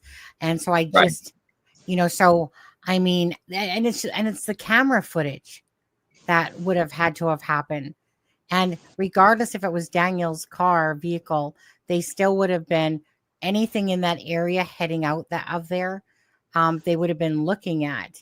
And so what they said now, I don't know, but there's definitely more cameras heading out that way, because it showed some going up the 289. There are cameras that way, but I think that Daniel's a little too smart to use the car that people would know to get rid of them with. Well, that's just it. Apparently, so Brad had said it was a Kia Rio. Okay. And then so all we are hearing about, so Brad said for about a year and a half, regardless of let's just say regardless of what vehicle he was driving, his own vehicle, because it was so loud. And he knew Yeah. it. So it's not Malaya's vehicle that he was driving. And even um Justin said to me, like he said, did you know that the vehicle went missing after their disappearance? Right? Like, Hmm. did you hear about that? And I'm like, no, I didn't. And he's like, well, keep on digging and da da da da da. And I'm like, and then I asked Brad too, it was like, have you did this car just kind of vanish? And it seems like it seemed to have went somewhere. And that's why now Brad did say, and I don't know the accuracy about this, but he did say that the first person, and I think this is with the thinking that Daniel maybe owned that car, because he said the first owner of that Kia Rio was Margaret Mackenzie, which is Ron's wife, right? Janie's brother's sister-in-law, I guess that would be. And he right. So this car might have just been like a vehicle that Ron let him use, because Daniel spends all his time at Ron's home, and Logan always comes over. Yeah, yeah. Like I didn't know Ron, that. yeah. Ron and Daniel are really close, and same with Logan and Daniel, right? So, but Daniel spends a lot of time at. Even Taylor said that, the girlfriend, Mhm. right? Even she said that about him spending like a lot of time at Ron's house. So, it just makes you wonder about okay, so did Margaret actually truly, did they own this Kia Rio? And then Daniel was just using it. But like I said, the question was posed, did you know that this vehicle disappeared, after the incident? And I was like, no. So that's why I was asking Brad, do you know, did this vehicle just miraculously just disappear? And now in a screenshot on August 19th, in the news article, there's a Subaru Impreza in the driveway, right? Yep. Right. So I kind of believe that the car that was in Earl's, and could be wrong, but I believe that the car that probably was at Earl's, the one that was supposedly needed to be fixed, was the Subaru Impreza vehicle for there. But that's just guesswork, okay? Mhm. That's just guesswork. But anyway, so it's trying to put all these little pieces together, people's information, right? And so Yeah. all we have to go on is what Brad's saying to us and what Justin is, what he has said in a sense. So, And that's key information. That is key information, because if it's, I think it's true. And if it is, then that is a big piece of the puzzle that, we figured out right there. But also if I recall, that morning of all of this happening, when they reported the kids missing, didn't Janie get a call from Ron, or did Ron call Janie? Am I wrong about that? Ron called Janie. Yeah, I'm asking, did he call her that morning, or was it the night prior? I remember Janie saying that. It was that morning. It was that morning. Yeah, that makes me wonder if he knew, or he knows. Well, I do have my suspicions about that, right? Yeah. I do have my suspicions about that because, 6:24, she was talking with Ron on Facebook. In AM? Yeah. Oh yeah, yeah. I think he knows. So then she calls him at whatever it was, 10:19. Maybe that's. Sorry, 8:48 is the next time, right? Mm-hmm. 8:48, right? He calls her, seeing if she wants to go into town shopping, and she says, "No, I don't feel like it today." Yeah, but yeah. That's Anyway. weird. Mm-hmm. Yeah, but we can wrap it up if you like. I know you want to. I am getting really tired now. I just ate my pizza, but I am getting very tired, and I don't want work to come too quick tomorrow morning. So I do want to just lay back and chill out, and then I'm gonna if I'm gonna pose a few questions to Brad, just so I want to just clear it up exactly. Yeah. There he is. Oh, he's right here still. Yes, still here, and he left in a hurry that night. Okay. Yeah, I bet he did. I'm sure he did. If he had to drive an hour away, Well, he was let me probably ask hungry. you. Do you have anything to ask Brad since he's still in chat? Yeah, let me think about this real quick, because there's always questions to ask. Let me think real quick. That night, how many trips did you hear, do you think, ultimately? Thank you, Melissa. Yeah, Like that's around, what. It's just that if it was 4, right, that would make sense to him leaving, going out, coming back, going out, coming back. But if it's 5, then that adds another little twist to it. Right. And if it's a number that is like, 7 or 8 trips, that just shows right there that something is going on. You know what I mean? Like, that's so many trips. Mm-hmm. Well, like I said, to the Globe and Mail, it was 5 to 6. In the statement, it said 3 to 4. Then I asked him, I said, well, which is it? And he said, about 4 to 5. And I'm like, yeah, because that night, you're like, okay, something's going on, but you don't really like know it until the next day, and then you hear the kids are missing. Right. So then, you got to recall the information. So it's probably tough. I get that. Yeah, so that's kind of like the gist of what I want to know is like one trip was to the blanket, that area. Another trip would have been, say, down McLeod, and down, whatever, 289 down McLeod. And so then I'm thinking, okay, well, is there a 5th trip, right? Or is it just the 2 trips? Right. That night. Maybe the blanket was like the last thought, or it could have been not, Yeah, Brad, would you think do you think the blanket was the first trip? No, that would probably, you would think that would be the 2nd trip though, if it was. Anyway, Brad. Hi, Brad. Come here, Brad. Yeah.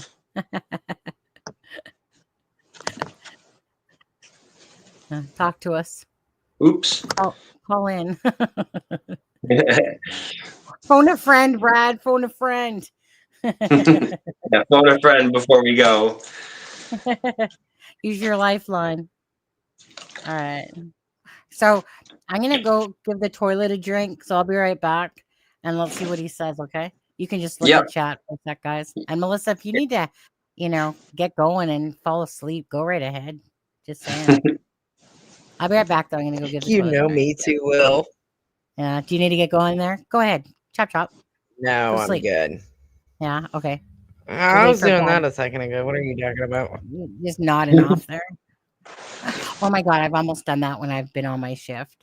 There's someone talking and I'm just like so tired. And I'm like, I was like, oh, because I've been known to freaking snark and a snore sometimes when I've fallen asleep, especially straight up. It happens. Yeah. Okay, so Brad said Ron also told me stop scrolling, chat. I got it up here on screen. There it is. Okay. Ron also told me then went to town for 45 minutes. Like, what the F is that? Why go to town, period, if 2 kids in his family are missing? He took his mom into town to go still for like 45 minutes and then be like, yeah, I'll come back in a bit. Yeah. Oh my God. Yeah. But you need to So what got me? Focus. So let me ask Zach, Sonny, you go water the toilet and then I'll ask you the same question. Yeah. So hold on, Zach. Let me scroll down here because I heard it today and I put it in the notes. So let me find out exactly because I do not want to misquote. Yeah, no problem. Said. So give me just a second. Answer things in chat and let me find because it's an exact time. Yeah, no problem. Let's see here. Can I bring the chat up? Oh, no, don't want to do that. I don't see the chat. Oh, well. While you do that, I'll be here. Yeah, guys, we're gonna wrap it up soon, but Okay. talked about a So lot let tonight. me just basically explain. Here it is. Okay. So essentially, Janie was saying that these calls happened, right? So these are Janie's exact words. These are quotes. She called me at 3:32. I didn't answer because we were talking to a lady on her four-wheeler with a child. Then she called me back at 5:39. I answered the phone. She told me to get back here to the trailer. I said, "What's up?" She said, "I can't tell you on the phone." So by she means Malaya, and it was her and Justin that were talking to a lady on the four-wheeler. All right. So at 3:32, Malaya calls Janie, and Janie doesn't answer. Now, she is out there and she's supposed to be searching for Jack and Lily, right? Yeah.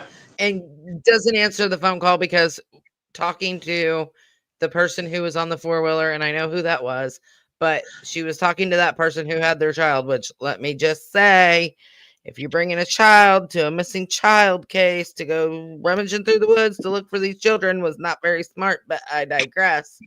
Yeah, you could She find a called body. her back then at 5:39.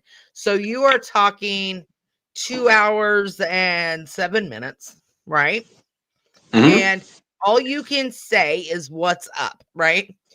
Not did they find them? Are they okay?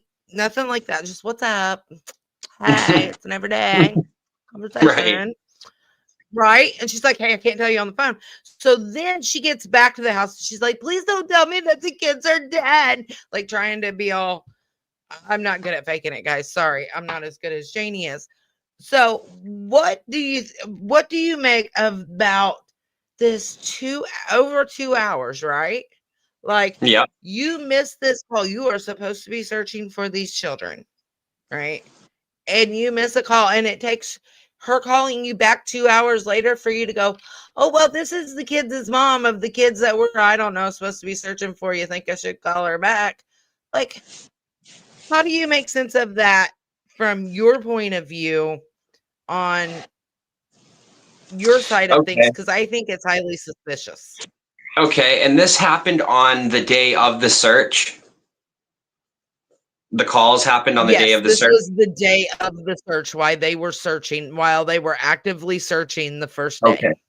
Yes. Ultimately, what stands out to me right there is I feel like Janie would have had more initiative if she felt like the kids had a chance of being alive. I feel like at that point, Janie already knew they were gone. And then if Malaya said that she couldn't tell Janie something on the phone, then I believe that Malaya almost told Janie what actually happened. And I think maybe that was Malaya starting to feel like, I got to tell her what happened. And maybe it's because Daniel, maybe she was going to say, like, I got to tell Janie that Daniel did it, or I got to tell Janie that they're not coming back. Something like that. Because why would you say you can't tell it on the phone? It has to be something that's serious or something to do with the case that you don't want people to know or check the phone. That's what I think about. So do you want to know what was so serious that she couldn't say on the phone? Yeah, let's hear it. They found a boot print. They found a boot print. And it's like, what? Right. It's almost like, did she say that because she felt like, okay, actually, I don't want to tell her the truth now. She had second thoughts and she's like, okay, I'll just say they found a boot print, It's almost like that to me. Yeah, it seems weird. Like, if you are looking for missing children, right? That's what your main job is out there in the woods. Then it makes it does. These kids aren't coming back, Janie. Stop trying to lie. I done caught you. Yep. So there you let go. me ask you, Sunny. So Zach and I are kind of on the same page. We think Janie already knew something was up or what happened. So in the audio at 5:01, she said she called me at 3:32. I didn't answer because we were talking to a lady on the four-wheeler with a child, then called me back at 5:39. I answered the phone. She told me to get back to the trailer. I said, "What's up?" She said, "I can't tell you on the phone." And then she gets back to the trailer and she's like, Please don't tell me that the kids are dead. You know how she did the fake Right. Yeah. cry Yeah. thing. So if you're actively out there searching for these missing children, right? Mhm. Why is there over 2 hours in between those phone calls for you? And why was it not, oh my God, are the kids okay? Did they find them? Da, da, da, da, da. No, it was, what's up? Hey.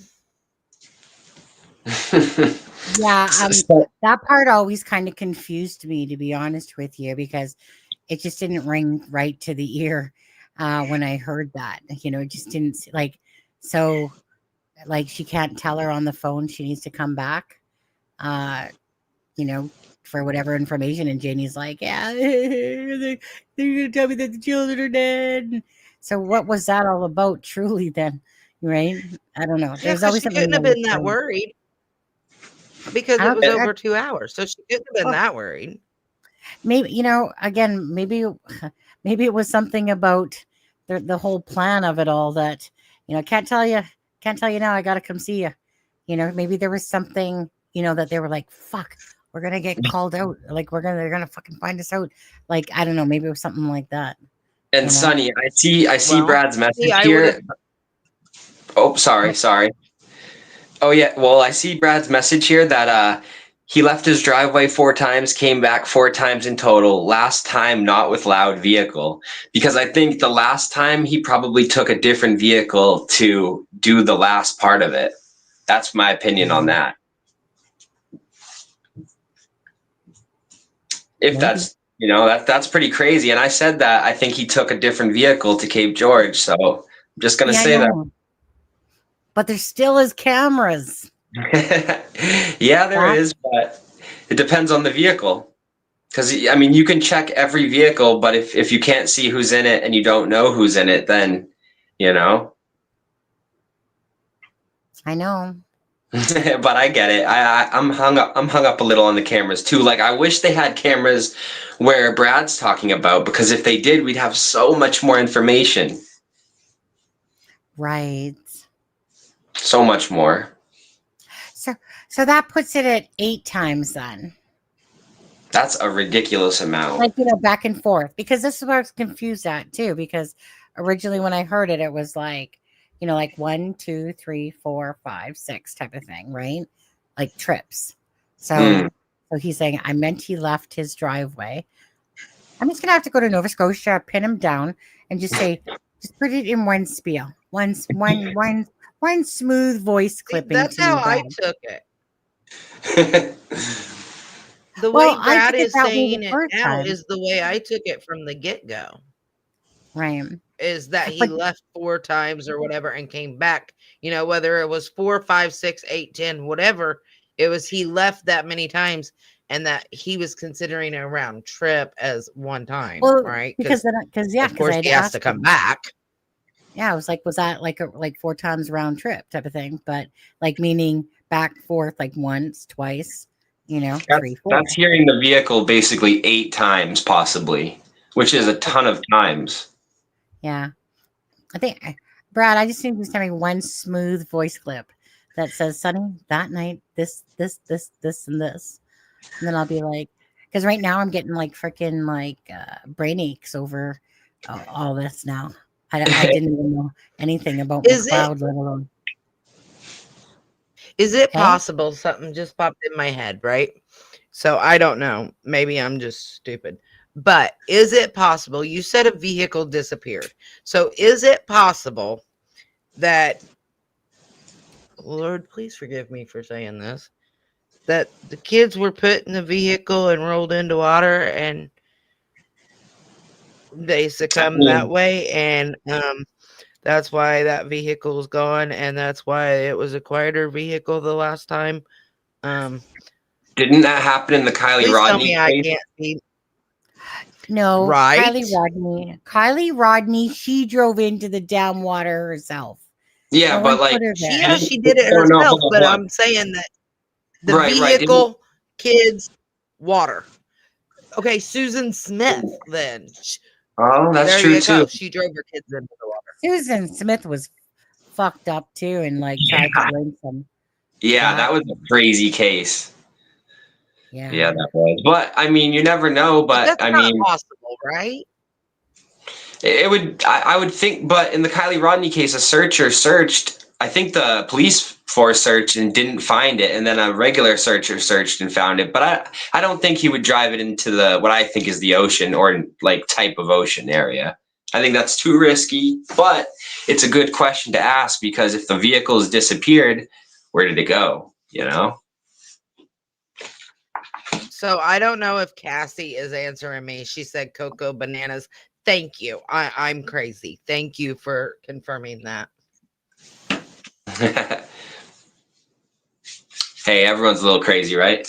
Well, I mean, it's not like it's unheard of. Like I said, Susan Smith, it's not like it's unheard of for a parent to put a child or two children even in a car and drive them into water. It's not unheard of. Yeah, it has happened. And this is the type of case where it's so bizarre that like anything's possible, basically. Dude, Cassie, she said, how do you miss a whole dang car? They missed Kylie Rodney's car 5 times. It took a chomo with a dive team, aka Adventures with Purpose. I said what I said. There's court documents out there. Anyway, it took them this like 5th or 6th time to spot the car. So Yeah, it that's is possible. How? I don't know. I'm with you. I don't know. I understand because a car can flip. You're having to use sonar to do it. It's getting covered with silt. I understand how it's possible, right? Like mentally. But then again, on the other half of my brain, I'm like, there is no damn way. Okay. You've got to be able to see. But I don't care, Cassie. I don't care. I'm going with your calling me Coco for bananas and that it's a crazy idea that he put the kids in the car and drove it in water because I don't want to believe that. And I wish that wouldn't have popped in my head, but it did. So I'm going with your calling me that. Just giving Mick a shout out there on there. Did you see your rock in the video, in the tribute video that I did today? Anyways, underneath KJ. Oh, well, I mean, same rock that you have on your picture right there. But thank you so much, Mick on there. Heard music going off as I was listening to Brad's message there. All I want is a little bit of sanity with this case. I must froze there. I mean, what? A car could be sunk and completely disappeared in maybe 20 foot of water. I've seen it on those dive recovery shows, 15, 20 foot of water and the car's completely gone and it's hard for them to find it. So it's not like it takes a whole lot of water. I mean, at the end of the day, I get what you're saying because when you watch Adventures with Purpose or Chaos Divers and stuff like that, these people, like I said, Adventures with Purpose came in and they did what the RCMP the LE couldn't do. And they found Kylie Rodney's vehicle 14 feet submerged into the water. And yet the LE had their divers in there and they couldn't find shit. So trust me when I'm very skeptical whenever RCMP said that they had their divers in the water because they're not trained like these people that literally are like where they spend their whole life scuba diving and looking for the cold, right? Remember Nicola Bully's case and stuff like that as well. But it's one of those things is that again, so I just don't trust that. If the water's been search it a frickin' again. Get some real divers in there. Sorry, but you guys went to school, you got your certificate, but you guys barely probably have to put your diving skills to use too much, to be honest, versus people that actually do it all day long and they truly have the best equipment out there for sonar and finding I mean, stuff. a lot of law enforcement, Sonny, a lot of law, whether it's county or state, Doug Bishop, they do these certifications, right? It's called continuing education and they have to do so many hours and this and that. But when they practice in things like pools, okay? They practice in even muddy water, right? So it's really hard for them to get the real life experience of looking for these cars. And like we were saying, Kylie Rodney, they looked for it several times and they missed it. And it took a real dive team to come in to find it. So, I mean, I'm not saying this is what happened, but, Well, you know, Doug Bishop, perfect person to contact. Chaos Divers, perfect person to contact. Don't contact Adventures with Purpose. Right. Even if they didn't go in a car. Yeah, and even if they didn't go in a car, you could just, if you can miss a car, then you can miss a child or two. Yeah, absolutely. Or a barrel with a, you know, you can fit small children in a 55-gallon drum. Yep. Yeah, anything that, if you can miss a car, you can basically miss anything. Shit. We're almost at 5 hours. How did you guys swindle me into 5 hours? Brad, how did you get me to do a 5-hour live that I wasn't even going to do? And you're not even up here talking with me, dude. What the hell? I saw someone just mentioned the time and I look up and I'm like, are you kidding me? We're at like almost, like we're literally 6 minutes shy of a 5-hour live up there. All right. Flew by tonight. Cassie said she's never heard of Kylie Rodney. So, Cassie, I would highly suggest looking it up. And although I do not like the Kylie group, Rodney? Look up Adventures with Purpose because they're the ones who found her. I don't like Jared, but I'm telling you, they go through it and they show you, and like they will show you directly on the scene where the car is, and you can't see it. Like, I mean, it takes some. Look it up. Look up like Chaos Divers, Doug Bishop, Adventures with Purpose. But yeah, I mean, look it up and look up Kylie Rodney, since that's the one we're bringing up, because it can very easily be missed, and they prove it with that case. Yeah. Absolutely.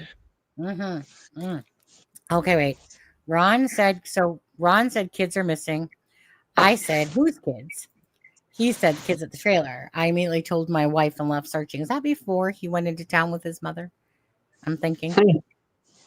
Yeah. Gotta take your mother into town there. Fuck, the kids are missing. Fuck it. Yeah, let's get out. Let's go. Let's go to town. It's messed up. Yeah, do you have a rough idea on the time of that, Brad? Yeah, that's a good question. So 10:01 is when the 911 call came in. She talked to Ron at 10:19, so would have to have been sometime after that. Wow, they didn't call 911 till 10 a.m. 10:01. Oh my God, that's suspicious too. It's like they waited till exactly 10 o'clock. Right? Like, if you're saying, like, it depends on where you're looking, but like the court documents are saying anywhere between 8 and 8:40 or 8:30, and another set they're saying 9:40 from the parents. But I mean, still, your timeline doesn't add up. Like, it really just does not add up. They waited a long time to call, in my opinion. Yeah, way too long, and they had so much time to do stuff. To hide things, to plant stuff, all that. But I think I'm going to wrap it up. I'm getting sleepy over here. Oh, really now? Are you sure? Yeah, I'm finally getting tired. Fine. So I'm going to answer real quick, Sunny. Yes, ma'am. You asked, does Adventures with Purpose look for solo bodies or only vehicles? So what they do is they have missing people that disappeared in their vehicle, right? And then they go and they search waterways within, I think it's like a 5-mile radius or something like that, 7.5 mile. I think they said 5. It's been a long time. Anyway, then they take their boats out and they're looking for the vehicles. Sometimes they get lucky, and with like Kylie Rodney, the person's actually in the vehicle.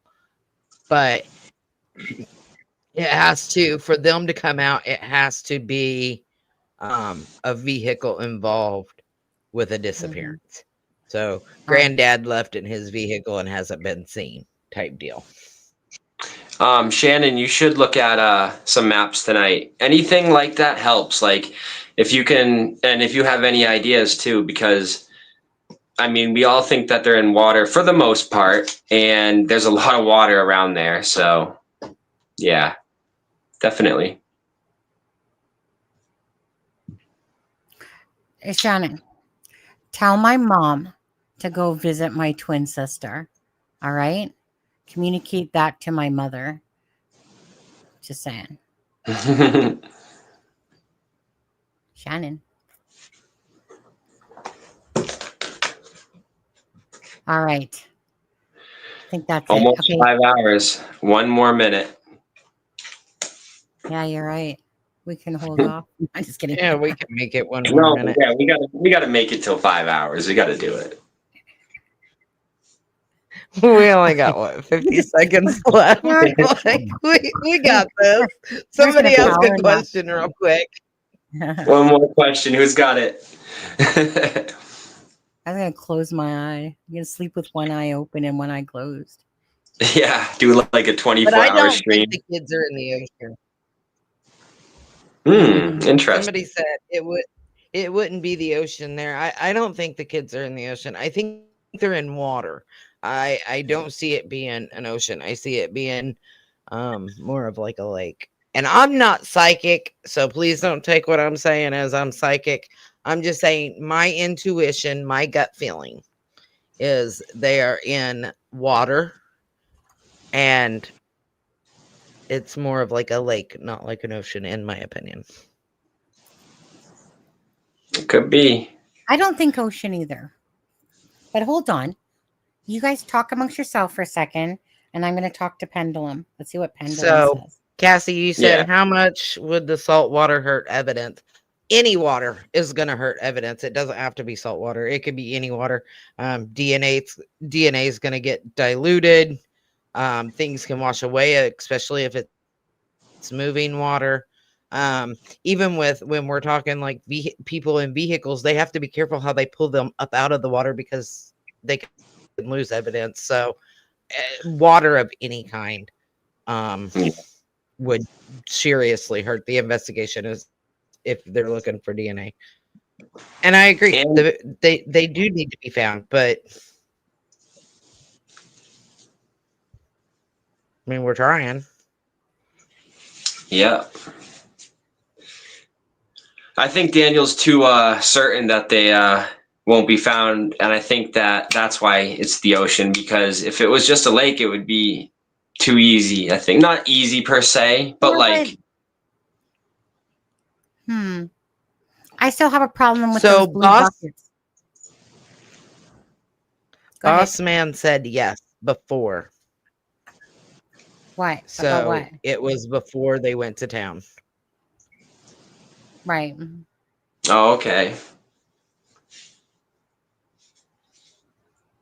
Yeah, they use sonar. They use sonar that goes over the side. They have underwater cameras, and they have like this other kind of sonar that they use. They use like 3 or 4 different tools. Yeah. I'm not saying I don't want people to think I'm saying that they're in a car. I'm just saying if there's a car missing, and I don't know why it popped in my head the way it did. But if there was a car, if there truly was a car missing or is a car missing, then I cannot count that out as a possibility. If the first 3 times he left and came back, it was in a loud vehicle, and the 4th time it wasn't in a loud vehicle. Well, where did the loud vehicle go? And is the loud vehicle the vehicle that's missing? And if there's a vehicle missing and there's 2 kids missing, then 2 + 2 = 4 here. And I have to consider that as a possibility because, like I said, it's not unheard of for a parent or a step parent to put children multiple in a vehicle and put them in water. You know what? I think the moral of the story is tonight is that Shannon needs to look at the maps and then come back with her thoughts on what she's feeling. I need to feel your vibes. All right. Yeah, definitely. Yeah, my pendulum. Go ahead.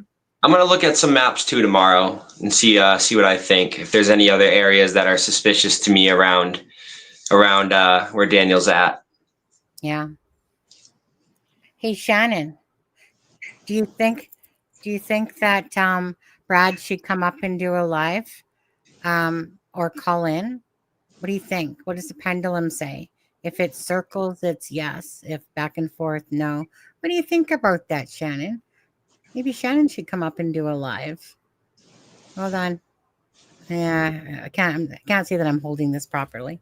Let's just circle it. I'm not moving my hand, people. I'm not moving it at all. We got to get one of them up here one of these days. Someone's gonna bite. Yeah, I have no gifts. I got a couple of gifts. They're attached to me right on my chest here, actually.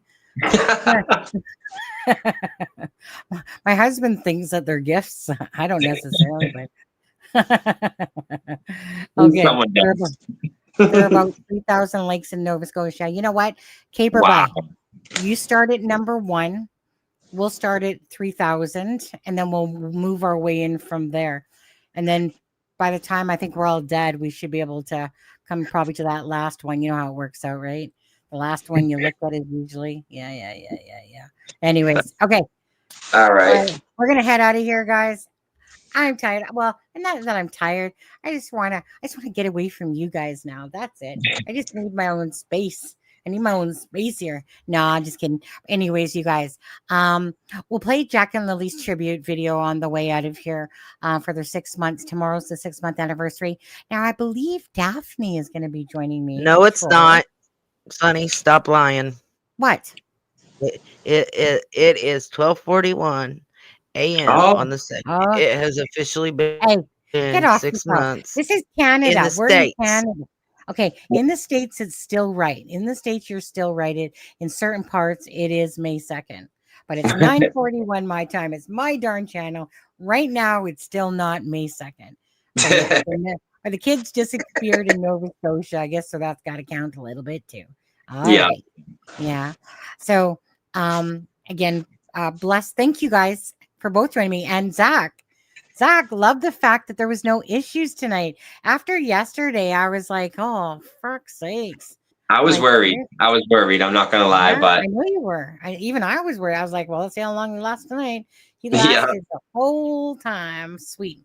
Anyways, no issues. It really, truly must have been the goblins and the ghosts and all that were playing into this whole thing last night. Yeah. Particularly on you. I was fine. Yeah, they were wanting me. Trust me. Yeah. But so you guys, wait, Daphne's coming up tomorrow. 142 in Nova Scotia. I mean, that's what she said. She said, Sonny, what time are you going on tomorrow night? Right? And I'm like, what troll? At that point, I was just like, what troll? Right? I like her channel. I like her channel. She's cool. Yeah, I did up until she denied me tonight. So, I gotta find forgiveness. I need to go talk to my holy water that's in the tap in the bathroom right there. Go have a drink of that and talk to the toilet. Give that toilet a drink again. Sonny, stop it! Grow up, Sonny. No. Anyways. All right. Anyways, thank you guys for both being here. Melissa, just keep working hard on that document file. and Zach, be glad I love you, my little Canadian friend. I love you too, my American friend. And Zach, I don't think anyone loves you. No, just kidding. Just kidding. No, thank you so much for. He's just tolerated. Yeah. Thank you for having me. Thank you for having me, and thank everybody in the chat. I appreciate you guys, and nice to meet you too, and Melissa. So yeah, thank you guys. Yeah, and we're gonna go out playing. Wait, Brad's trying to talk as I'm trying to leave, so nobody finds that fucked that the guy goes into town instead of looking. Well, of course we have. We've talked about it before. Yeah. Of course that's fucked up. It's messed up. Yeah, absolutely. Yeah, that's pretty messed up. You know what? That's kind of like when I'm watching channels. Brad, obviously, you don't watch this channel enough. But anyways, that just reminds me when I saw someone like, why is nobody talking about the blanket being planted? Like, I think that's a huge deal. And I'm just like, and what planet were you on? Is that blanket's been talked about so many damn times? And then another person under it goes, yeah, I know, right? And I'm like, obviously you're not watching the main channels of freaking true crime for Jack and Lily. Yeah, And the we're gonna blanket's been the star of the show. Yeah. Well, the star has actually been the star of the show. Oh yeah, true. Good one there. I like it. But no, but the thing is that Brad, we don't believe any of them anyway, right? So that just kind of goes into the bag of bones on that one. Is that don't believe Daniel, don't believe Malaya, don't believe Janie. Ron, he's always been on my radar. He's been on my radar, and again, because you're like, 2 kids are missing. Really? You're gonna go to town and take Mama? Yeah, come on there. Janie doesn't go shopping that day. Fuck off. Yeah, But he's on my radar too now, definitely. Now that I know a little bit more about him within this situation, I didn't know much about him. Yeah, Ron. Yeah, I didn't know much about him till tonight. Well, him and Daniel are very close. It's good to know. It's very good to know. Ron. We're true crime. We got our eye on you, bud. Yep. You know? All right.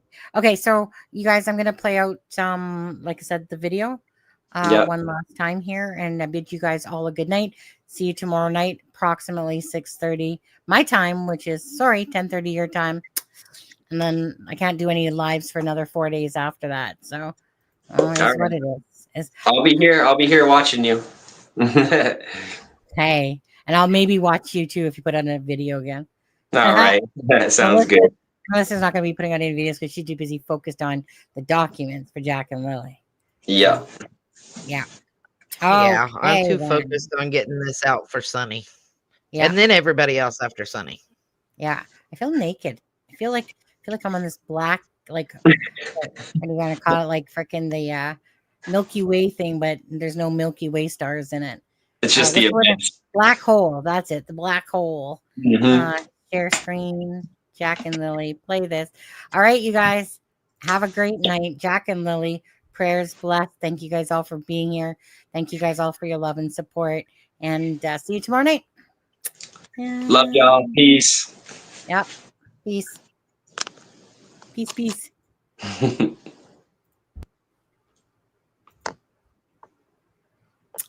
Guess I'm not playing it, huh? It's a good Sunny. I guess I gotta go back here. There we go. In the woods where shadows lay,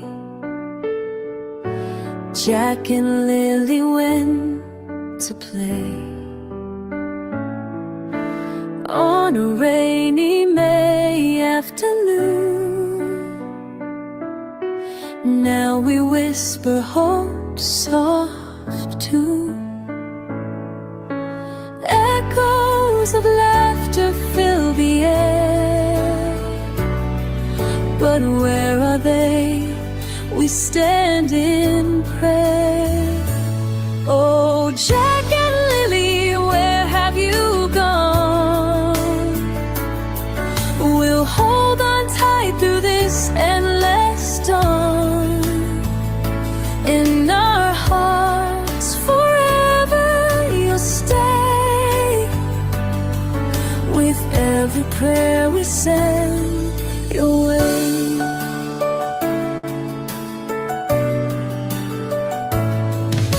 Hundreds gathered, hearts so strong,